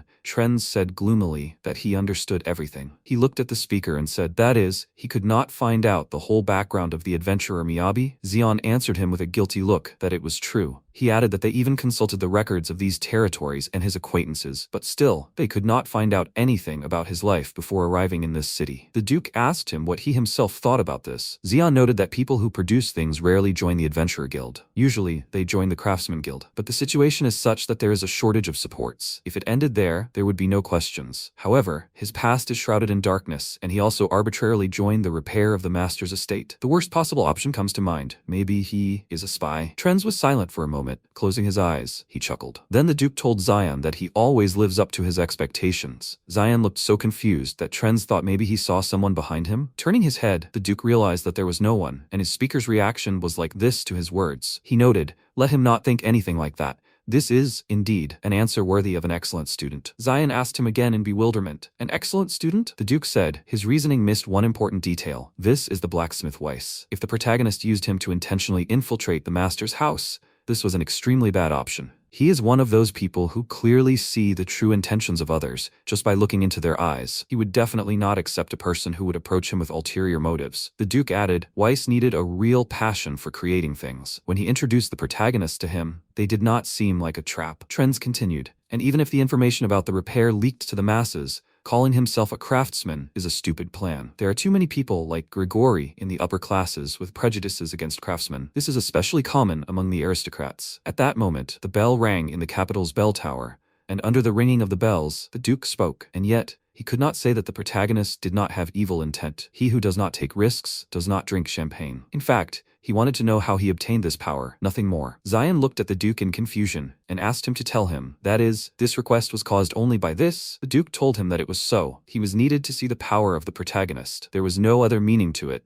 Xian said resolutely that he would do his best. He asked the Duke about Liz, that girl he hadn't even looked at. Had the desired result been achieved? Trends answered him negatively, but he didn't see any problem with that. The next move would soon be made. At that time, the princess turned to Alicia. She wanted to write something in her diary. Would she take it out of her luggage? The faithful maid told her that it had been a long journey. Let her rest a little. Chiffon said slightly irritably that writing in her diary would not tire her much. Alicia fulfilled her mistress's request and took out her diary. She asked the princess if she didn't have enough time to rest. How about changing her plans for tomorrow? She was just thinking about the things she had agreed on a little earlier. Had she been forced to make such a decision? The princess slowly sipped her tea and asked her faithful maid. She didn't really like the adventurers, did she? Or, most likely, she didn't like Liz? Alicia frowned and said that she simply didn't have any personal feelings for her. She was just worried about her mistress's health. Chiffon giggled and noted that she understood. She added that she would have a good rest, and she, her faithful Alicia, should go and show herself to everyone. Alicia left the room, thinking, this is what is called evading an answer. She was sure that the princess would immediately sit down with her diary. She sighed dejectedly. No matter how much she worried, she couldn't do anything until she was ordered. Wherever she went, she was still a maid. The girl went out into the yard,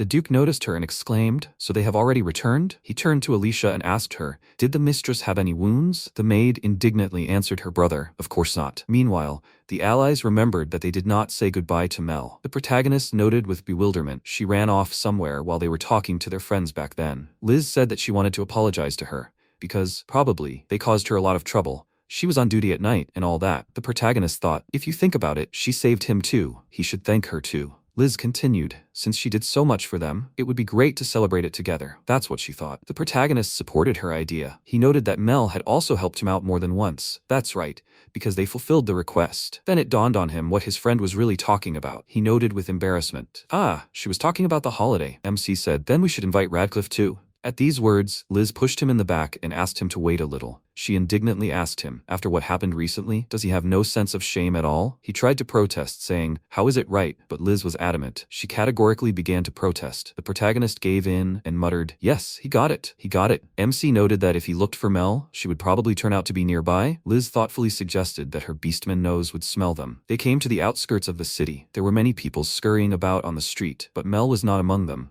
Liz said that they would lure her out. The protagonist noted as expected this was impossible, and besides, it was rather awkward, but there was no way out, and he activated his furnace, from which came an incredibly appetizing smell. After a short time, Liz showed him Mel, whom she was holding by the collar, like a naughty child. She told him that this task was completed. The protagonist was amazed. Is this a joke? After that, the three of them went into a tent they had set up outside the city and celebrated their good work on the escort request. They even had a drink to celebrate. When the protagonist served the food, Mel's eyes widened so much that her allies looked at her in surprise. She exclaimed that she liked it. Mel asked her friends if she could eat it. She was so impatient to try it all. The protagonist responded in surprise that she didn't have to ask. Let her eat it. Not even a few minutes passed before the protagonist told Liz that their part was gone. But Mel looked so happy. The protagonist whispered to Mel, is it really possible to monopolize food like that? She hummed in confusion. The protagonist showed her a lot of meat on a skewer and continued when they still had a lot. He cut off a large piece of meat for her and placed a large glass of cocktail in front of her, completely shocking the food lover. He was jubilant. She fell for it. At least, her face seemed to think so. Mel was happily tucking into her food, looking around with a satisfied look. She said, by the way, everything inside now looks somehow cuter. The main character smiled and said, they wanted to please her, so he and Liz tried. He asked her how she liked it. Mel, without stopping chewing, was surprised her. But why her? Liz noted, well, a lot had happened, hadn't she? That she became the leader and all that with Radcliffe. She added that she had saved her too, for which she was very grateful. Mel looked at her in bewilderment and said, she didn't really understand, but that's not bad. Liz asked her in surprise. She liked cute things before, right? Mel told her that it was time for her to stop talking about others. Liz exclaimed in surprise. She had graduated a long time ago. The protagonist laughed and remarked they had known each other before, hadn't they? And how? For quite a long time? Liz answered him sheepishly that they had first met when she was visiting her grandfather. She had been surprised then that a child even younger than her had told her that she wanted a knife. That was the price of success. In the end, they couldn't sell it to her, so they had to help her. Mel asked her in surprise, was that really how it was? Liz answered her firmly that it was. The protagonist thought in amazement, had she been alone since such a young age? He turned to Mel and said, so it had been hard for her too. She asked him in bewilderment. Had he misunderstood something? They just had such a policy at home,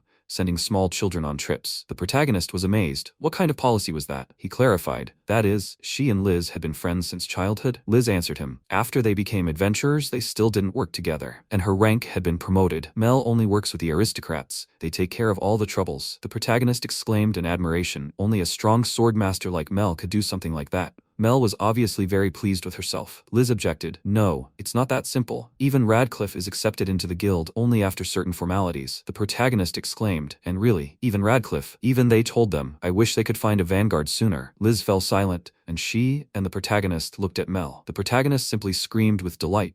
Liz screamed in fear. What happened? The protagonist pointed his finger at Mel and exclaimed, there she is, their vanguard. Liz also screamed in surprise. Mel looked at them in bewilderment and noted how loud they both were. MC asked her worriedly, she is not a member of any party, is she? Mel answered him in surprise that it was so. She was not a member of anything. The protagonist grabbed her hand and solemnly asked her, then would she join them? Mel thought for a while. The protagonist and Liz looked at her impatiently and waited for her answer. Finally, she asked them, if she were to join the party, would they eat and run errands together? The protagonist answered her that it was so. She also clarified one question, and would they also stay overnight together? The protagonist said, most likely, that would be the case. She removed her hand from his hands and noted that she understood. Having climbed onto the window, she continued, not that she hated them, but where she would sleep, have fun, fight or not, it was all up to her to decide. She touched her weapon, which rang quietly. Mel said, She lives free, and she will die free. This is her path, so she will not join. The protagonist seemed to break in half, he said. That's how. Well, yes, she has the right to decide for herself what to do. Mel told him to give up. He happily exclaimed that he understood her. He just thought it would be wonderful if she joined them. She remembered that she had been offered to join the party more than once,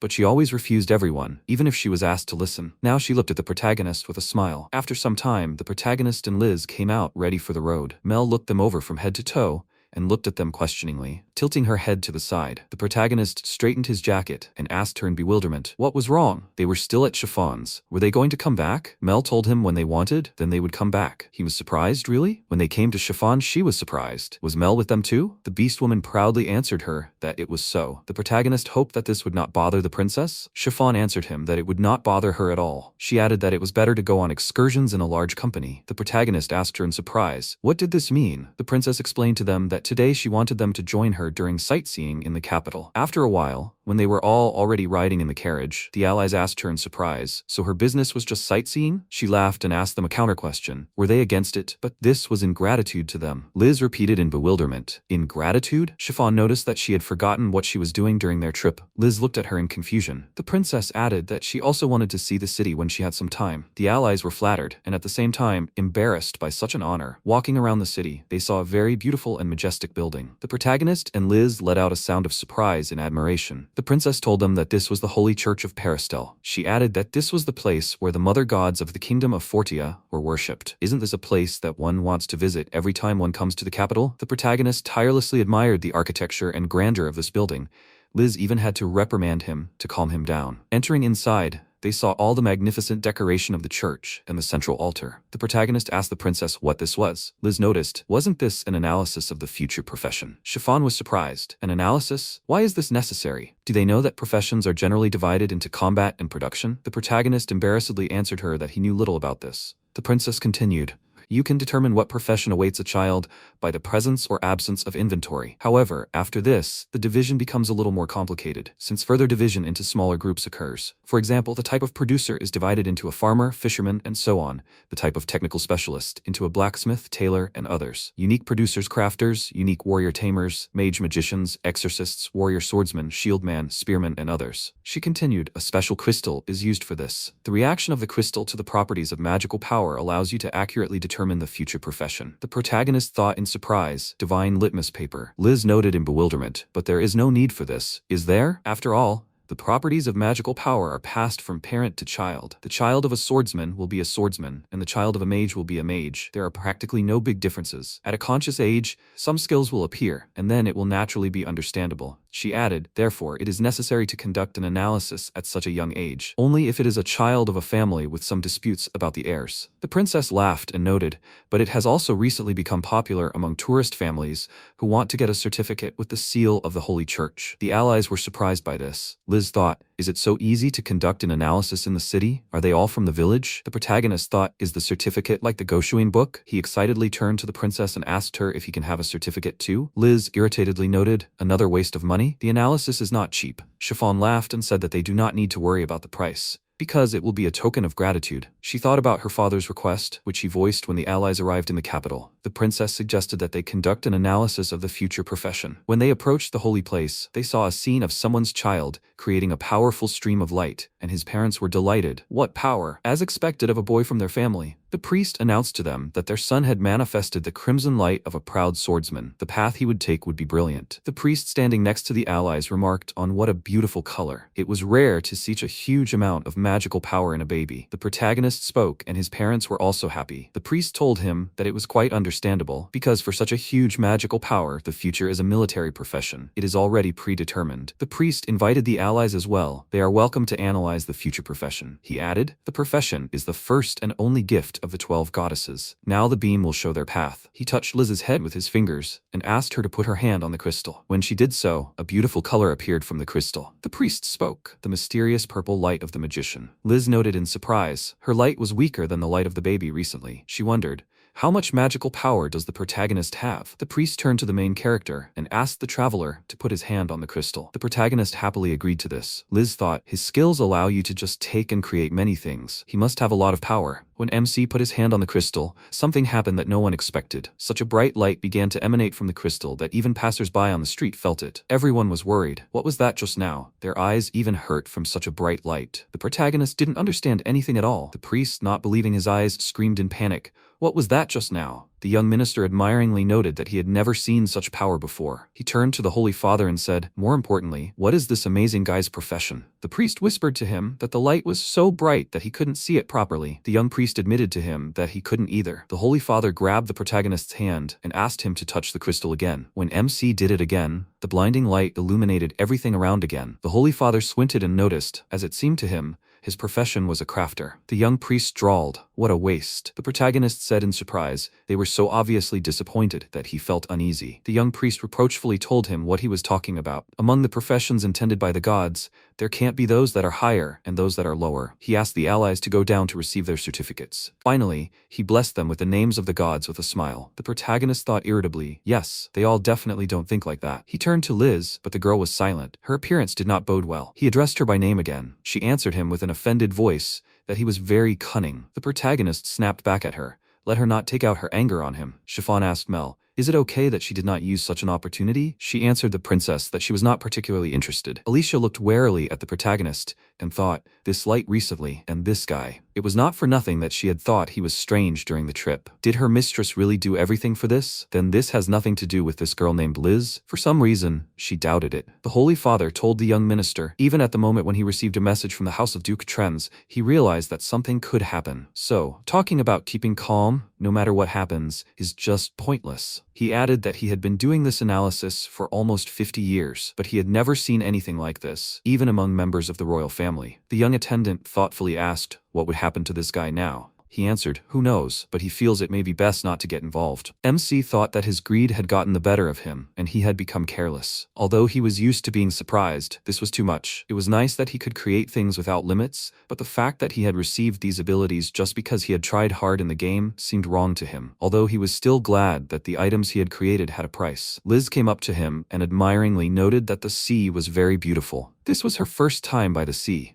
Angelm was located inland after all. Besides, her tasks had never taken her to the sea before. And what about him? The protagonist replied that he had been there a couple of times as a child. He thought that was true, because it was quite difficult to get to the capital. He needed to change the subject. How long would he deceive everyone like this? The girl noted that she was surprised. Only 8 years had passed since the monstrous flood, so she thought that the situation here would be worse. Chiffon approached them and asked if she thought the city would be in ruins. Liz, still looking at the sea, agreed. She replied that Algelm was quite far away, so apparently the details of the destruction had not reached them. All this was thanks to the barrier. The court magicians had used the Crystal of Wisdom. This protective spell, which could withstand even the blows of advanced magic, had closed off all the inner areas, including the port. The worst hit were the outer districts, beyond the bridge. Before that, the lower city was expanding rapidly. But now, they say, this place has not yet returned to its heyday. She also heard that the areas away from the main roads have turned into slums, and it is no longer safe there, so let them be careful. The protagonist answered Liz aside and pointed out that they pitched a tent outside yesterday. She replied that they should spend the night at an inn. Suddenly, a shout was heard nearby, saying that she should not even think about opening her shop. That stinks of poverty here.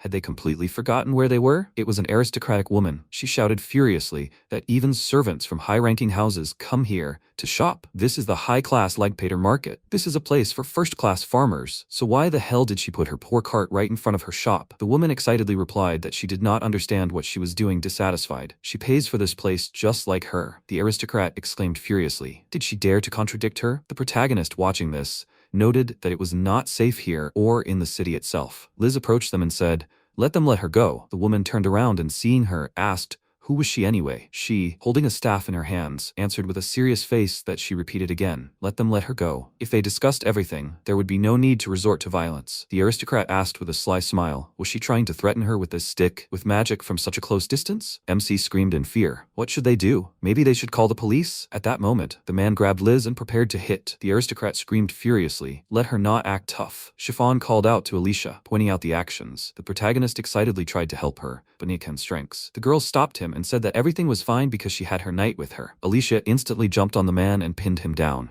The noblewoman, watching this, asked in fear, is this a mercenary? No, is this really a maid? Where did she even come from? Chiffon, looking at the counter, noticed that these vegetables looked delicious. Could she have all this? The saleswoman, in wild shock, thought that she was overwhelmed with elegance, and considered her an excellent farmer. This girl looked just like the daughter of an aristocrat. Why was she in a place like this? The noblewoman furiously called out to her and said that if she looked at the price, she would immediately understand everything. These dirty vegetables are grown by poor people for other poor people. Chiffon wondered if the price is determined by appearance. She thought that these vegetables look better than those across the street, which are simply displayed for display. She is confident in her assessment. At this time, the main character called the guards and, pointing his finger, exclaimed, "Here are those people." He shouted furiously, "So it's them again. How he's sick of their nonsense. Let them come here quickly." At this time, Alicia called out to Liz and, thanking her, noted that she was very strong. She began to leave and replied, "Let her not think. It was not for her sake." The saleswoman bowed her head and said that she thanked her for her help. She couldn't even imagine what would have happened to her precious shop if she had been alone. Liz excitedly replied that she shouldn't thank her. She asked if everything was really all right. This lady aristocrat appreciated vegetables that looked bad,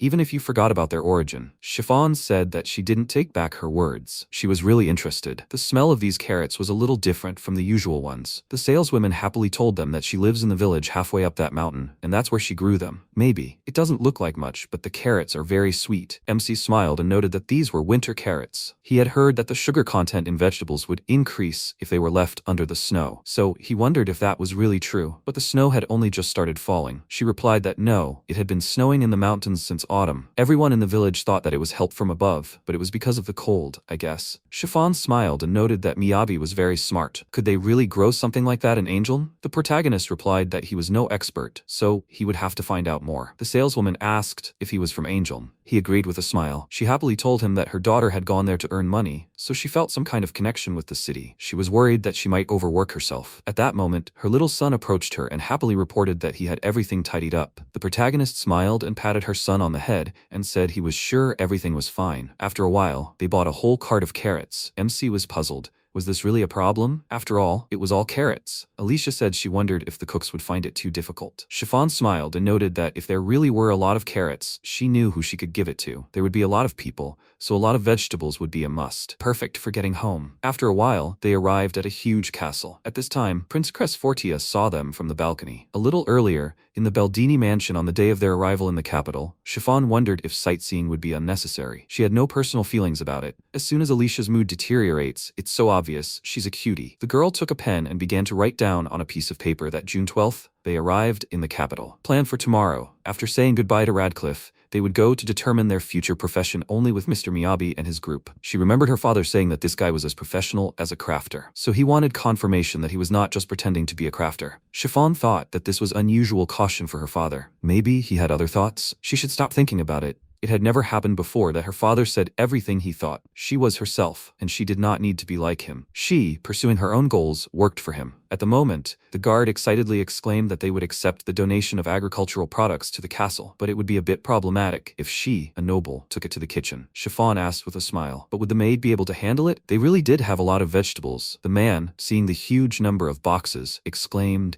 in horror that the carrots had fallen off from the sky. After some time, Cress came running to them. Seeing the Duke's daughter, he joyfully shouted that it was really her. If she had warned him, he would have come out to meet her. She noted with a smile that she saw that he was in a good mood. MC, watching this, thought about how they were in the royal castle and how close he was to the Duke's daughter. He asked in bewilderment, "Who was it?" Chiffon answered with a smile that it was Cress, her fiancé and the third prince of this country. Everyone stood in a complete stupor from what they heard. After some time, in the palace itself, the protagonist thought that it was good that he had already had to work in the house of an aristocrat, but such places still made him nervous. Cress excitedly apologized and said that if he had known in advance, he would have prepared her favorite pastries. Chiffon asked why he was making such a face. He said with a smile that he always wanted her to be happy. The protagonist thought that his reaction was stressing him out. Liz, incredibly nervous, called out to them and asked if they were really allowed to be here. MC excitedly shouted that she was sweating more than a girl should. Cress apologized with a smile and noted that he had ignored the guests. Should Chiffon introduce them?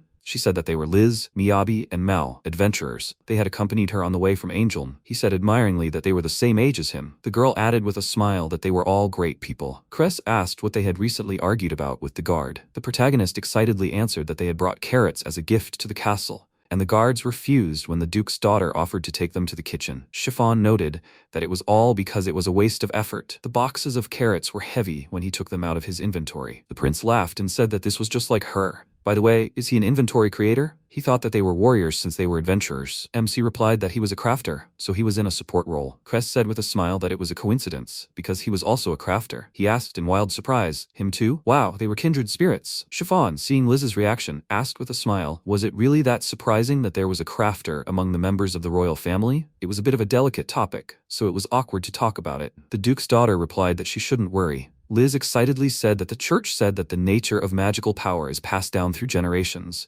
and therefore the professions of parents and children are not very different. The protagonist agreed, and added that this had happened. Chiffon said that in times when the country is in danger, aristocrats must protect the people with themselves and shed blood first. These are the words of the founder of their dynasty. In accordance with this principle, aristocrats gave preference to combat specialization, with the help of which they can protect people. And now, the so-called professions of a magician or swordsman have become entrenched for aristocrats. Therefore, her surprise is completely understandable. MC was puzzled, wondering where the prince got such a profession from. Only unpleasant thoughts came to his mind. But first of all, he nervously asked, is it okay that they tell them this? Cress asked fearfully, is this how they look to the people? He does not hide it, although he does not specifically spread this information either. The entire aristocracy is still well aware. Chiffon called out to Miyabi and asked if he did not have the pillow he gave her in the mountains with him. He took it out with a smile and gave it to the prince. The guy was surprised to notice that the fabric looks to be of high quality, and it was also warm. The main character explained that he turned on the fire there. Cress said admiringly that although he was a crafter, but what kind of one? Chiffon asked if he wanted to do some crafting with Miyabi. He excitedly answered that he thought he was amazing, and that was enough. He had never even used his skills, so it was impossible for him. She asked with displeasure,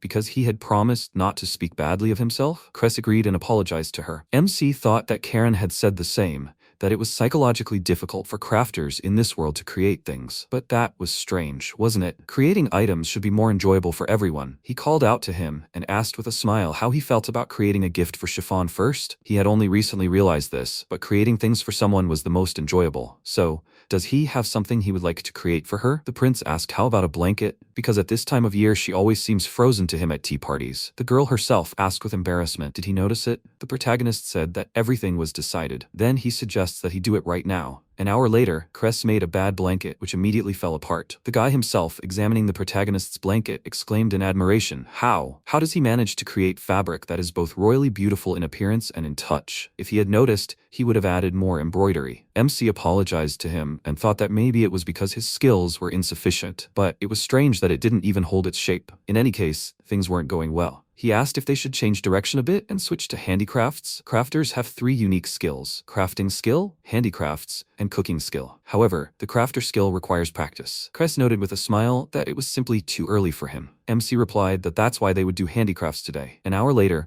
the prince asked with displeasure if handicrafts were too difficult. He could channel magic through threads, but how could one even correctly imagine how exactly fabric is created from threads? His brain would boil right now. The protagonist replied that he was getting used to it, and that the process was becoming faster. Cress screamed in horror. Was this even a blanket? All holes, it would be cold under this.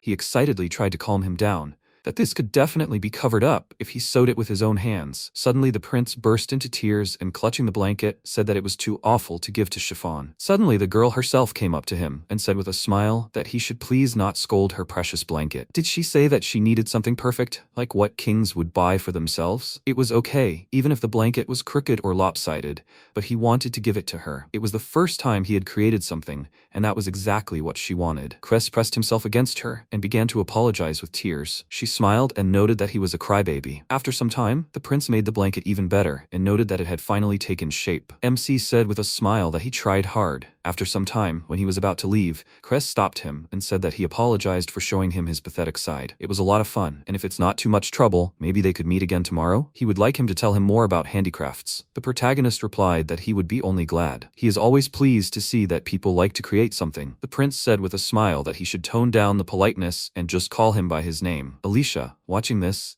thought that she was so sad to part. She really likes such moments. The lady can throw off the burden of the title of the Duke's daughter and be a simple girl only at moments like this. She could not believe her ears when she heard that these people were going to the royal castle. But if the prince is happy, the lady is happy too. You can say that it was a good weekend. This time, they could thank these adventurers. Once this was over, they would never meet again. After a while, Alicia brought a carriage. Everyone got in, and Chiffon said that she thanked everyone for spending the day with her. It took much longer than she expected. Where were they staying? Where should they go? The protagonist replied that they were just thinking about finding a place to stay for the night. Horrified, she apologized and asked why they didn't stay the night at her place. That was a great idea. Miyabi had a meeting with Cress at the palace tomorrow.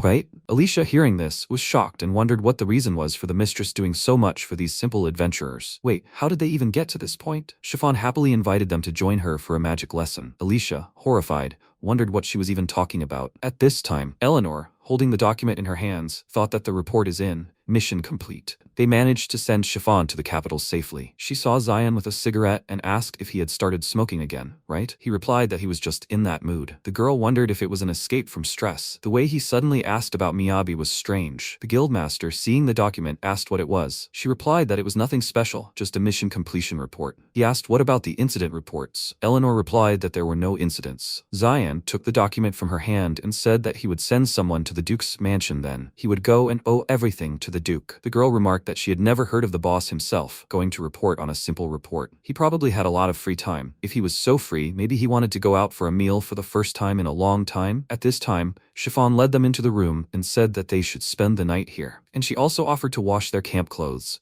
She brought them a change of clothes. They changed and began to eat dinner. Chiffon called out to Liz and whispered that after eating, she would like to see how she controls her magic power. When it was already dark, everyone went to bed. Alicia threw her pillow aside in a wild rage and shouted, "What kind of people are they? If he has such powers, setting up camp is no problem at all. Why should they accept them as guests then? Let them not dare to take advantage of her mistress's kindness." She still understands that this boy is a B rank, but she will not forgive this girl. Even the fact that she became a leader with the help of connections makes her sick. So she had to be carried on her back, and when she came up with a plan, she ended up putting the mistress in danger. And even in the city, she gets involved in the problems of ordinary people that she has nothing to do with. It's obvious that she lacks the ability as an adventurer. Alicia remembered Chiffon saying that they were in a mansion, so there was no need for an escort. She could just take a break. The girl furiously shouted, "Why is she sympathizing with this girl?" The civilians, hearing this from the street, noticed that she was becoming even ruder. Perhaps the mistress said something to her. After some time, Mel came to the protagonist. He was perplexed and asked what happened. She replied that the two of them went somewhere, and she was left alone. She wants him to make clothes for Nekogawa Taro. MC agreed and asked why so suddenly. The girl explained that she was in Chiffon's room recently. He took out a few pictures with a grin and asked if she was jealous. Which option did she like? After some time, the protagonist created clothes and gave them to her. After that, he went to bed. Mel came up to him and asked if he couldn't just create clothes. The protagonist asked if she was talking about the crafting skill. He didn't have a suitable pattern for clothes for toys. The crafting skill may seem universal, but even that has its limitations. Without a pattern, the skill doesn't work. Even if there is a pattern, if the level is not high enough, nothing will come of it. MC covered her with a blanket and added that if you create something with your own hands, the pattern will be saved, and then you can make more of the same things. He thought about the fact that he has a bunch of patterns left over from the game, and the level is maximum, although the patterns from the game are quite limited in design, and it can be used in few places. So there's nothing to worry about. The more he thinks about it, the more he understands that this is very different from the conditions in which local crafters live. It was somehow strange that his things didn't even take shape. Could it be that? Wait, he really had that feeling. At that time, Liz, having locked herself in her room, said with a tired look that she was very tired. Even though this was a mansion, the places to study were wonderful. This was as expected of nobles. She thought that a lot had happened. They had been to determine their profession and even met the prince. These were amazing things that she had never encountered before. And all this was thanks to Chiffon's invitation. The prince was a craftsman and the duke's daughter was his fiancée.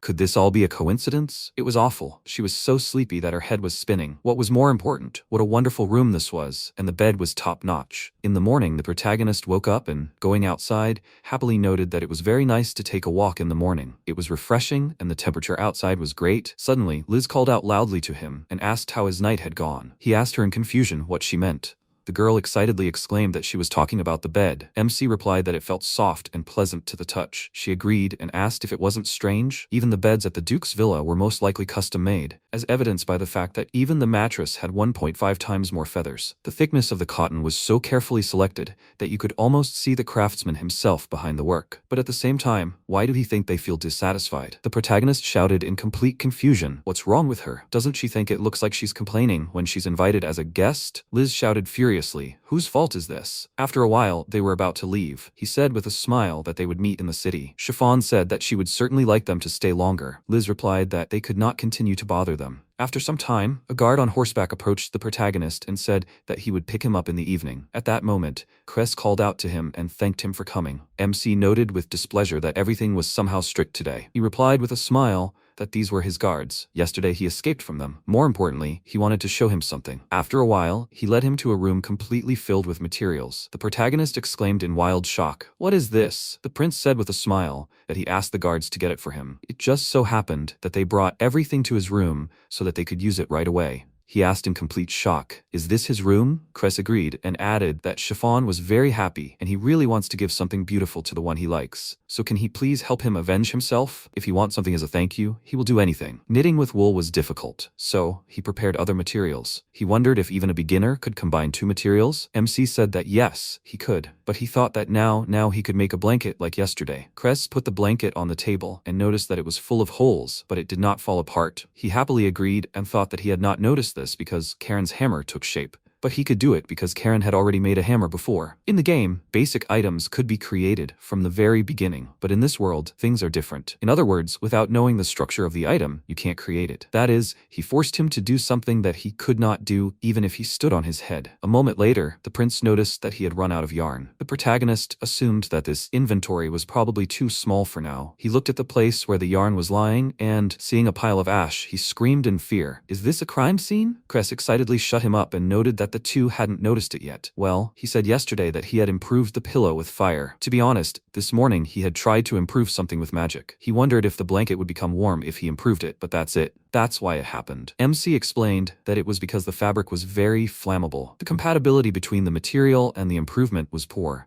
and to improve it you also needed to be good at manipulating magic. The prince said with a smile that, to tell the truth, he had come up with a way that even a clumsy person like him could improve the fabric. The protagonist fixed the table and noted that this way no one would know that something had burned. Cress, holding a book in his hands, read that restoration is a skill of manufacturers who do repairs. So that's how the connections of magical powers are unraveled, which entails the destruction of matter. So you can add magical power. He got it. MC wondered what about what they talked about recently. How can you give clothes the properties of fire without owning this magic itself? He explained that the magical technique for assigning a property varies in complexity depending on the compatibility of the property itself and the item. Fabric is flammable, which complicates things. A material that will not catch fire, he uses metal. He connects two pieces of fabric. It's simple, but sometimes even bags are made like this. And now if you put metal with the property of fire inside. The protagonist watching this thought, that's it. It looks like electric blankets. Everything will definitely be fine. Cress added that this time he wants the blanket to meet two conditions at once. The item must be pleasant to the touch and must be suitable for outdoor use. He thought that squirrel fur can be used for the outside.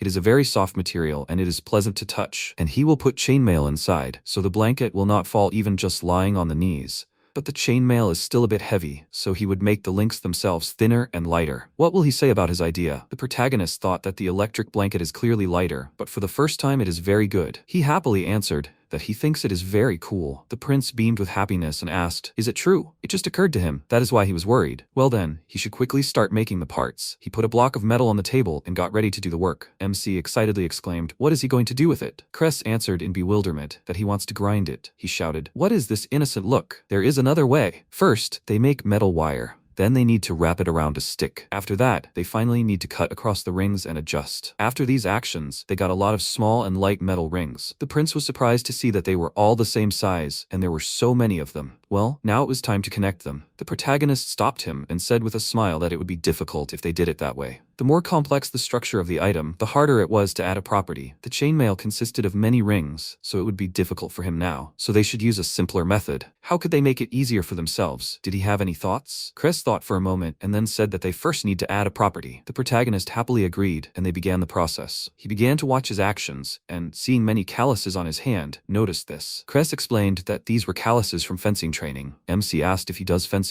even though he is a crafter. He replied that he is still a prince. It is so unusual. It turns out that crafting is very interesting. He is a little ashamed, but he never even thought about creating something on his own. The protagonist noted that he is still a prince. The guy agreed and added that this profession simply caused problems for someone dear to him. Politics, education, fencing. It is as if he tries, but in the end he simply hides with all his might the fact that he cannot do something, and this is painful. Therefore, this feeling was unfamiliar to him. When Chiffon was happy with the gift, his chest became very warm. He felt a desire to create something burning inside him. After these words, a pillar of flame instantly appeared. The prince excitedly exclaimed that it was literally on fire. MC pointed his finger to the side and shouted that it was really burning. They tried to find water to put it out, but at that time, all the materials that were lying on the table had already caught fire. Cress exclaimed with a thoughtful look, "Did it really catch fire? Because it was near the heat source for too long?" The protagonist excitedly shouted, "Is there really time to think about this?" At that time, the bodyguards ran into the room and excitedly shouted, "What are they doing here?" Raven Cavalier, the captain of the Verdini family guard, was outside and saw smoke from the castle window, perplexedly asked what was going on there. At that time, Liz, sitting in the carriage,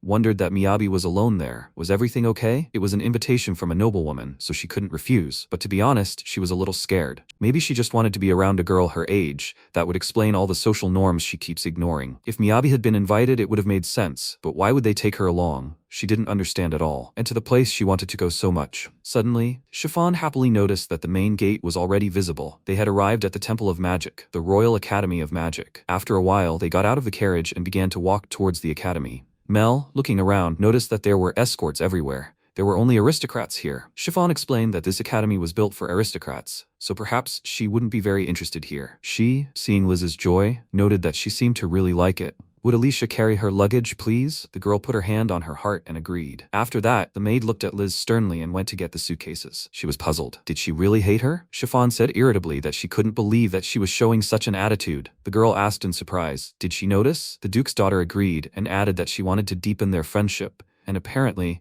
Alicia didn't like it. Liz was completely shocked, thinking that even though she was suspicious of her, did she really just want to be friends? Chiffon added that she thought she was more reasonable. She needed to discipline her properly. She called out to her with a smile and asked, "Well, are they coming?" After that, they went to the academy. After a while, Liz said in horror that it was amazing. She even knew ordinary passersby from their portraits.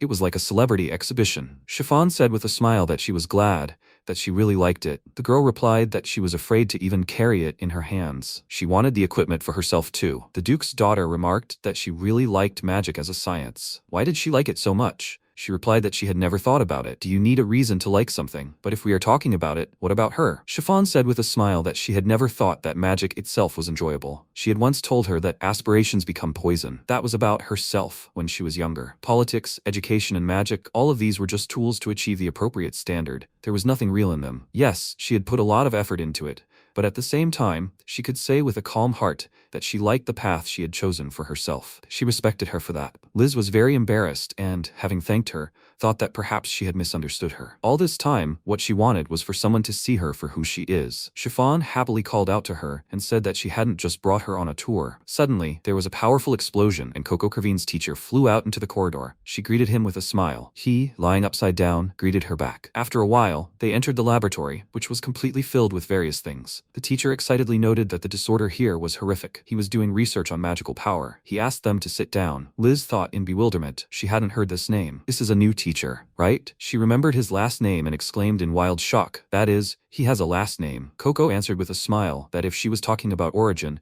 then he was from a family of viscounts. Everyone is equal in the academy. Let her have some tea. There is always a shortage of workers in this laboratory, and she does not seem like a student here to him. The girl excitedly introduced herself and added that she was an adventurer from Angelm. Chiffon said with a serious face that she was accompanying her. She wanted him to take a look at something. After a while, they arrived at the training grounds, and Liz began to use her magic. Coco, watching this, said with admiration that it was very interesting. interesting. He wanted to try it too. The guy started taking notes and said that he understood everything. Manipulating magic with magic particles, he thought it was a very interesting idea. Theoretically, it was possible, but this level of precision was abnormal. Liz explained that this was a practical method that her father had come up with to teach adventurers who could not read books on magic. She thought that it seemed strange to her, but he understood everything just by looking. Coco thoughtfully said that the obstacles to mastering such a skill were great, but there might be a certain level of demand in the field of education. Liz apologized and thought that she was always thinking about something. Maybe she should ask a specialist about it. She asked him what he thought about using this technique in a real fight. The teacher replied that simply saying real fight was not enough. Was the opponent a magical creature or a human? Was it a group fight? And if so, who was on the team? In the forest, at sea, or in the city? The girl thought that maybe she shouldn't have asked him about it. He was really annoying. Coco added that, generally speaking, it was unrealistic. They would assume that this was a battlefield. He grabbed Mel's hand and said that exchanging magical power required holding hands, which was inconvenient. When the situation was constantly changing, mobility was important. It could be a matter of life and death. He could learn magic himself. It would be a different matter if there was some unusual person who simply wanted to give magical power. Liz wondered if it was warriors with a lot of magical power, then that was it. She asked with a serious face, "What about the magical power of artisans?" Coco immediately replied that it was impossible, although he could not speak for everyone. People with a martial and craft profession have fundamentally different properties of magical power, like water and oil. They, the magicians, transform magical power into matter, for example such as water or fire, and the craftsmen, using magical powers, transform matter. The magical power of warriors resonates with living beings.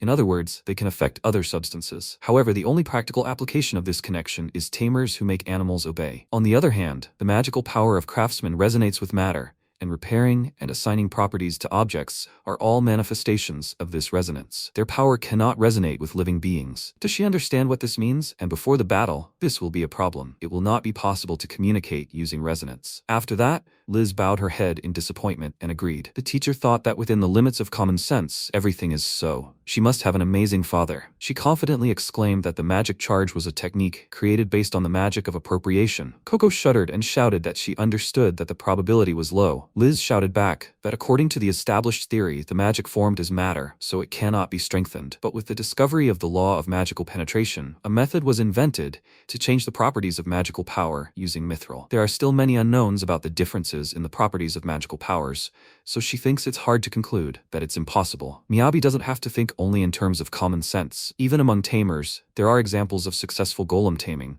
so there is reason to debate whether golems are living beings. Pouring magical power through the palms of your hands is also not something that can be done indiscriminately, and the conditions are quite vague. For example, you need the subject's permission, that is trust. Coco happily exclaimed, "Who is she?" From that point of view, he also agrees. Recent research mentions the possibility of microscopic creatures existing in the soil, so there is a possibility that taming golems is taming these very creatures. Liz shouted with a serious face that although she understands that this is advanced magic, she cannot give up. The teacher countered that according to Clements, a pioneer in the study of the source of magical energy, evidence to the contrary had already been presented to the public 5 years ago in article number 190 and was currently undergoing careful study. Her hypothesis was based on a conclusion. Mel, watching this, asked in bewilderment what they were talking about. Chiffon answered with a smile that this was some kind of nonsense. After this, Liz was left speechless and fell silent. Coco joyfully exclaimed that she was defeated. Her data was outdated, and she was quite capable. What academy did she study at? The girl answered that she was self-taught. He exclaimed in wild shock. Why was she working as an adventurer? Let her immediately become someone's student. What is she even doing? Liz shouted that getting into a private school is not that easy, and she does not have time after the adventures. The teacher exclaimed that then she should stop with this. She shouted furiously, "Let him not say it so simply." The guy approached her and calmly said that everything was simple. She did not have enough magical powers to be an adventurer. He did not understand the point of staying in a job that was not suitable for her. Liz asked in confusion, how did he understand this? Coco replied that he understood it when they held hands recently. He only does research on magical power, so he has become quite sensitive. Private schools are damn stingy. Let her knock on the doors of the Royal Magic Academy. She has the ability for this. After a while, they went out into the corridor. Chiffon said with a smile that the Royal Magic Academy is a research institution created by government forces. To enroll as an ordinary student, you need a recommendation from a titled house or one of the 3 major guilds. And you also need a recommendation from an active professor. There is no place in this country where the conditions for conducting magical research are better. Liz wondered, Was this why she brought her here? Hearing her agreement, she thought that she wanted to believe her words. She wanted to believe that her words were spoken with good intentions, with hope for her. Liz asked in confusion. She did not understand why she did so much for her. She had nothing to repay her with. Was it also for Cress? She thought that she did not only want to introduce him to Miyabi. Chiffon noted in surprise that she did notice that. The girl thought that if she entered the academy, the tasks for the guilds were limited in time. Studying in the capital and working as an adventurer in Anjum. If you think realistically, they cannot be combined, and if so, the team will fall apart. This proposal is to set Miyabi free. Liz remembered how the protagonist said that she was too strict with herself. He respects her for consciously choosing her path and continuing to follow it. At this moment, she tearfully pointed out that she was actually very capricious. She couldn't stand simply beautiful beds, and she wouldn't even be satisfied with rice unless it was made by Miyabi. She wanted to do some research. But if temptation came, she was greedy, so she would want it with all her might. But she doesn't want to give up being an adventurer. She looked at someone from behind and thought how cool this person was. They risked their lives, but they protected everyone, because they were that kind of adults. If she said that she would be her protector, she would just take advantage of it. Would that be okay with her? Chiffon laughed and replied that she was thinking too much. Yes, there were many things she couldn't say, and she couldn't do anything if she didn't trust her, so she would say one thing. She hadn't changed her mind. Let her use it to her heart's content. Liz thought in surprise that nobles and commoners were different in everything. She can't understand it from a logical point of view, so she finds everything suspicious. Her intuition tells her that she is not a bad person and can be trusted. At this time, the protagonist, looking at the burnt areas in the room, said that it burned well. What should he do if he is accused of arson? Cress replied that he will say that it is his fault. Suddenly, Captain Raven came to them and said that he came to escort Miyabi. It seems that there was a small fire. He is an acquaintance of the prince, right? Cress himself said that he probably does not know. This guy is Alicia's older brother. MC, looking at him and feeling an incredibly cold aura, said that they are very similar. He thought that they are similar in this icy atmosphere. Raven bowed his head and thanked him for taking care of his sister. The prince asked if the captain of the guard himself had come specially to accompany him. He agreed and, taking out a letter, added that the owner gave it to him. The guy read the letter and, calling out to the protagonist, asked if he would return to Angeln. He answered with a smile that it depended on the snow. But yes, eventually. Cress smiled and said that if there was more time, he could please teach him crafting. After a while, they set off. The protagonist thought that, by the way, he had not had the opportunity to discuss his future plans with Liz. Well, during the relaxing journey on the way back, they would definitely discuss it. After some time, the girl herself told him everything. He exclaimed in wild shock that she had received a recommendation to the academy. This was just wonderful. He was congratulating her. She thanked him and asked, "Is that all?" MC asked if maybe they should make a cake or something like that. Liz replied that she was not talking about that. She was talking about their activities as a team. He suddenly realized everything and screamed in horror. What should he do? She noticed that he was late. She wanted to continue being an adventurer with him during his studies, so please let him stay with her in the capital. The protagonist asked why she was so worried. The girl nervously replied that she wanted to change the location of their base of her own free will. It couldn't be that easy, could it? He wondered. Was that what she was talking about? The MC asked if she was really okay with it. About Angel, Wise and Eleanor were there, and the Radcliffe base too. Liz excitedly replied that she didn't want to part with all of them, but he sharply noted that he hadn't even said goodbye to the people from the workshop. Liz, horrified, said that then he would go back there because his friends were there. The team really did break up. The protagonist silently hit her on the head and, opening the map, thought that the distance from the capital to Anjum was about 590 kilometers. It would take 2 weeks to get there on foot one way, and he can't go all year round. He asked if being an adventurer in Anjum and studying magic at the academy would be the ideal option, right?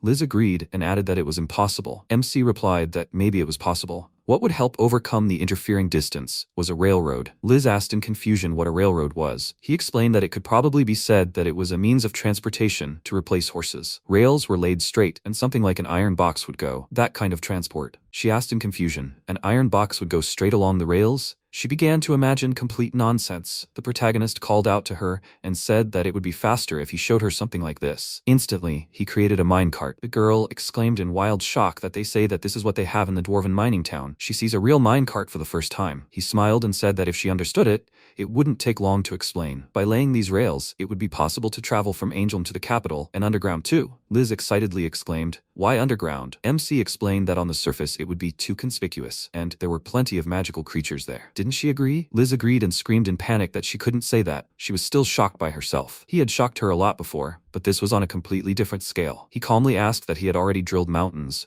Wasn't it too late for her to be overwhelmed? The girl screamed in horror. The concept of distance is unknown to him? She thought that in everyday crafting he also went beyond common sense before. But this moment, could it be called an epiphany? The protagonist said with a thoughtful look that there was still one problem. What did she think? Is it possible to build something like this without permission? Liz exclaimed that it was definitely impossible. Only the production guild manages the roads. It is impossible to build on such a scale without their permission. If they notice, they will catch him. He nervously answered that he has enough skills, but whether it is possible to build is a completely different conversation. He thought it was a good idea, but apparently it is not. At this time, Mel eavesdropped on their conversation from the window. After some time, they told Chiffon everything. She said with a smile that the head of the guild is the duke who gathered these lands into his possession. In other words, if they have a solution from Duke Torrens, then their business can no longer be called impossible. Seeing their expressions, the girl said in confusion that she had simply answered Mel, who had asked for advice. She said that they had a plan for a railway connecting Angelm and the capital,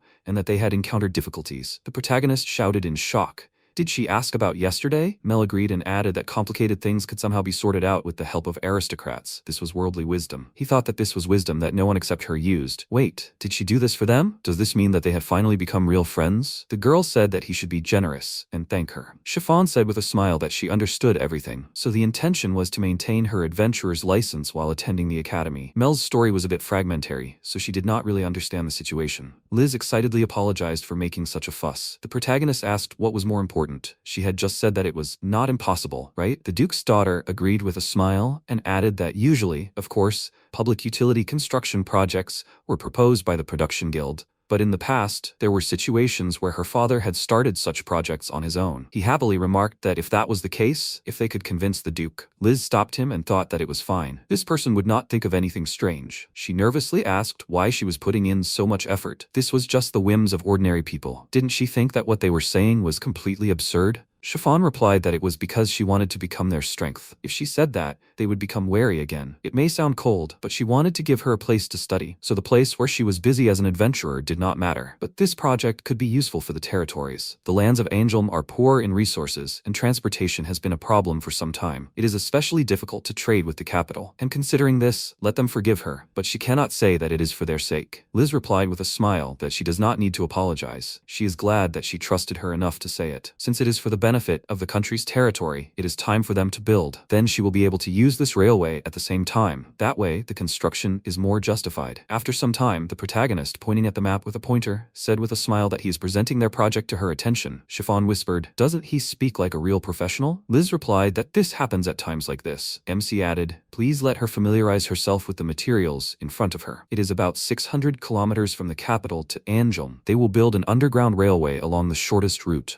Mel asked, "What is an underground railway?" He happily showed a small model of the train and happily said that he had prepared a model in anticipation of such questions. She asked what it was. The protagonist explained that it was the machine itself, which would travel along the road. According to the plan, it would not use horses, but self-propelled machines. He thought that in modern times there were gasoline engines, in the new, there were steam engines, but there were no schemes for mechanical designs. And he did not understand the principles of their operation well enough to create one from scratch. What if we make something suitable for this world? The protagonist said with a smile that they were presented with a wind block. If you install it like this, it will go. Chiffon, watching, thoughtfully noted that the power of the wind was used here, like in sailing ships. He added with a smile that maintaining the state was a feature of the magic of assigning characteristics, so the car would be able to go for 24 hours. If the wind force is increased, it can reach a speed greater than a human running speed. The Duke's daughter asked how much he thought the journey could be shortened. MC smiled and replied, up to 12 hours. He wanted them to get there in 12 hours. The girl marveled that the journey that took 2 weeks would be shortened to half a day. It sounded like a real fairy tale. Liz screamed in shock. Wasn't her reaction a bit weak? Why was she so unperturbed? Chiffon smiled and replied that she thought she would be shocked, but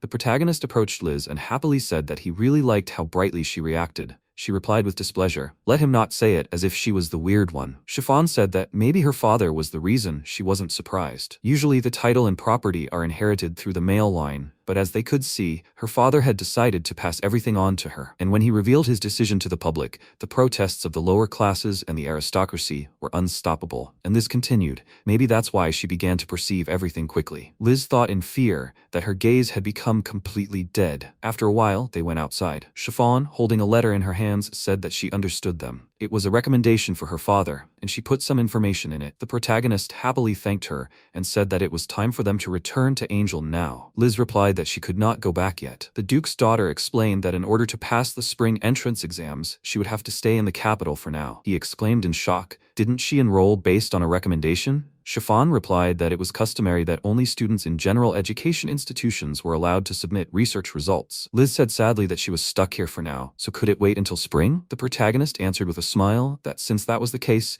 he would go there early and talk to the Duke.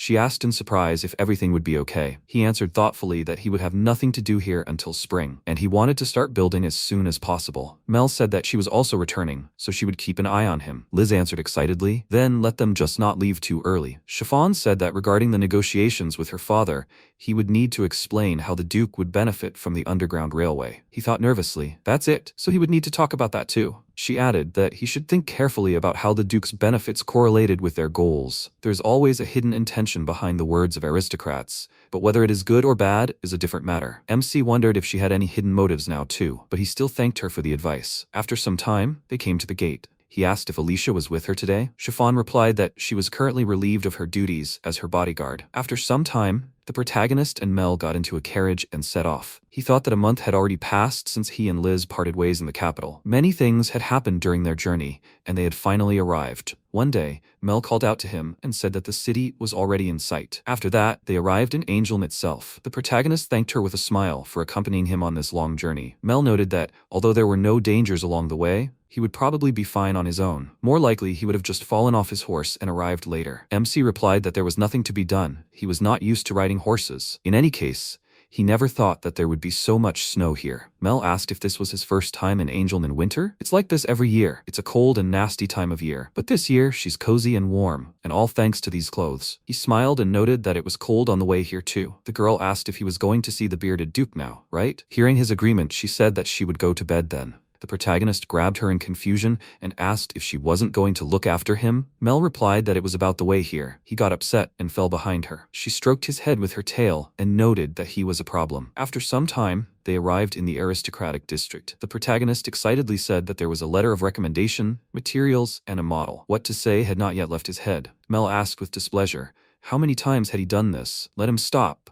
The gatekeepers were already on their way. They entered the territory and saw a mansion and greenhouses in front of them. He shouted in wild shock, "What the hell is this?" MC thought that there was a beautiful garden here recently, and now there are vinyl greenhouses. He feels a strong sense of déjà vu. Why did they turn the garden into this? Suddenly, Karen grabbed him by the leg in an incredibly elastic and thin form. He jumped back in fear and exclaimed, "What kind of ghost is this?" Mel grabbed him and told him to calm down. The protagonist saw Karen and exclaimed with displeasure, "Why is he in this state again?" The guy replied that they hadn't seen each other for a long time, so it was as if they were meeting for the first time. That's why he was worried. Mel continued to stretch him. The main character nervously shouted, "Why did she continue the violence? Let her stop doing it." She replied that he irritated her. Karen, having taken his normal form and seeing her, shouted in surprise, "Why was she with his master?" Mel asked in bewilderment, "Did he know her?"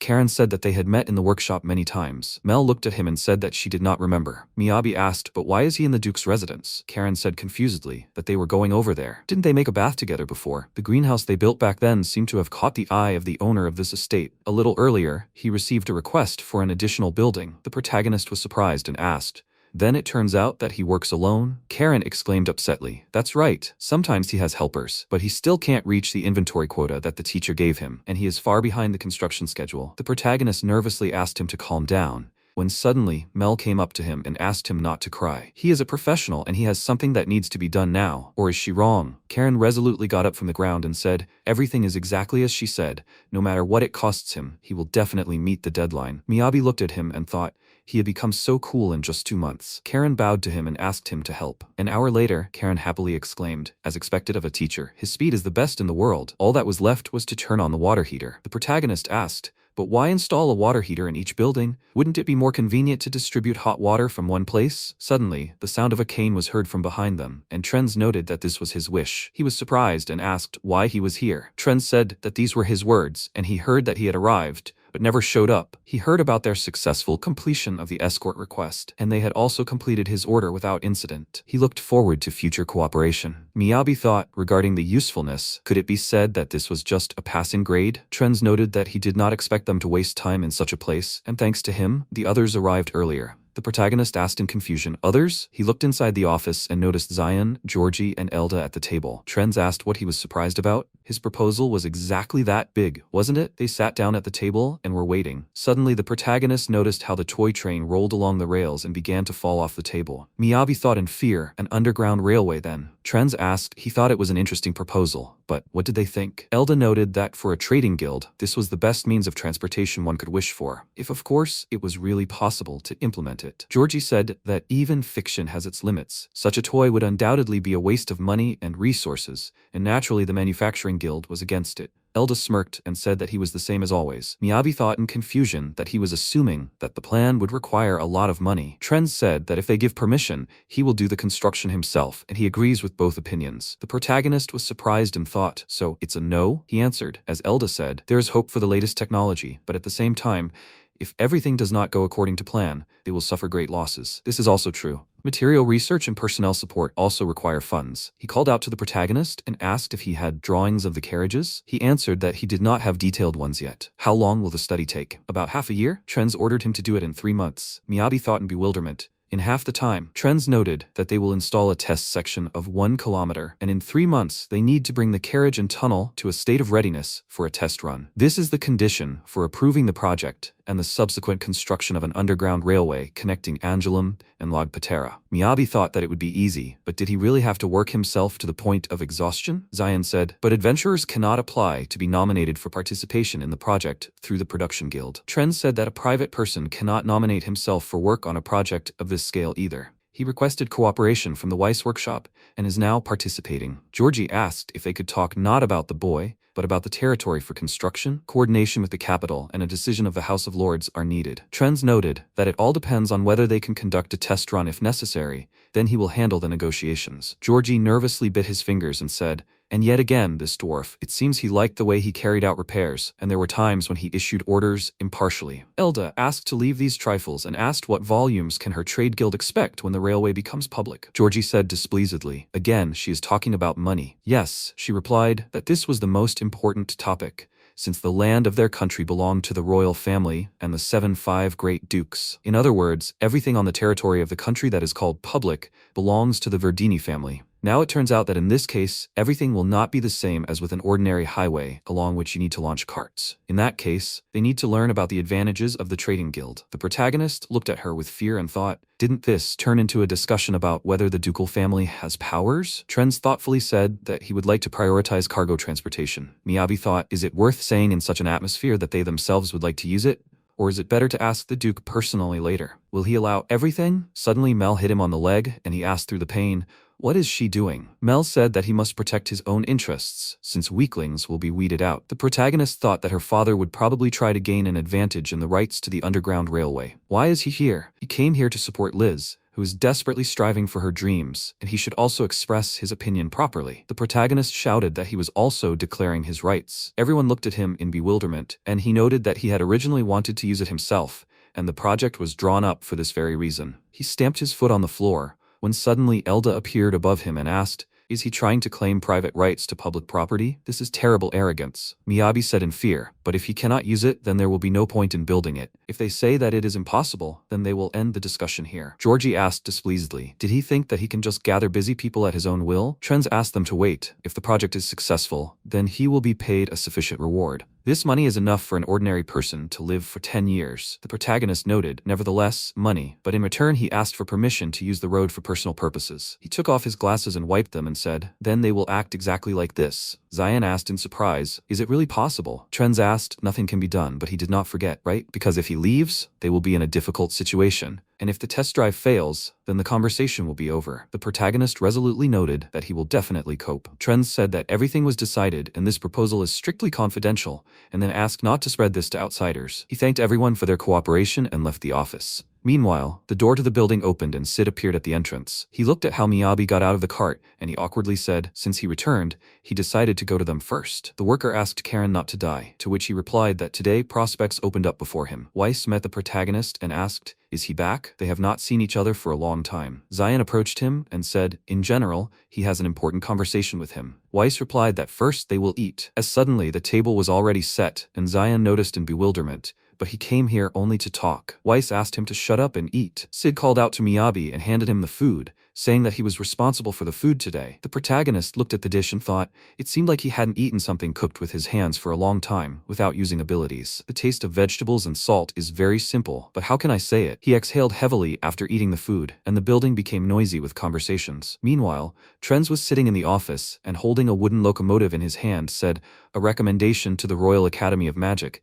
She presented him with a report after the events. Since when has she become so capricious, a problematic daughter? The next morning at the guild, the worker came to Eleanor in tears. She stroked her head and asked what happened. She was ruining her sweet face. The worker sadly said that the guildmaster still hadn't returned. During the day, the owner's servant came and said that the master would return by evening, but he wouldn't make it in time for the hoofmail. Eleanor said that in that case they would contact the branch, and it wouldn't be a big deal if they were late with the confirmation. That's it. One day wouldn't hurt. The worker happily thanked her and began to bow. Eleanor wondered, now where does one find grazing grass at this time of night? Meanwhile, the workers' building was filled with the noise of plates and conversations. Suddenly, Zion and Miyabi touched the last piece of food and looked at each other in surprise. The protagonist smiled and asked him to help himself. Zion thanked him, and they continued to eat silently. Zion looked at him and thought that the worst option was that he was a spy or something, but calling himself the creator was some kind of stupid plan, so the Duke rejected the spy version. In that case, as his pawn, there is no point in thinking about it any further. He is respectful to others and does not seem like a bad boy.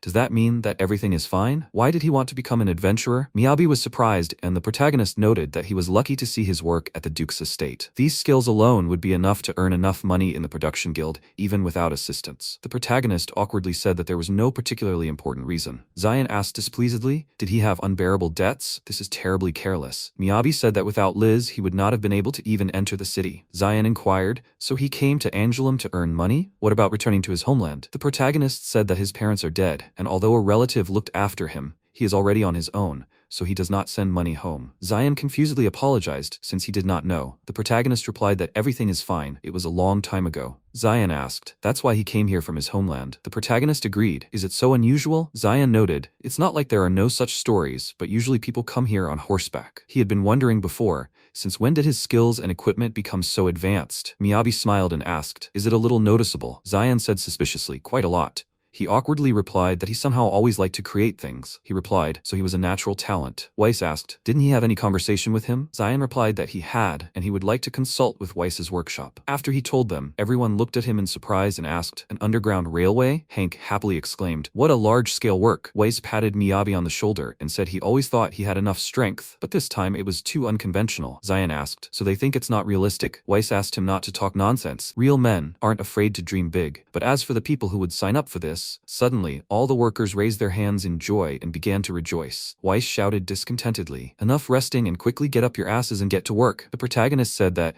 if he was so busy, it was not at all necessary to assign people to this project, since initially he was going to do everything himself. The workers looked at him in surprise and said, this is a huge construction site and he cannot do it alone. He is just young and it seems to him that he can handle everything. The protagonist thought, do they think that he just succumbed to the mood? Kopp said that in the winter it will calm down. It will take 2 or 3 months to put everything in order. Weiss noted that if so, then they need to hurry. A few days later, Sid happily exclaimed that he alone would pass for 100. Karen noted that he was very happy to work together with him. Miyabi smiled and said that he was counting on them. He introduced Mel. She would be accompanying them. Sid bowed and said that it was a pleasure to meet her, and they were counting on her. After a while, they were walking through a snowy forest, and the protagonist was looking at the map of the area. Sid noted that this was the designated testing ground for the test launch. Karen said, right in the center of the forest. Sid thought, seriously, that is, only the snow bothers him? Nothing can be done. He is still an adventurer, and they are professionals, completely different. No matter, this time he will lead the process as a senior master. Miyabi looked at the area from afar and said that the trees here are a little in the way, after which he pulled out a tree,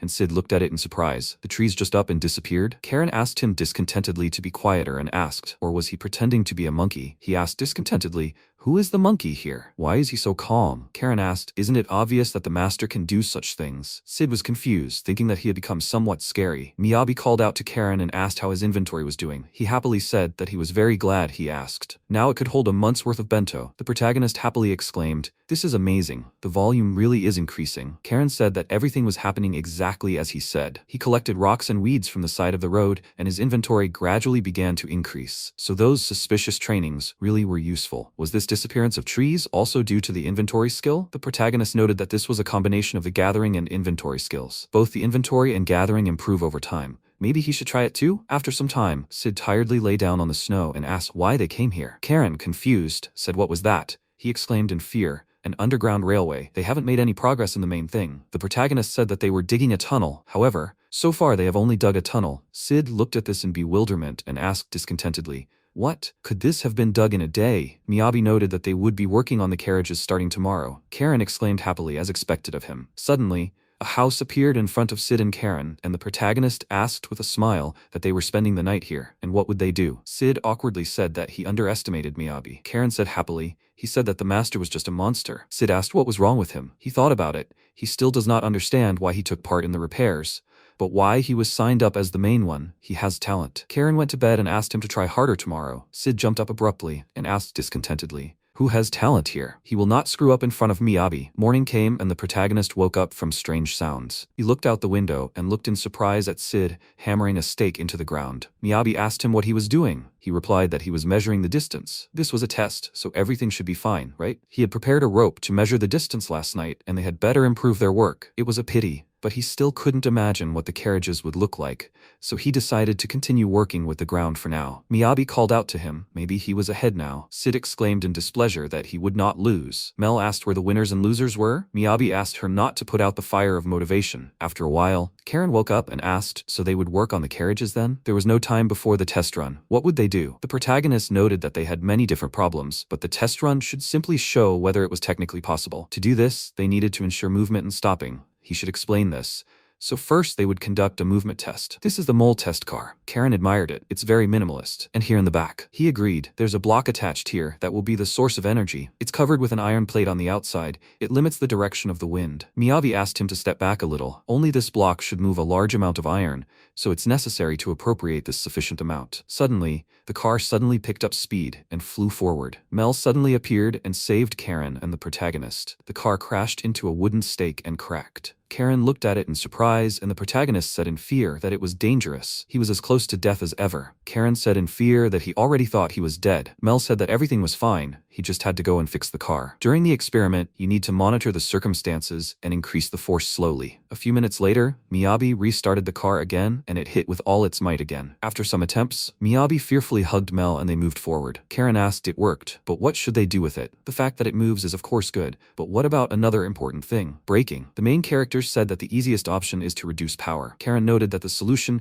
is in the absence of energy. He awkwardly noted, well, how to say it? Karen was surprised and asked, does it not stop? After which the carriage slowly stopped, and the protagonist said uncertainly, and indeed, since the carriage moves on wheels, it cannot stop immediately, even if the driving force is removed. Right now it is just a test machine, but even this becomes more difficult to control as the speed increases. He suddenly needed brakes, but he does not really understand the structure of mechanisms. There are no products of modern science in his diagrams. What kind of brakes do trains even have? No need to think too complexly. The trick is to somehow create friction. After some time, they tried again, and Miyabi began to stop the carriage with a stick. If you create friction by pressing a stick to the wheel, then it should work as brakes. Suddenly the carriage began to stop, and the protagonist said tiredly, so it moved a little and then stopped. Sid asked that he still did not really understand how this underground railway of theirs works. But isn't this a dangerous way to stop? The protagonist exclaimed, exactly. He began to think, in trains and cars, the friction force in the brakes is very high. But brakes like those of a bicycle, he could probably make? Probably something like this, pull it together with wire? Would that work? He used it all the time. Why did he remember it so badly? Sid looked at the drawing on the ground and asked what it was. Miyabi thought he would just like to see one. Sid asked, would the brakes from the carriage not work? Miyabi looked at the cart and asked in surprise, did the carriage have brakes? Sid pulled the lever and said, you need to press here, and at the same time the part here moves, stopping the wheel. Karen asked in surprise, so he knows how to drive a carriage? Sid noted that they are not to be found in the village, as one would expect, but here in Angoulême you can see them driving along the streets. The main character said that he has simply amazing observation. Sid asked in bewilderment, His is amazing. He could not even imagine that carriages had brakes, Karen noted. Incredible observation. Miyabi looked at the carriage and said, amazing. If you don't look closely, you might not even notice that it's there. Exactly. How did he only notice the carriage's decor? And it's not just that. In architecture and in various little things, his attention was always drawn to the appearance of objects. Looking closely at the device, that's something new. Sid happily thought that he was amazing. Miyabi turned to him and noted that he seemed to have a broader view of the world than he did. Sid was perplexed as he imagined himself on the throne and thought about how a cool person had praised him. He grinned and said that he had been taught for a long time that observation was the basis of art. He would initiate them into the secret of Sid's special look of observation. Miyabi asked if the owners would be angry if these brakes were torn off. Karen thoughtfully asked where spare parts for the carriages were given. Sid discontentedly ordered them to listen to him. After a while, the carriage was moving at full speed on the railway again, and Sid helped to control it. He shouted that it was enough to pick up speed, and Karen pulled the brake lever. They had done countless tests, and the carriage could move, but there were problems with the brakes. Miyabi noticed that it shook terribly when it stopped. He thought when they got the brakes from the carriage, he did not think it would be so difficult. They tried using several braking materials for the part that touches the wheel, and since the structure broke, they changed the thickness of the metal. Any braking material burns out after the second use, and the brakes do not brake anymore. But the braking force is not stable, so they need to come up with something quickly. These brakes are still far from practical use. After a while, Sid and Miyabi were sitting in a hot spring and relaxing. The protagonist thought that the place is certainly not luxurious, but they are at work. I wonder why Karen did not go with them. Sid wondered, so what will they do? They only have a month and a half before the test run. The protagonist thought about it and then said that he realized that he needed to change his approach, but nothing immediately came to mind. He asked him discontentedly not to act so bored. He advised the brakes. It made him feel bad. Maybe they should use the assignment of the wind attribute? Would it be bad?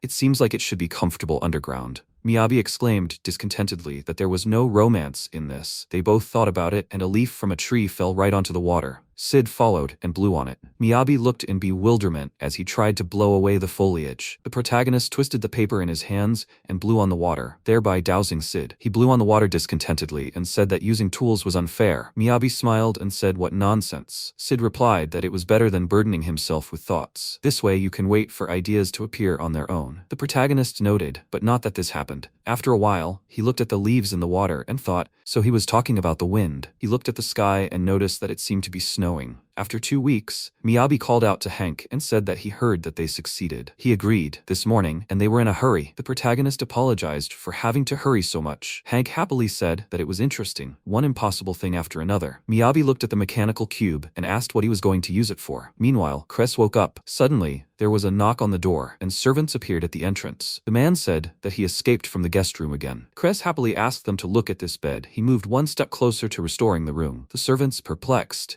said in one voice that they could not believe that these were the words of the prince. Of course, he can continue to work in his room, but has he forgotten what day it is? Cress said, was it Versana, the capital's celebration of the coming of spring? He had gone to Angoulême that day. Meanwhile, a ceremony was taking place in the palace, and the king said that today, the day of the coming of spring, there would be a minimum of words and participants. On behalf of the royal family, he wished him a safe journey to his destination. Cress thought, and yet he must think that the ceremony itself was good. A servant approached the king and said that the people were waiting for his majesty. The king went out onto the balcony and waved joyfully to the people of the city. Meanwhile, Cress was walking through the city when suddenly Grinwell called out to him, the head of the oldest of the 5 ducal houses connected to the royal family. Why was such a man here? Cress noted. So he was also in the capital. Grinwell said that he had the honor of supporting his domain during the celebration. He could not imagine that he would live to see the day of his departure. Going north to Angoulême? Could the reason be marriage? And could this not be considered disinheritance? Unlike his domain, monster hunting is popular there. It is ideal for gaining experience, which is difficult to count on in the capital. Cress noted that he is still immature, but if he learns from Mr. Trenz and continues to train on his own. Grinwell interrupted him. He is sure that the 2 freaks can hold a conversation, but they must stand in front of the people and spill blood. In martial arts or magic, continuing to improve is the only way to show the dignity of the slen of the royal family. Grinwell arrogantly passed by him and asked him to try not to forget about it. The servant said discontentedly that this man does nothing but mock. The prince is a descendant of the royal family.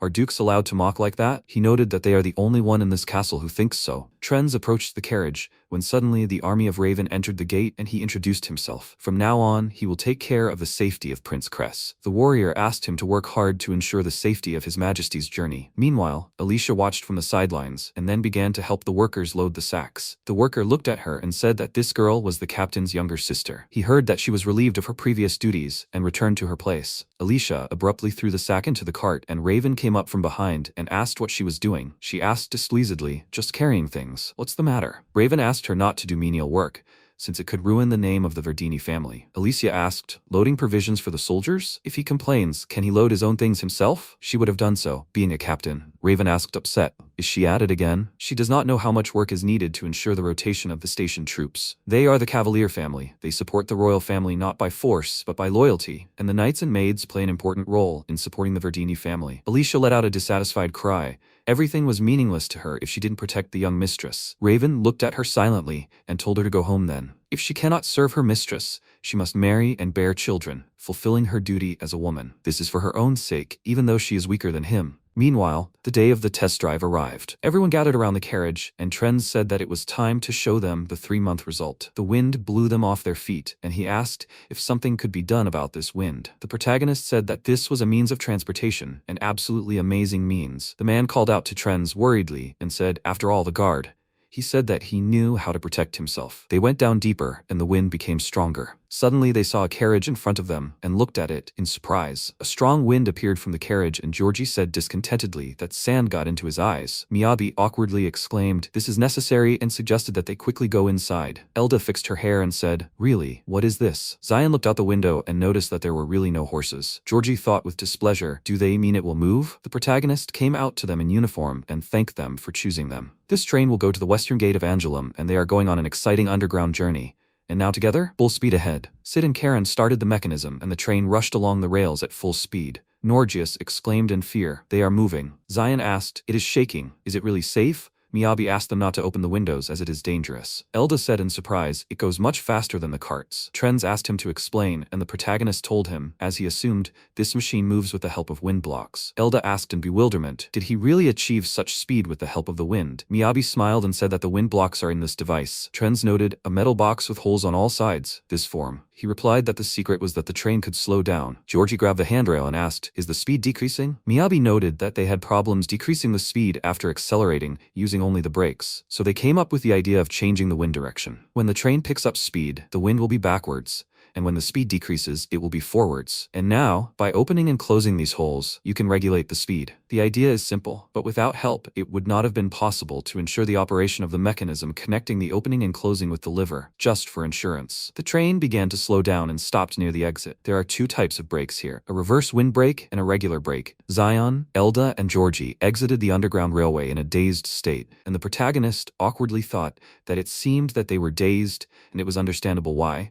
After all, in this world the standard speed is a horse's run. For them, it felt much faster than he thought, but now they only experienced a small speed, and then it will be even faster. Trends smiled and said, he admits, when he first heard the proposal, he was skeptical, but he fulfilled the conditions. Miyabi thought about it, and the Duke seemed less shocked and could even speak. So now they needed to clarify the goals. Trends noted, and this was undoubtedly a big step forward for the country, but he couldn't just let it go that easily. The protagonist asked in surprise, why? After all, the test was a success. Because the wind ruins your hair? Or because the train wobbles and you can hit yourself? Trends poked his finger at his chest and said, because only he can build something like this. Even though the blocks have the special property of continuous energy production, but it is not eternal. When the magic power runs out, the effect suddenly disappears. Karen noted that they had talked about this back when they were re-equipping the greenhouses. Miyabi asked what he meant. Trends noted, in other words, both the production of huge amounts of hot water and the movement of the powerful force of the iron box with people, all this is impossible without the amount of magic power that he has. In 10 or 50 years, when he is gone, who will be able to do the same? Then it will all just be an artifact from the past, and he is not going to invest resources in such things. They will add a condition that he will be responsible for all the appropriation operations during this work. Karen looked at him with fear. While Miyabi and the team were dealing with the trial run, Liz was taking the exams. The teacher said that all the tests of the entrance exam to the Royal Magic Academy were over. Coco happily exclaimed, great job. Someone worked hard these past few months, and it was him. Liz bowed and thanked him for his guidance. Coco happily sang that they should drink, and then turned to her and asked why she was upset. Her practical skills were mediocre,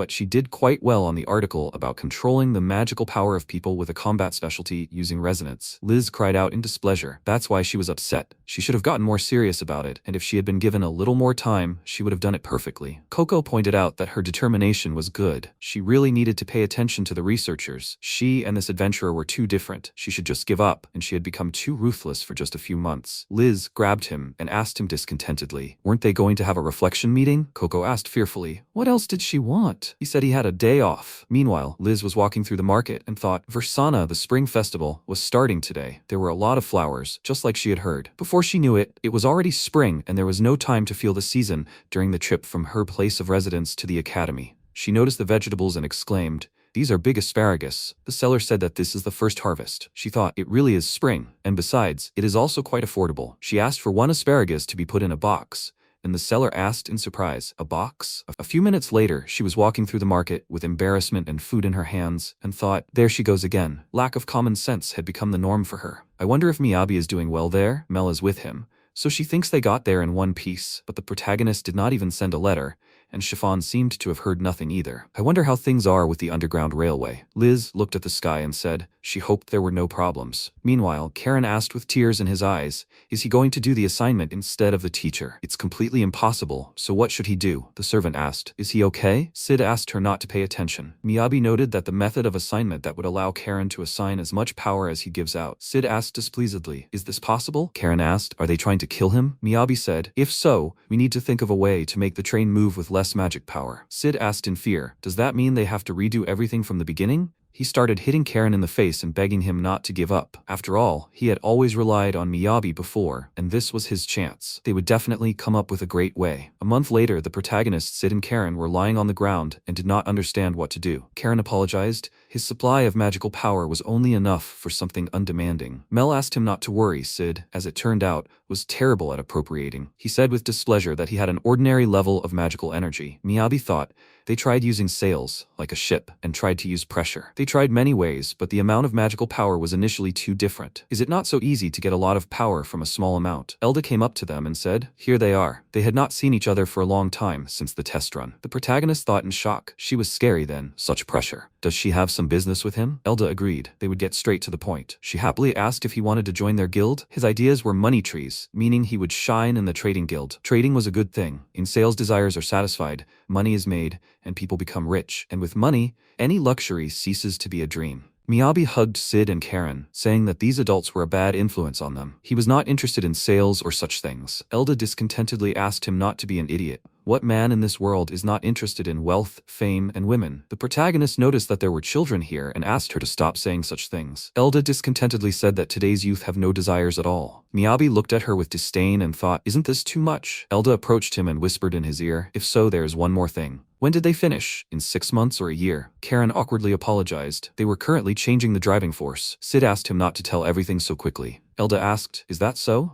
The servant said sadly, everyone who was engaged in production worked so slowly. Elda noted, and they so hoped to make a name for themselves by fulfilling the orders of the royal house and make money from it. Sid asked displeasedly, can he hit her? Elda said, in any case, the trade guild fully supports them. If any equipment is needed, just let them know, and they will definitely prepare it. Sid looked disdainfully and asked, what was that all about? Suddenly, Miyabi heard the sound of the gate closing, and Sid asked, were they staying here for the night again? The protagonist said that it was so strange that he completely forgot about the time. After a while, they came to Weiss's workshop, and he asked, is there anywhere to spend the night? In that case, if they clean up, they can sleep here. Miyabi cleared his throat and asked what kind of room this was. Weiss replied that it was the room Liz lived in when she was little, albeit only for a couple of years. It was hard for a child to survive alone in this world, and he thought that she would quickly return after her escape. But in the end, only dust settled on everything. The protagonist wondered if he was lonely without her. Weiss asked, lonely? Why would that be? She was spoiled and stubborn. He was worried about her, but she had the determination to follow her own goals. Wasn't that impressive? Miyabi smiled and agreed. He was right. After a while, they finished cleaning, and Mel said with displeasure that it took a lot of effort just to make the bed linen. Weiss noted that she was just standing there and watching. And by the way, does he know when she'll be back from the capital? The protagonist said that she was currently taking exams,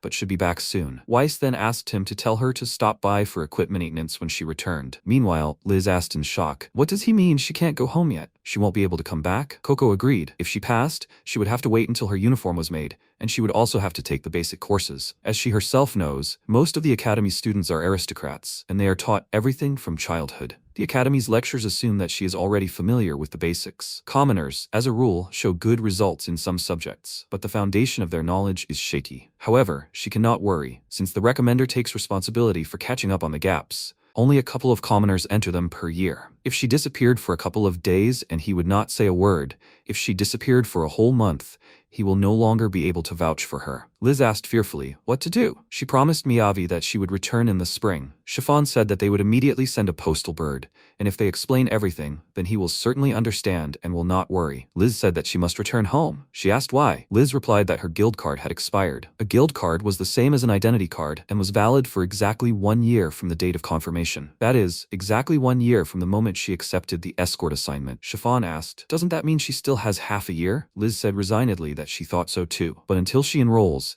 she can't leave the capital, and who will allow her to be absent from classes for a whole month after classes start? Chiffon said no one, since this is only permissible in the case of the transfer of the title of the head of the family. She grabbed her hand and asked her to stop. The 3 great guilds are under the control of ducal houses, so she can negotiate with the Adventurers Guild. Liz stopped her and asked her not to wave her power so frivolously. The main thing now is to find out if it is possible to extend the validity of the card. Meanwhile, in the Adventurers Guild, Miyabi asked in bewilderment, Liz will not come back? What do you mean by that? Zion replied that he wanted to know too. He thought that she just didn't want to show herself to him, but she was in the royal capital, and she also received a letter of recommendation for admission to the Royal Magic Academy. This was great news, but how would she combine her studies in the royal capital and her work as an adventurer in Angoulême? As he could see, there were very personal feelings involved. The protagonist awkwardly said that from his point of view, this was a lucky coincidence, thanks to which he could develop a social project. Zion replied that they did not allow any exceptions for renewing the certificate,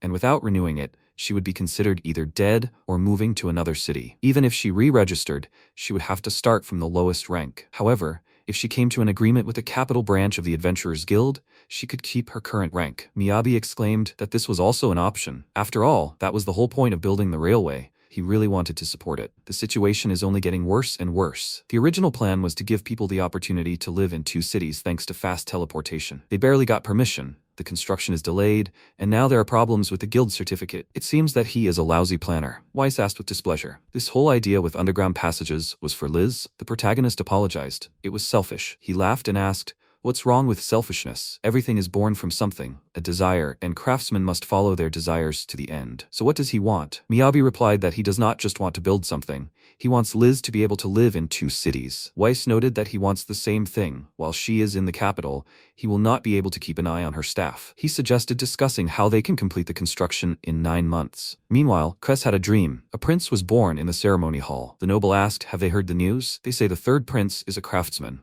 The man asked, could it be that there was a mix of blood in the royal family? He doesn't know a sword or magic. Does that mean Her Majesty was unfaithful? After some time, Cress arrived in Angoulême and Trens thanked him for the journey. How did he get there? He replied that everything went smoothly. Trens noted that he was glad to hear it. The long journey must have tired him and asked him to rest. Cress thanked him. He apologized for rushing things.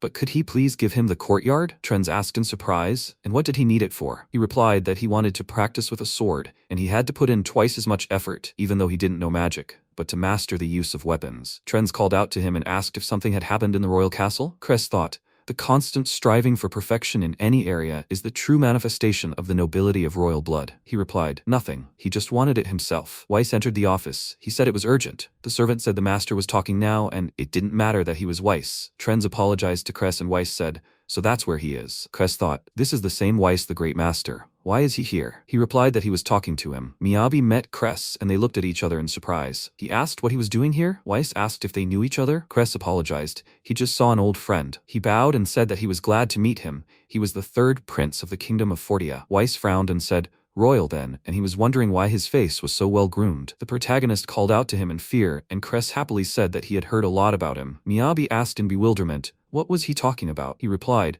about the Underground Railroad. Trens said that they were planning to create a new transportation network connecting the cities, and that Miyabi was to lead the project. So what did they want? Weiss looked at him and then they walked to the exit, and Trends noticed workers lying on the floor, asking for permission to participate in the casting of spells. 2 days ago, the workers were sitting near the train, and Weiss asked if there were any questions. Miyabi agreed. The machine was moving due to his wind magic, but by direct order of the Duke, he was forbidden to use his own spells. Instead, he was ordered to use the spell cast by Karen. Weiss noted that this is why they decided to reconsider the power source. The protagonist replied that everything was correct until the model was ready. They would not be given permission to launch. Of course, they tried different options. Weiss thoughtfully asked, how big was the difference between their spells? He already understood that. He was asking specifically. They did not even bother to check before building. Karen said upset. He thought, what if in this world there is simply no such magical installation that regulates power? Then maybe they will just rely on quantity. Miyabi said, so they compared how much weight each of them can move, and the difference in power is almost 30,000 times. Trends said discontentedly. 30,000. The protagonist asked. He understands their concerns, but the point is for him not to interfere, right? So there's no need to dump everything on Karen alone, and certainly no need to make him strain himself. He brought a sample that they made in the workshop. Cress looked at them in surprise and thought,